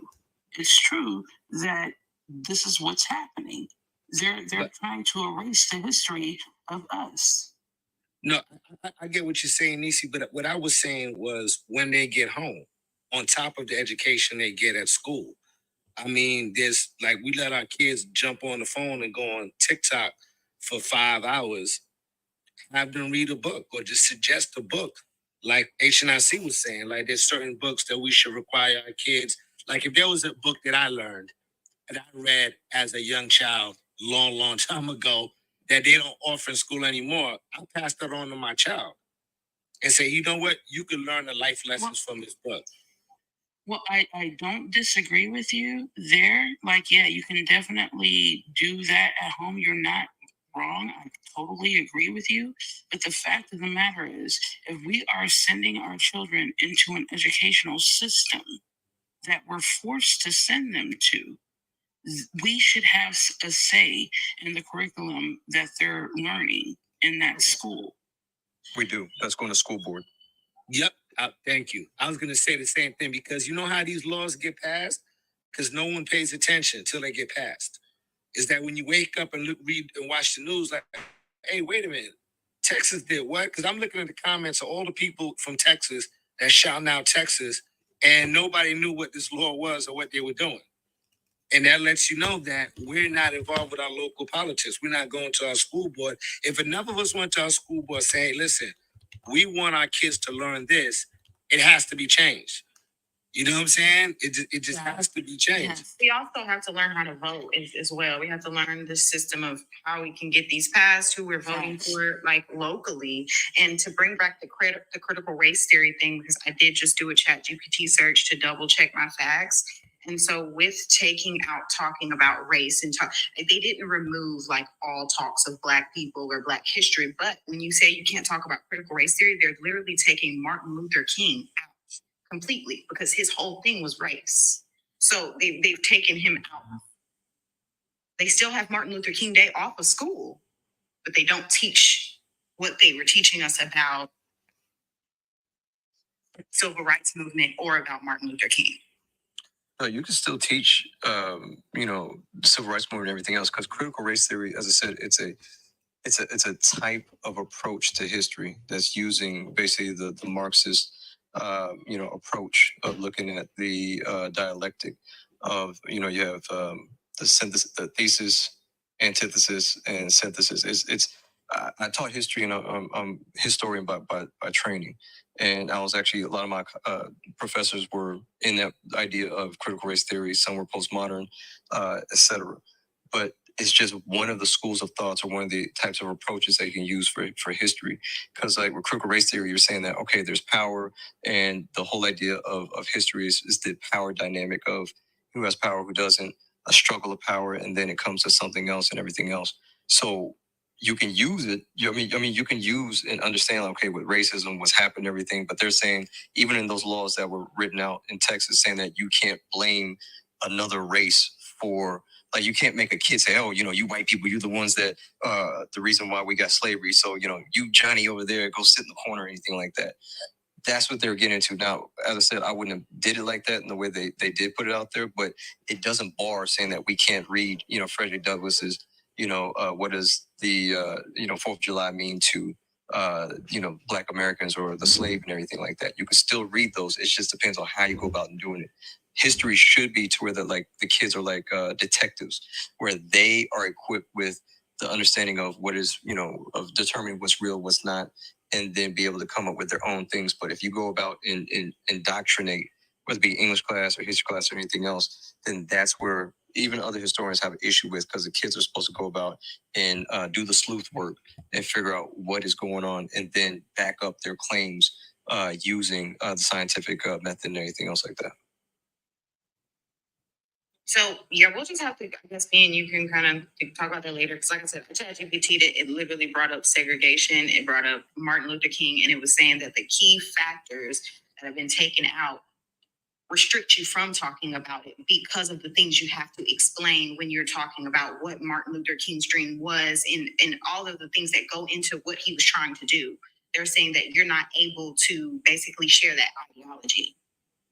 Exactly. And the irony, no, that's he's absolutely right. That's exactly what's happening. And the irony of it is that when these children that are going to these schools deal with the racism, like how many stories have we heard of these kids doing horrible acts towards these children, calling them cotton pickers or whatever the case may be? They know these YT kids that are harassing the black kids know the history, but they want to erase that from school. Why? Is it so that they can take the abuse with a smile? Why? From what I heard, they wanted to pass this law because they, in quote, didn't want YT kids to feel bad about what their ancestors put Black people through, basically. And that, to me, Black kids in the school are dealing with the racism of the descendants of these quote unquote it's so old and over with. My These bad, people HNIC. are no I pressed the longer wrong button. around. They are still here raising these kids to do these horrible racist acts on our children in schools, and they don't want the kids to learn about why these kids are doing this to them. They don't want them to know about that. Yeah. And one thing we have to highlight about our government, and I know HNIC, you want us to look into what it says they can do and what they've legally passed, and I understand that, but we do have to understand the government that we do have. And just like we said, we all know when you were Black and we were sitting in class and we were learning about slavery, we were never the ones mocking it in that time, because I remember it clearly. And because I've been to YT schools when I was really young, and I remember we felt uncomfortable. We're the one, I owned you. I used to own you. So that was never taking place unless it was maybe a school with majority Black and only one white kid. Most of the time, that wasn't even the case, but they're going to lie and make it seem like that's the case so that they can push their narrative. Same thing they did with TikTok. They told us TikTok was owned by China and they wanted to ban it because of that. And we find that it's owned by BlackRock, who owns every other social media and everything else. So we have to understand that they will lie and do what to push their intentions and do what they need to do. Do what to push their intentions. All right, hold on. I don't know why I can't do it. I cannot make this dude full screen. How do I make this how do I make HNIC full screen? Because I don't have the option. I'm clicking on his name and I literally can't do it. I forgot. Who's your mod? Your mod can't do it? I don't think so. I didn't switch the panel like 5 different times. Yeah, no, it doesn't give us the option to change. So how do you do it? How do you do it? I think it does. I did it before. Well, okay, so can you do it now? Let me see. Even when I click on his name, like there's no full screen button. Yep, it's just taking the camera off him. Oh, I can do countdown. That's all I can do though. Yeah, that's what I'm saying. It doesn't give him. How do you make someone full screen? You might have to change the format. You might have to change it back to like where you're on one side and then we're on the other side. You might have to do it like that, because I think I can do it on that. When it's like this, I can't do it. Okay. Now switch it to the other one either. Well, no, switch it to the other one, not this one, but the one where like you're in the big one and then we're all on the side. Well, that would be. Fuck, you got it wrong again. Wait, I didn't change position. All I know about is this one. Like I don't. Wait, but it switched us on the other one. So wait, was that it? There's not another box that, like, when you click on the HNIC's box, it doesn't give you. It's not there. It's not there. All it is camera, countdown, and microphone. Well, no, I'm saying no. I'm talking about the format. Like it's the format. There's one more. I mean, I already clicked on the two where I'm on a big screen, and so we got panel, and this is gonna be grid right here. This is grid. That's not it. You feel me? And then we have fixed panel, which is gonna be this one, and then we have one more. Wait, is it this one? No, it's not this one. Okay, and then we have one more, and it's gonna be fixed grid. This is it. But I think what you're supposed to do is when you're in the grid, like like say when you're on the big side, you're supposed to be able to click on his box, and it should give you the option. Let me see. That's why they make this shit complicated every other fucking day. Mm-hmm. So it say when a guest connects, layout will be shown. So I can't. Oh. And when I click on this box, I still don't have the option. You know what? At this point, just read it. Yeah, Shit. yeah, just read it. I can't do it. Read yours out, and I'll read what ChatGPT said afterwards. So keep going. Yeah. Okay, so as I was saying, like what the brother was saying earlier, is that making sure that, and also the sister was saying that going to like school boards and even within your state, usually they would have like somebody in the community to be in the different standards meetings and everything, because they get updated a certain amount of time. Some places a year. Oh, some places you got to press countdown. They update every. There we go. There we go. You got to press countdown. My fault. That's all good. But some do it like every other 4 or 5 years. This right here is called the Texas Essential Knowledge and Skills. So these are the standards and saying that, hey, the kids should know about X, Y, and Z based on these standards that we give to you. But that doesn't mean that you can't teach other things. It depends on how you teach things. Like, say, for example, if you look at right here, saying that Jim Crow laws and the Ku Klux Klan or Triple K created obstacles, civil rights, so on and so forth.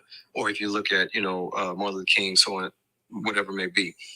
It just depends on what is the approach that you use. Because I said critical race theory, just like postmodernism or classical, is a way of looking at history as it's happened. Say, for example, in a critical race theory standpoint, you would say, all right, they wanted to give African American rights because it didn't look good in the Cold War to the Soviets and people who were leaning towards, communism and everything, because they know, oh, well, look at how they're treating people, but yet, it's supposed to be about, freedom and everything. So, all right, let's make sure that we look good to everybody else in the world. So let's give, blacks rights and everything just to make us look to where we're giving freedom and everything.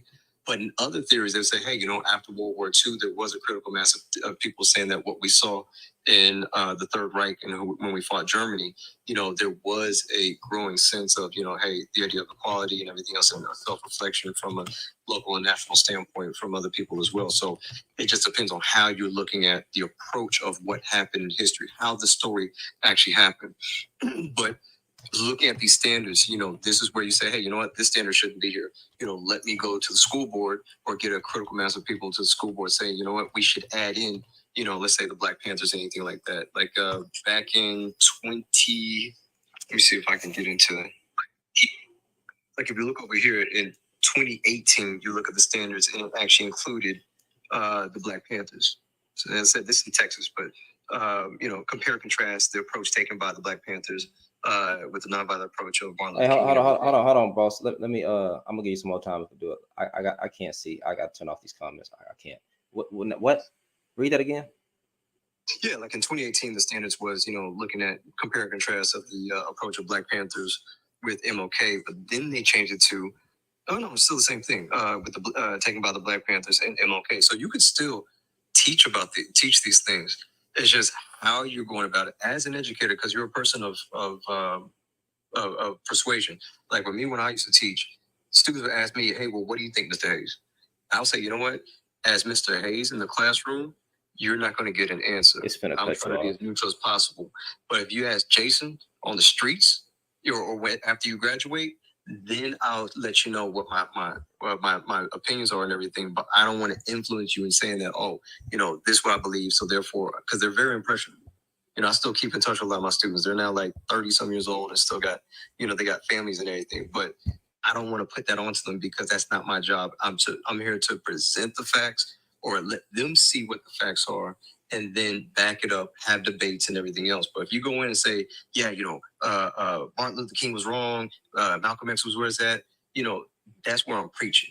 And as an educator, I'm not supposed to be preaching. I'm supposed to be a facilitator. I'm supposed to be a moderator to get them to be able to think for themselves and be able to be critical and critically think about information of how we approach things, of the information that's even presented, to make sure they know what's going on so that they can be, independent thinkers, and they can say, hey, this is what's going on, this is right, this is wrong, so on and so forth. But if you look in your state to see, what the standards are for your kids when it comes to English, all the other things. And then if you feel as though there's something that's out there that you don't like, I mean, we do see groups like Moms for Liberty. They've been wrecking shop because they've been able to squad together, and then they know the system, and they go to school boards, and, right, wrong, or indifferent, which I think a lot of them are wrong, but they go about and getting those things done. And it's to the detriment of our kids and our communities and everything. But that's where the silent majority has to step up and say, you know what? No, let's make sure we know what's going on. We be the counterweight, and we be the ones that say, you know what? Enough's enough. And as Sister Nisi was saying, this is like Fahrenheit 451.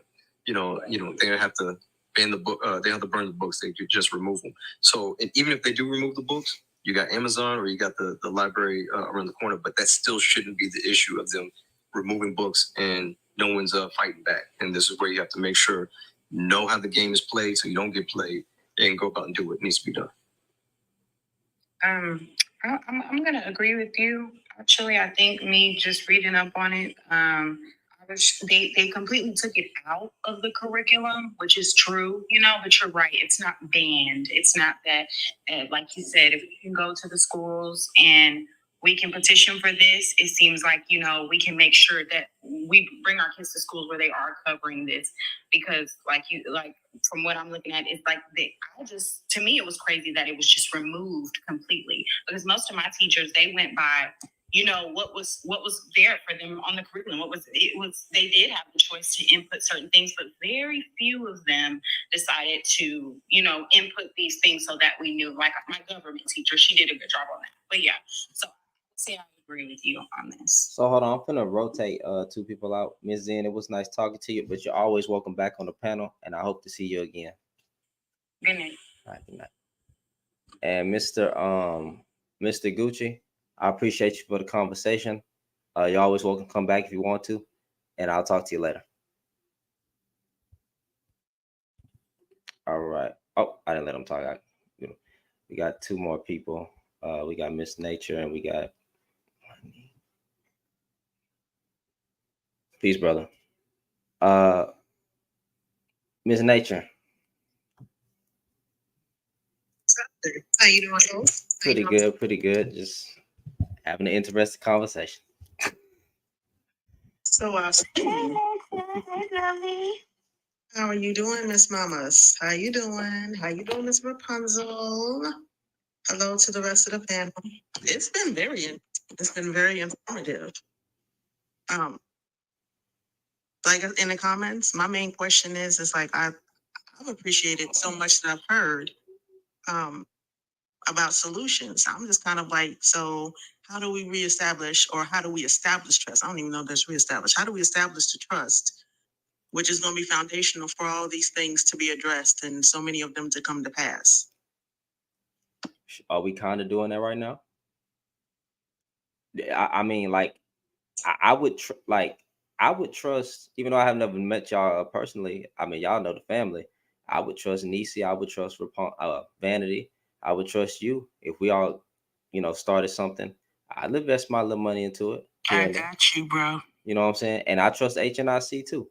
Like I would, well, to the fullest extent that I could, right? Like because we're always having conversations. So I guess it start with just conversations like this. Like, you find some people that you identify with, and you try to get more people involved. I think every movement starts small, but aren't we basically doing that right now? Sort of, kind of. I mean, I got you. Yeah. I got you. I know. I'm just going to say this, and again, I'm speaking very much for myself. Mm-hmm. I hear you. I'm a suspicious soul as it stands anyhow. Yeah. I'm not going to hold you. However, sometimes, while I've been on a panel and I've been viewing, and of course I'm viewing through my own experiences, again, disclaimer, there was some times, in my opinion, where some things had been spoken of and the way that it was dismissed, as for not by you, Yeah. the way it was dismissed by some panelists, as far as when it spoke of experiences that Black women, especially and expressly, have gone through, as if it's kind of like we are going to have you as support, and we're going to build, and we're going to use, and then, but this is about what we're doing. And I personally do not have any sort of personal mantra that the ends justify the means at all, because that excuses a lot of horrendous shit. It becomes a byline. It becomes something that is just dismissed, something sometimes treated with disdain about some of these experiences. The Black Panther Party being one of those. They did wonderful things at the expense of persons who were part of it and believed in it. Good, bad, or in between, wonderful things came from it, and horrendous harm for individuals within that party came from it also. Men and women alike, primarily some of the women that are there.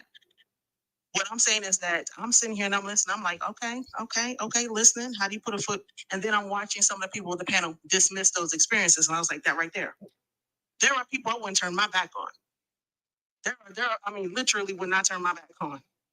And so I'm kind of like, how do we get to that particular point of, like, you know what I'm saying? It's kind of like, well, sometimes you need to just be willing, make sure that you're willing to put this aside and focus on this. But if that putting whatever that's aside is something that's a dismissal of a harm that's been done, that's a problem.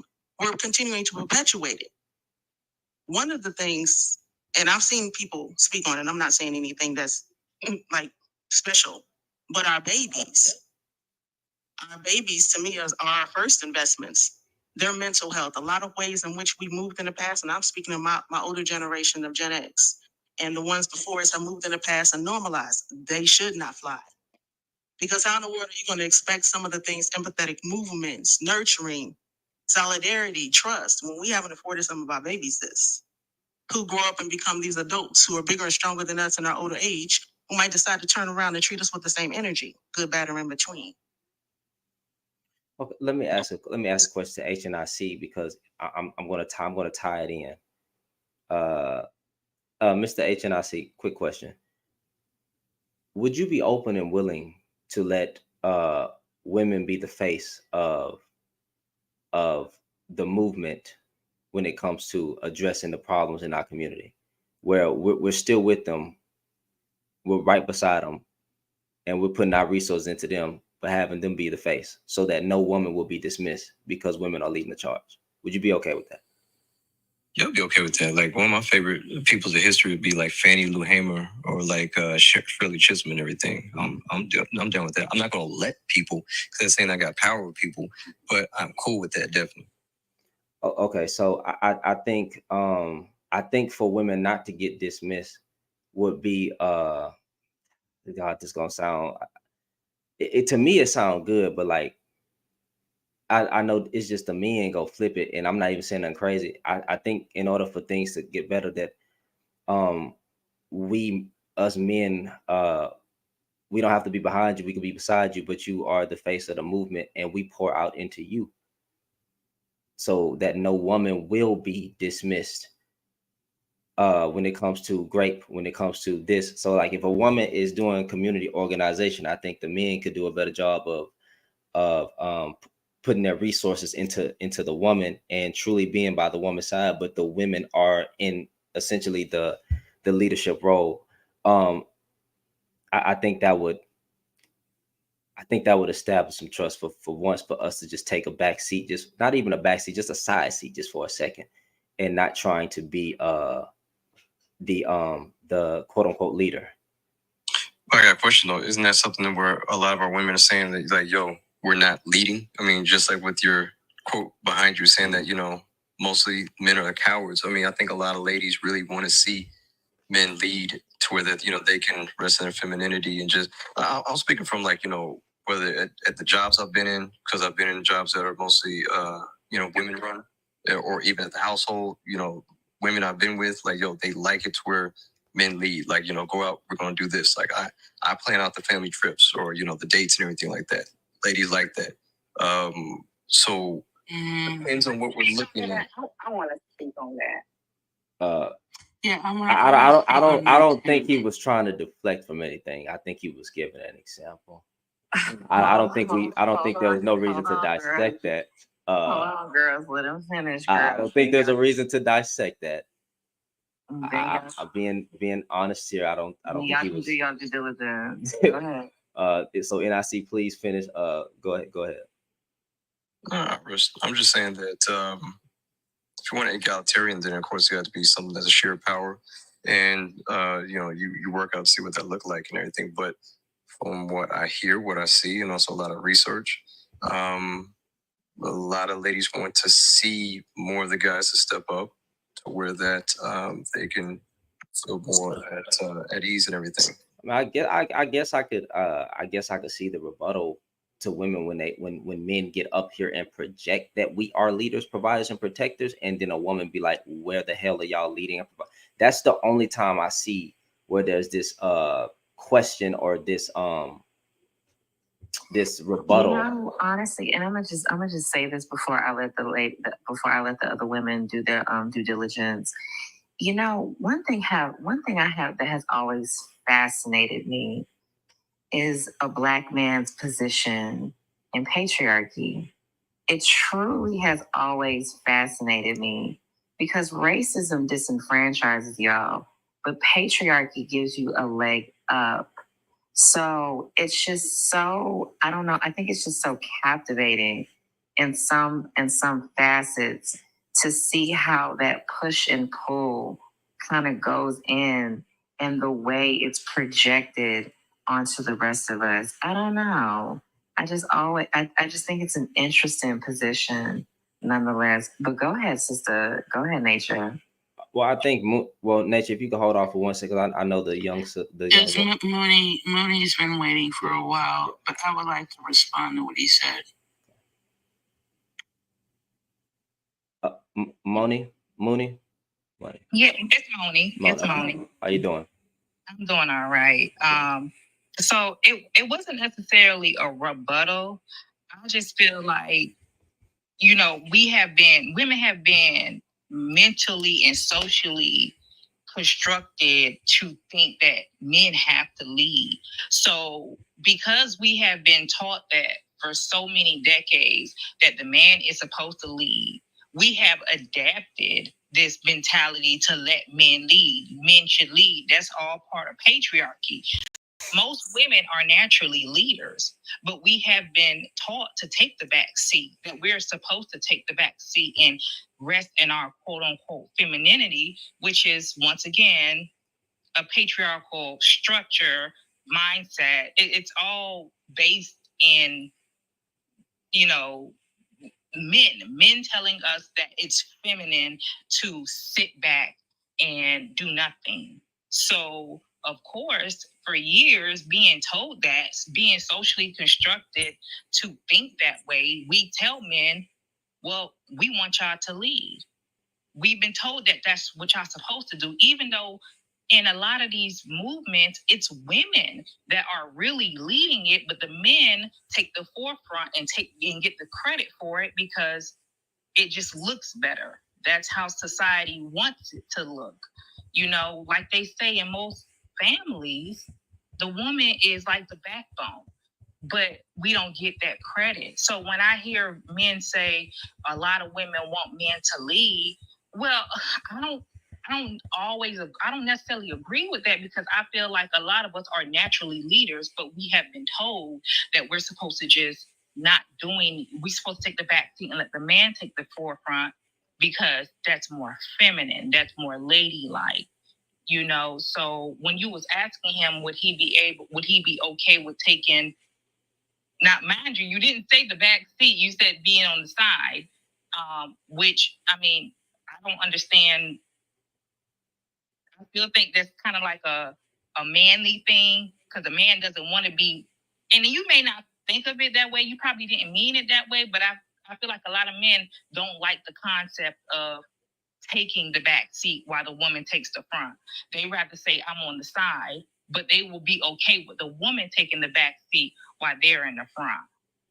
You know, so I'm not trying to monologue or whatever. I'm just saying, like, we have to do a lot of deconstructing of what we've been taught is the way things are supposed to be. Because if we keep going along with this narrative that patriarchy has created, this whole system, we never going to get ahead because we're going by a system that was designed to make sure that we never get ahead.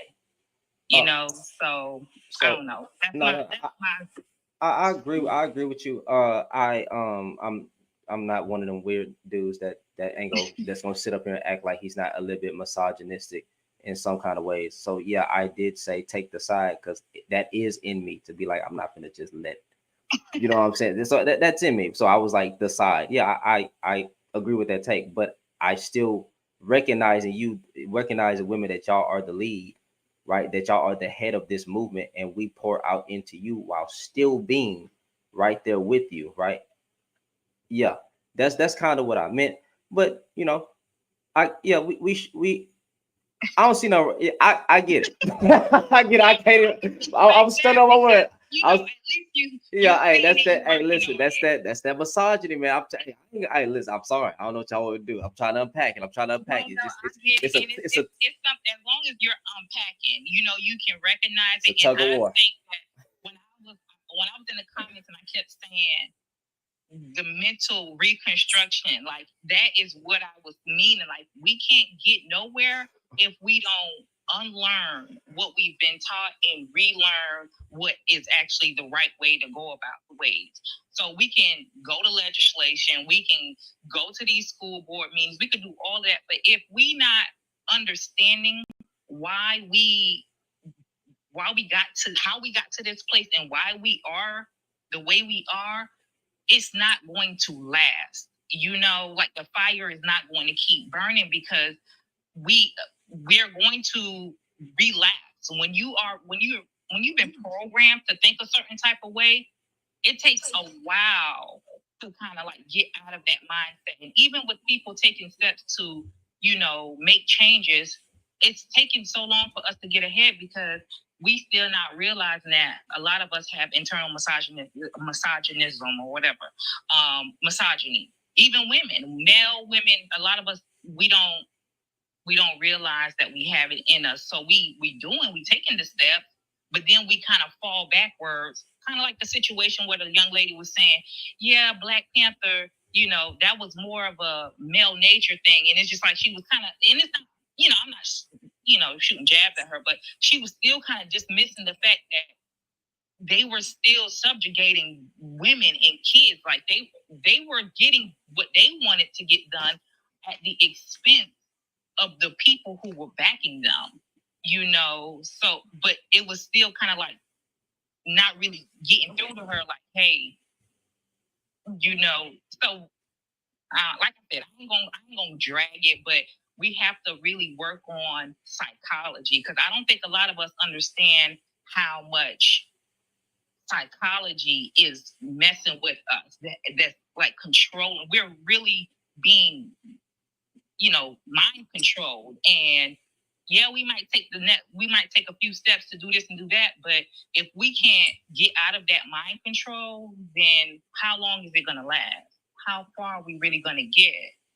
You know, honestly, sis, you're absolutely right, and I wouldn't call it mind control. I would say that it's manipulation because, like for instance, when it comes to Black women, we're constantly told how we're masculine, how rough we are, how terrible we are. But then people are always coming to us to do the hard work that they would consider masculine. Like that Arab dude who went viral for saying his mom told him to go find a Black woman if he was ever in trouble. He said, she said, go find a Black woman if you're ever in trouble and you need help. And Black women are the same ones that y'all are claiming we're aggressive, we're masculine, we're horrible. Why would you tell your child to go find one of us if we are the problem, if we are so bad? the thing is that we Black women in particular, we have a heart for everybody. We love everybody, and we will help children in particular, which is why his mom probably told him that. But at the same time, his mom probably told him, oh, don't ever date a Black woman because she's masculine, she's aggressive, she's horrible, but run to her when you need help.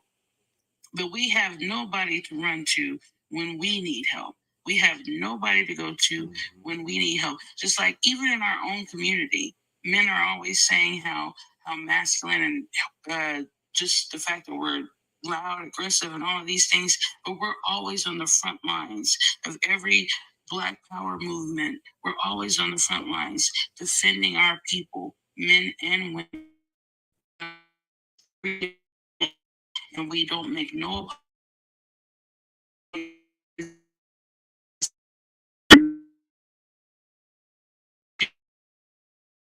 this, and all of a sudden we're the problem. So let me ask. So what? Okay. I'm not responding to what Nisha said because I agree with her too. I agree with her. But goddamn, I forgot the question. Nature, go ahead. I forgot what I was gonna say. It'll come back. It'll come back. Speaking to what HNIC, I think, had said about, I guess the women are some of the women that he listens to. What I've learned in leading, because I've led my household, I've led projects at work, I've led a department, all these things, is that there are times when other people can take the lead and or be deferred to and vice versa. So if you move in a space where someone is saying, I definitely want men to lead. If they want them to do it all the time, then they're already being disingenuous because they lead in their own life themselves. The last time I checked, more than likely, these women that you're speaking of, these mystical women that you're speaking of, probably wash their own asses, probably take care of their children, probably take care of relatives, probably took care of some duties at work, have made sure that something was done as far as opening or closing, has come up with a concept or idea all on their lonesome, all on their own. And they've led when they have not only intuited, but communicated what it is that needs to be done or what their idea was. So you don't have to lead consistently and constantly to quote unquote be a leader. A lot of us sometimes just merely want some people to take responsibility or lead in what they may have more knowledge of. There's nothing wrong with the fro. That doesn't make you quote unquote my overlord. And a lot of persons, sometimes when they orate about being leaders, they're talking about being someone that subjugates another, and that's a whole other paradigm. What I was speaking of is essentially being used as fodder, essentially being used as compost for something. And then as Nisi was speaking about being discarded or disregarded, treated with disdain, the lack of respect that could go there. We have a lot of good things that have come from persons being trampled and have somebody step on their back. The more we learn about some of these movements that women, especially Black women, were the face of, sometimes the more horrible it is. I don't know about y'all. I love me some what Martin Luther King stood for, but the more I got to know about him, the more I said, "Ooh, Negro, appreciate your intellect, appreciate what you stood for, appreciate what you did." However, if your wife had been my friend, when I tell you I would have pulled a Solange in the elevator somewhere, I would have fisticuffs when nobody was looking. Very human persons who made sure that they'd face in front and cobbled together in a way that some other persons couldn't. Useful, very much so. Just don't decry or dismiss what we've done because we've been here the whole time.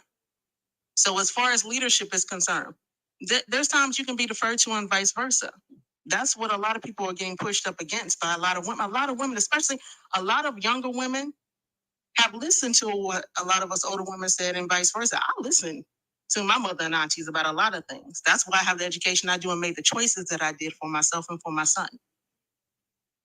And so for anybody who might be sitting on that, a woman can't raise a man. I raised a human being who chose what sort of man he was going to be. So if we can start on some of that personally, I absolutely can take those little mincing little steps forward to perhaps start to trust. I just want to make this just a real quick announcement. Raphael, I will slap the dog shit out of you. Stop playing with me. You got one more time. I'm trying to be fair and just mute him when he starts to get on people's nerves in the comments so there's no conversation. I've only muted him twice, but I was just like, he ain't gonna last long with Vanity here. I said, he ain't not gonna last long with him here. He ain't gonna last long with us. fucking playing with me. I have not muted you not once tonight. You got one more hand to piss me off. Nature did. Shit, that's 'cause I did it twice. 'Cause he was getting you. That's Well, the first time he got to the point where he got on your nerve, he's the host, and interrupted the conversation. The other time he was getting on people's nerves in the comments. And I'm like, you interrupting the conversation. It was only 5 minutes. He'd be fine. No, sister, because my sister be knowing when I be irritated and when I be irked. So no shade, my sister does her due diligence, and I don't even have to speak that. See, that's power right there. Now that's powerful. Girl, when I tell you I am so tired, I'm so wore out, and my wig is on the floor with dynamics between men and women and subjugation this, lead this, leader that. Girl, leave us the fuck alone. Please. Girl, figure it out. Go do what you gotta do. Shit, y'all gotta dig for Christ's sake. Y'all can't do anything by yourselves. Damn. Leaders don't have actually, to no, ask to no. lead. Leaders are leaders without being asked. Like, leaders don't have to beg and plead and yell and scream at people to follow them. They just are. They just are. People naturally follow them. If you are truly a leader, people would follow you. If you're not a leader, nobody's going to follow you. You can't go yelling and screaming and crying because you have an appendage in between your legs that makes you think you're a leader based off of that. That doesn't make you a leader. Well, I've tried saying that. Lead this, lead that, girl. The only place we have been led to so far is hell. Please, enough. Girl, the only place we are getting led to at this point is hell. Boy, Raphael, you get muted every time, fam. You know what? And I'm not the one doing that. And I live for that. I live that. I don't have to lift a finger. I don't even have to raise my hand. I can just speak and it gets done. All right, so like, so HNIC, like, I don't think he was being disingenuous enough. So like, how like, I mean, but this ain't a question. I'm tripping. Is there organizations that women are starting that Black men are purposely like not sewing into or something, like that there's been brought awareness how women are leading here and we're not putting money there, or are we missing the cue? Is there not being awareness? Like how HNIC, how would you support the Black woman if she's the head? Like, is the Black woman the head today? Do you think so? What? Head of what? Do you believe a Black woman is the head today? Because you had said some, huh? So like the definitive head of what though? Like, I don't know that they are the ones leading the charge in community building today. I mean, there's a good amount of ladies that are doing that. There's a good amount of guys that are doing it as well. You think it's more Black women or more Black men? I can't say like what the exact numbers are of who's doing. Because I'm trying to ask. I'm just trying to get the context of your question. You said, aren't women already doing that? So like, are we saying like that they're mostly the leaders today? Like, because I'm just trying to understand it. It's not a trick question. I'm trying to understand. This ain't for them. It's for me. Yeah. I'm just trying to make it where I can get it pinpoint of what you're asking for and everything. But I mean, if you look at it from an academic aspect, definitely. From an entrepreneurial aspect, definitely as well. From a political aspect, I still see. I think they said there's still more men that are going out into into politics, but there's a rising amount of women that are doing that. But I just think that going back to basics, if we want better leaders, especially not just young girls but also young men. Mm-hmm. That goes back to the household and making sure they have good role models, both men and women role models, and then also have that in the schools, because a lot of the schools are making it to where a lot of boys are dropping out, not just black boys, but Latino, Asian, or not Asian, not as much, but and white, because there is a lack of masculinity within the schools. And I think that if you want to get rid of red pill guys, if you want to get rid of a lot of the angst and everything, even Trumpism, we have to make it to where that we have healthy, specific definitions of how to get to manhood and When you what is say drop manhood. out of school, like college, high school, like what we talking about? Which From elementary. how the fuck you From drop out of elementary. elementary?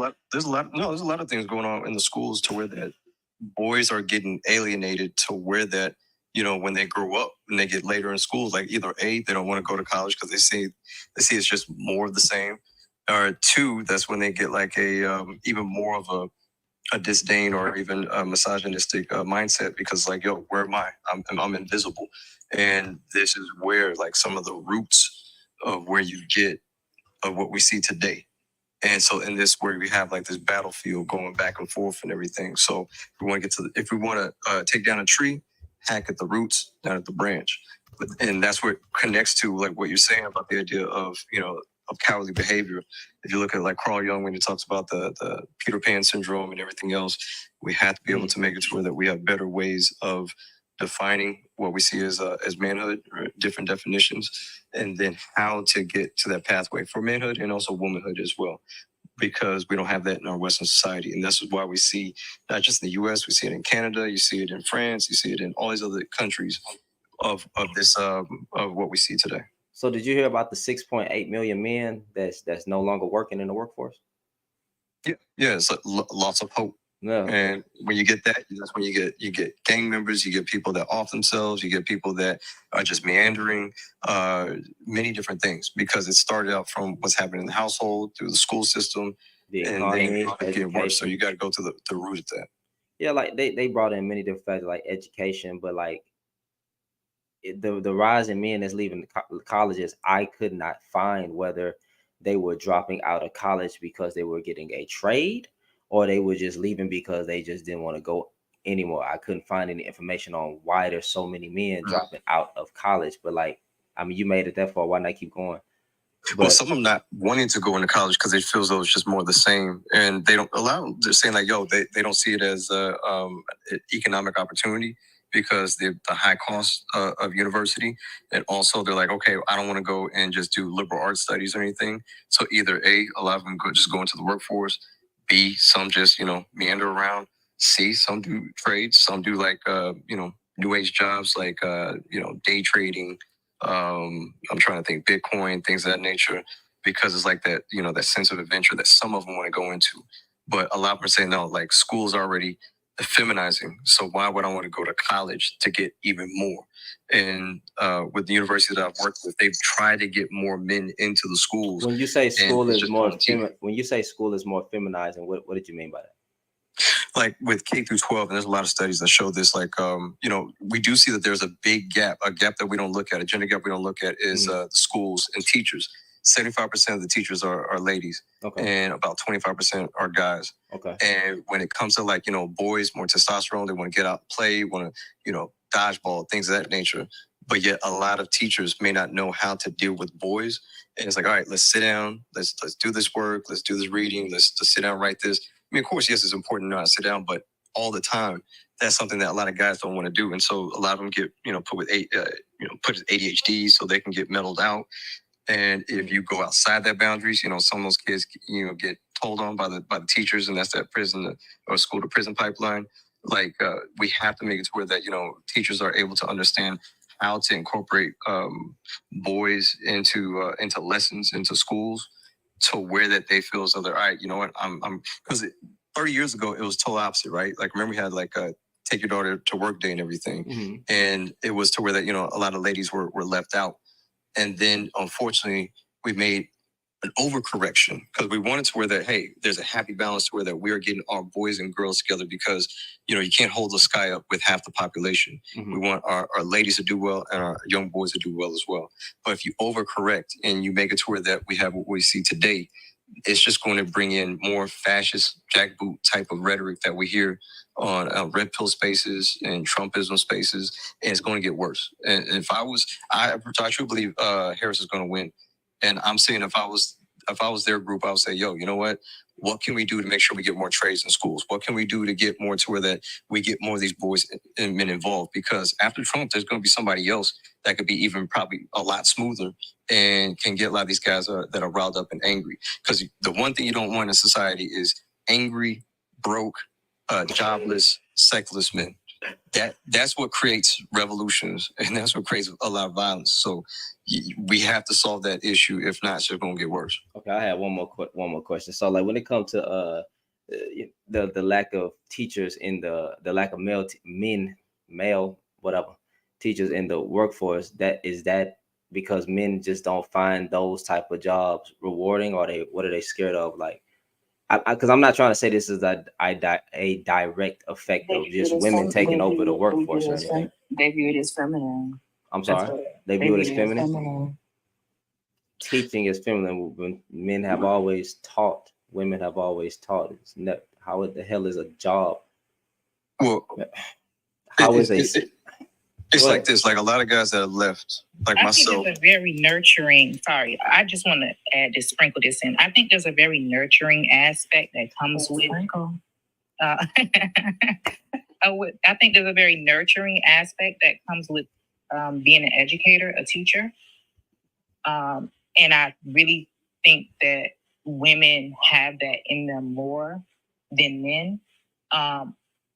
And it makes it easier for women to say, I want to be an educator, because they're usually the ones that's in the home taking care of the children anyway. So it comes naturally to them. Whereas, like HNIC was saying, men or like boys, they tend to be more active. They tend to want to be more action driven. They want to do things where they're using their body parts. So teaching, I mean, even for a man who was once a boy, what is the difference when he becomes an adult? Does he no longer have that need to want action and want something exciting, a job that, you know, he is hands-on, that requires him to be a doer? Somebody was saying earlier, they were saying how the men are the action-driven aspect of, I guess that's what they consider the masculine. They're action-driven, and women are more of the thinkers. So, because I want to, so like, I'm asking this, because I'm not trying to be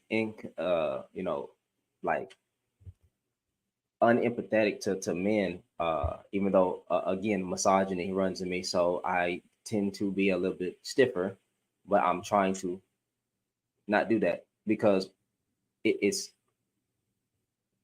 I tend to call a lot of them quitters, because I see black men have left the mosque and they left the church. Now they're leaving education. Forget black men.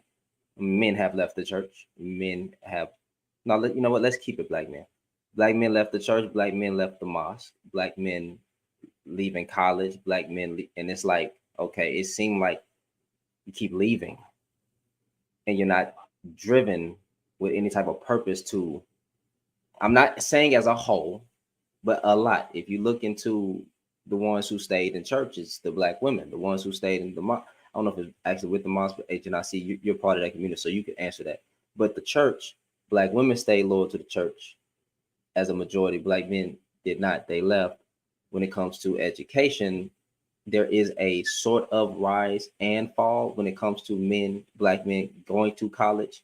But then there was also studies that said they're leaving it and trying to get trades. So it seems like this lack of purpose, and they're not really driven by anything. And it seems like it always comes back to, I don't want to say an excuse, but that's almost what it sounds like every time. Like they're blaming society, they're blaming the economy. Now the economy plays a factor. I get it. You can't provide on a I guess a low income, but it seems like a lot of men nowadays just quitting and leaving every goddamn thing. Like what? So I'm gonna just ask a quick, Agent. I see. What did you get your sources from, so I could look into it, so I won't be so biased? Yeah. You look at, let's say, not the NIH. You can look at a lot of school journals that talks about, you know, the crisis of men and boys in schools, and a lot of people. And also, New York Times did specials, The Atlantic, The Economist, and as I said, it's not just in the U.S. It's also in a lot of the Western countries. But pay, as I said, is one of the reasons. A lot of reasons why guys are saying they're leaving. Like it's hard to lead a family on 50,000-60,000 a year. It can happen, but if you're the sole provider, it's a little bit difficult. And then two is overusage. When I was overseas, a lot of guys I knew that are from Canada, New Zealand, we used to talk about the same thing, where that if there's a problem student, we're like the daddy, and the other teacher's like mommy, is like, yo, you know what? Take him, I want you to take him because it's a problem issue. And a lot of us were saying like, yo, we're getting overused. So, and that well, was hold like on. emotionally taxing. Did you name an article? Did I miss it? I didn't name a specific article, but I can get you a lot of articles. You said, no, forget the article. Did you say something that I could look up? You said The Economist? Yeah, you look at The Economist. They did a lot of specials on that. The Atlantic. So The Economist, what would I be typing in the account? So The Economist. The Economist, and look at boys and just put schools.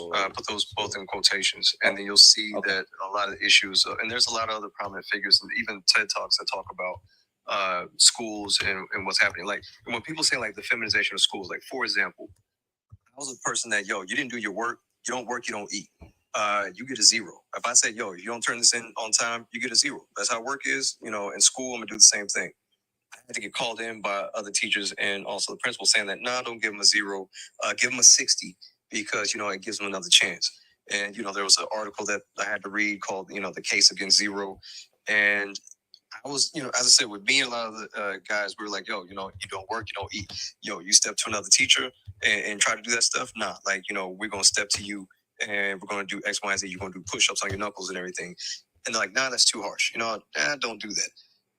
Or you can't play dodgeball. If you play dodgeball, then, some kids may feel bad because they get picked last or, someone gets them out first. So those are a lot of things that we're saying, you know what? I'm tired of it. I'm tired of being overused. And that's why a lot of guys, when you look at the reasons why a lot of guys are leaving, those are like the top 3, some of the top 3 things that they talk about. And of course, the disrespect. So like the idea of the coddling and things of that nature, what we would see is like, we're correcting, we're trying to raise children. We're trying to raise boys and girls. We're not raising grass. A lot of them just saying like, since there's no discipline, or when we try to put in discipline, it's seen as too harsh, or, let's go with something else. A lot of guys, if I can't discipline the kids and I get called by the parents, or I get called by, the administration saying that, you can't do that, can't do this, you're handcuffed. And so it's like, I'm not going to sit here and be a punching bag. So I'm out. Okay, so The Case Against Zero is a 3-page article. And it goes, this is not a trick question. If you are using a grading scale in which the numbers 4, 3, 2, 1, and 0 correspond to grades A, B, C, D, and F, then what number is awarded to the students who fails to turn in an assignment? If you respond with a unanimous chorus of 0, then you may have a great deal of company. There might be a few people who are familiar with research that asserts the grading as punishment in an ineffective strategy. Grading as punishment is an ineffective strategy, but many of us curmudgeons, I probably said that word wrong, want to give the miscreants who fail to complete our assignments the punishment that they richly deserve. No work, no credit, end of story. Okay, I'm going to read this. It's by Mr. Reeves. Okay, I'm going to look into that. Nisi, I saw you with your hand up. And then, Nisi, Nature. Yeah, I just wanted to say, like, I feel like it's excuses. I feel like it's excuses because, girls, we have to deal with the same curriculum. We have to go to the same schools. We have to deal with the same issues. We have to deal with the same, at-home problems or whatever the case may be. Do the work is what it is. What it is, and even what you just read, the boys, they don't want to do the work. And I feel like boys just want things to be handed to them and still be felt like somehow they're these top tier leaders and things like that. Like that seems to be where the conversation keeps going to for some reason. But in the end, though, when it comes to education, we all have to deal with the same curriculum. All of us, not just boys, girls too. If the girls can get through it, the boys can get through it too. We are all dealing with the same thing. You can't use the fact that men aren't teachers as an excuse for why you can't just do the work that's assigned to you in school. I think that's complete bullshit. What it is a lot of these boys want to be lazy and want to skate by. And you do have it a little bit easy in the fact that, when it comes to, athletic things, like people get scholarships off of basketball, football, soccer, things like that. You don't hear people getting scholarships off of homemaking. If you had home ec in school, you don't hear girls getting scholarships from that. They have to do the same work. They have to do the same work, and they don't get to make up excuses for why they're not doing it. Yeah, it would be great if men were more into the field of teaching, but that's not an excuse for boys to not learn. That's not an excuse. If you're saying that you can't, take the same academic work from a woman that the man would teach you, that's sexism. That's sexism. You're ignoring her because she's a woman? Why is it that the girls can handle it, but the boys can't? And there are male teachers that are very good teachers. By the way, one of my best teachers was a man, a black man at that. And I always give him his flowers. Always. So to say that boys can't seem to do good in school because of these sort of issues, instead of, hey, the boys need to do the work. If the girls can do the work, why aren't you doing the work? It just don't make no sense. So would it be best to at young ages separate? First we have to. So if the teacher is not, according to the logic of some of these guys, then no, maybe but I'm that's asking the like, case. so if the man is worried about providing on a $60,000 budget, and if the true cause is that, No, see, and that's another problem. They are too busy thinking about providing for a family instead of providing for themselves. Why aren't you thinking about providing for yourself before you're thinking about providing for a family? Well, How are you going to provide for a family if you can't provide for yourself first? Well, sister, you gotta also remember, girl, conditioning is a hell of a thing, and girl, it's got layers to it. Yeah. So it's like, the conditioning between boys and girls. I mean, essentially, like, I'm gonna say it like this. I feel like from a very young age, I feel like, and I'll say this on the record, I feel like boys are given like a very heightened sense of like gendered anxiety due to the fact that they are once the spotlight is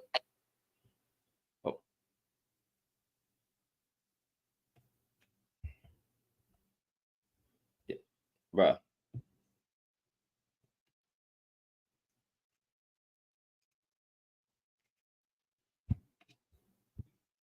Bruh, I was having a beautiful conversation.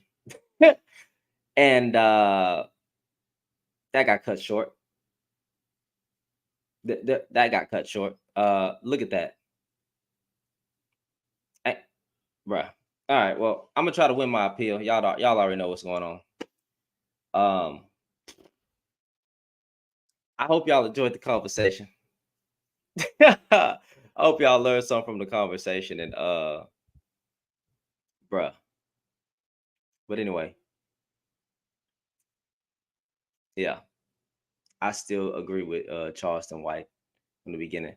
The conversation turned into something very, very productive. I think, for the most part. But like, anyway, I appreciate y'all rocking with me. That was yeah, they got me. But anyway, man, I love y'all. Y'all stay safe. Y'all be blessed. Y'all be encouraged in Jesus' name.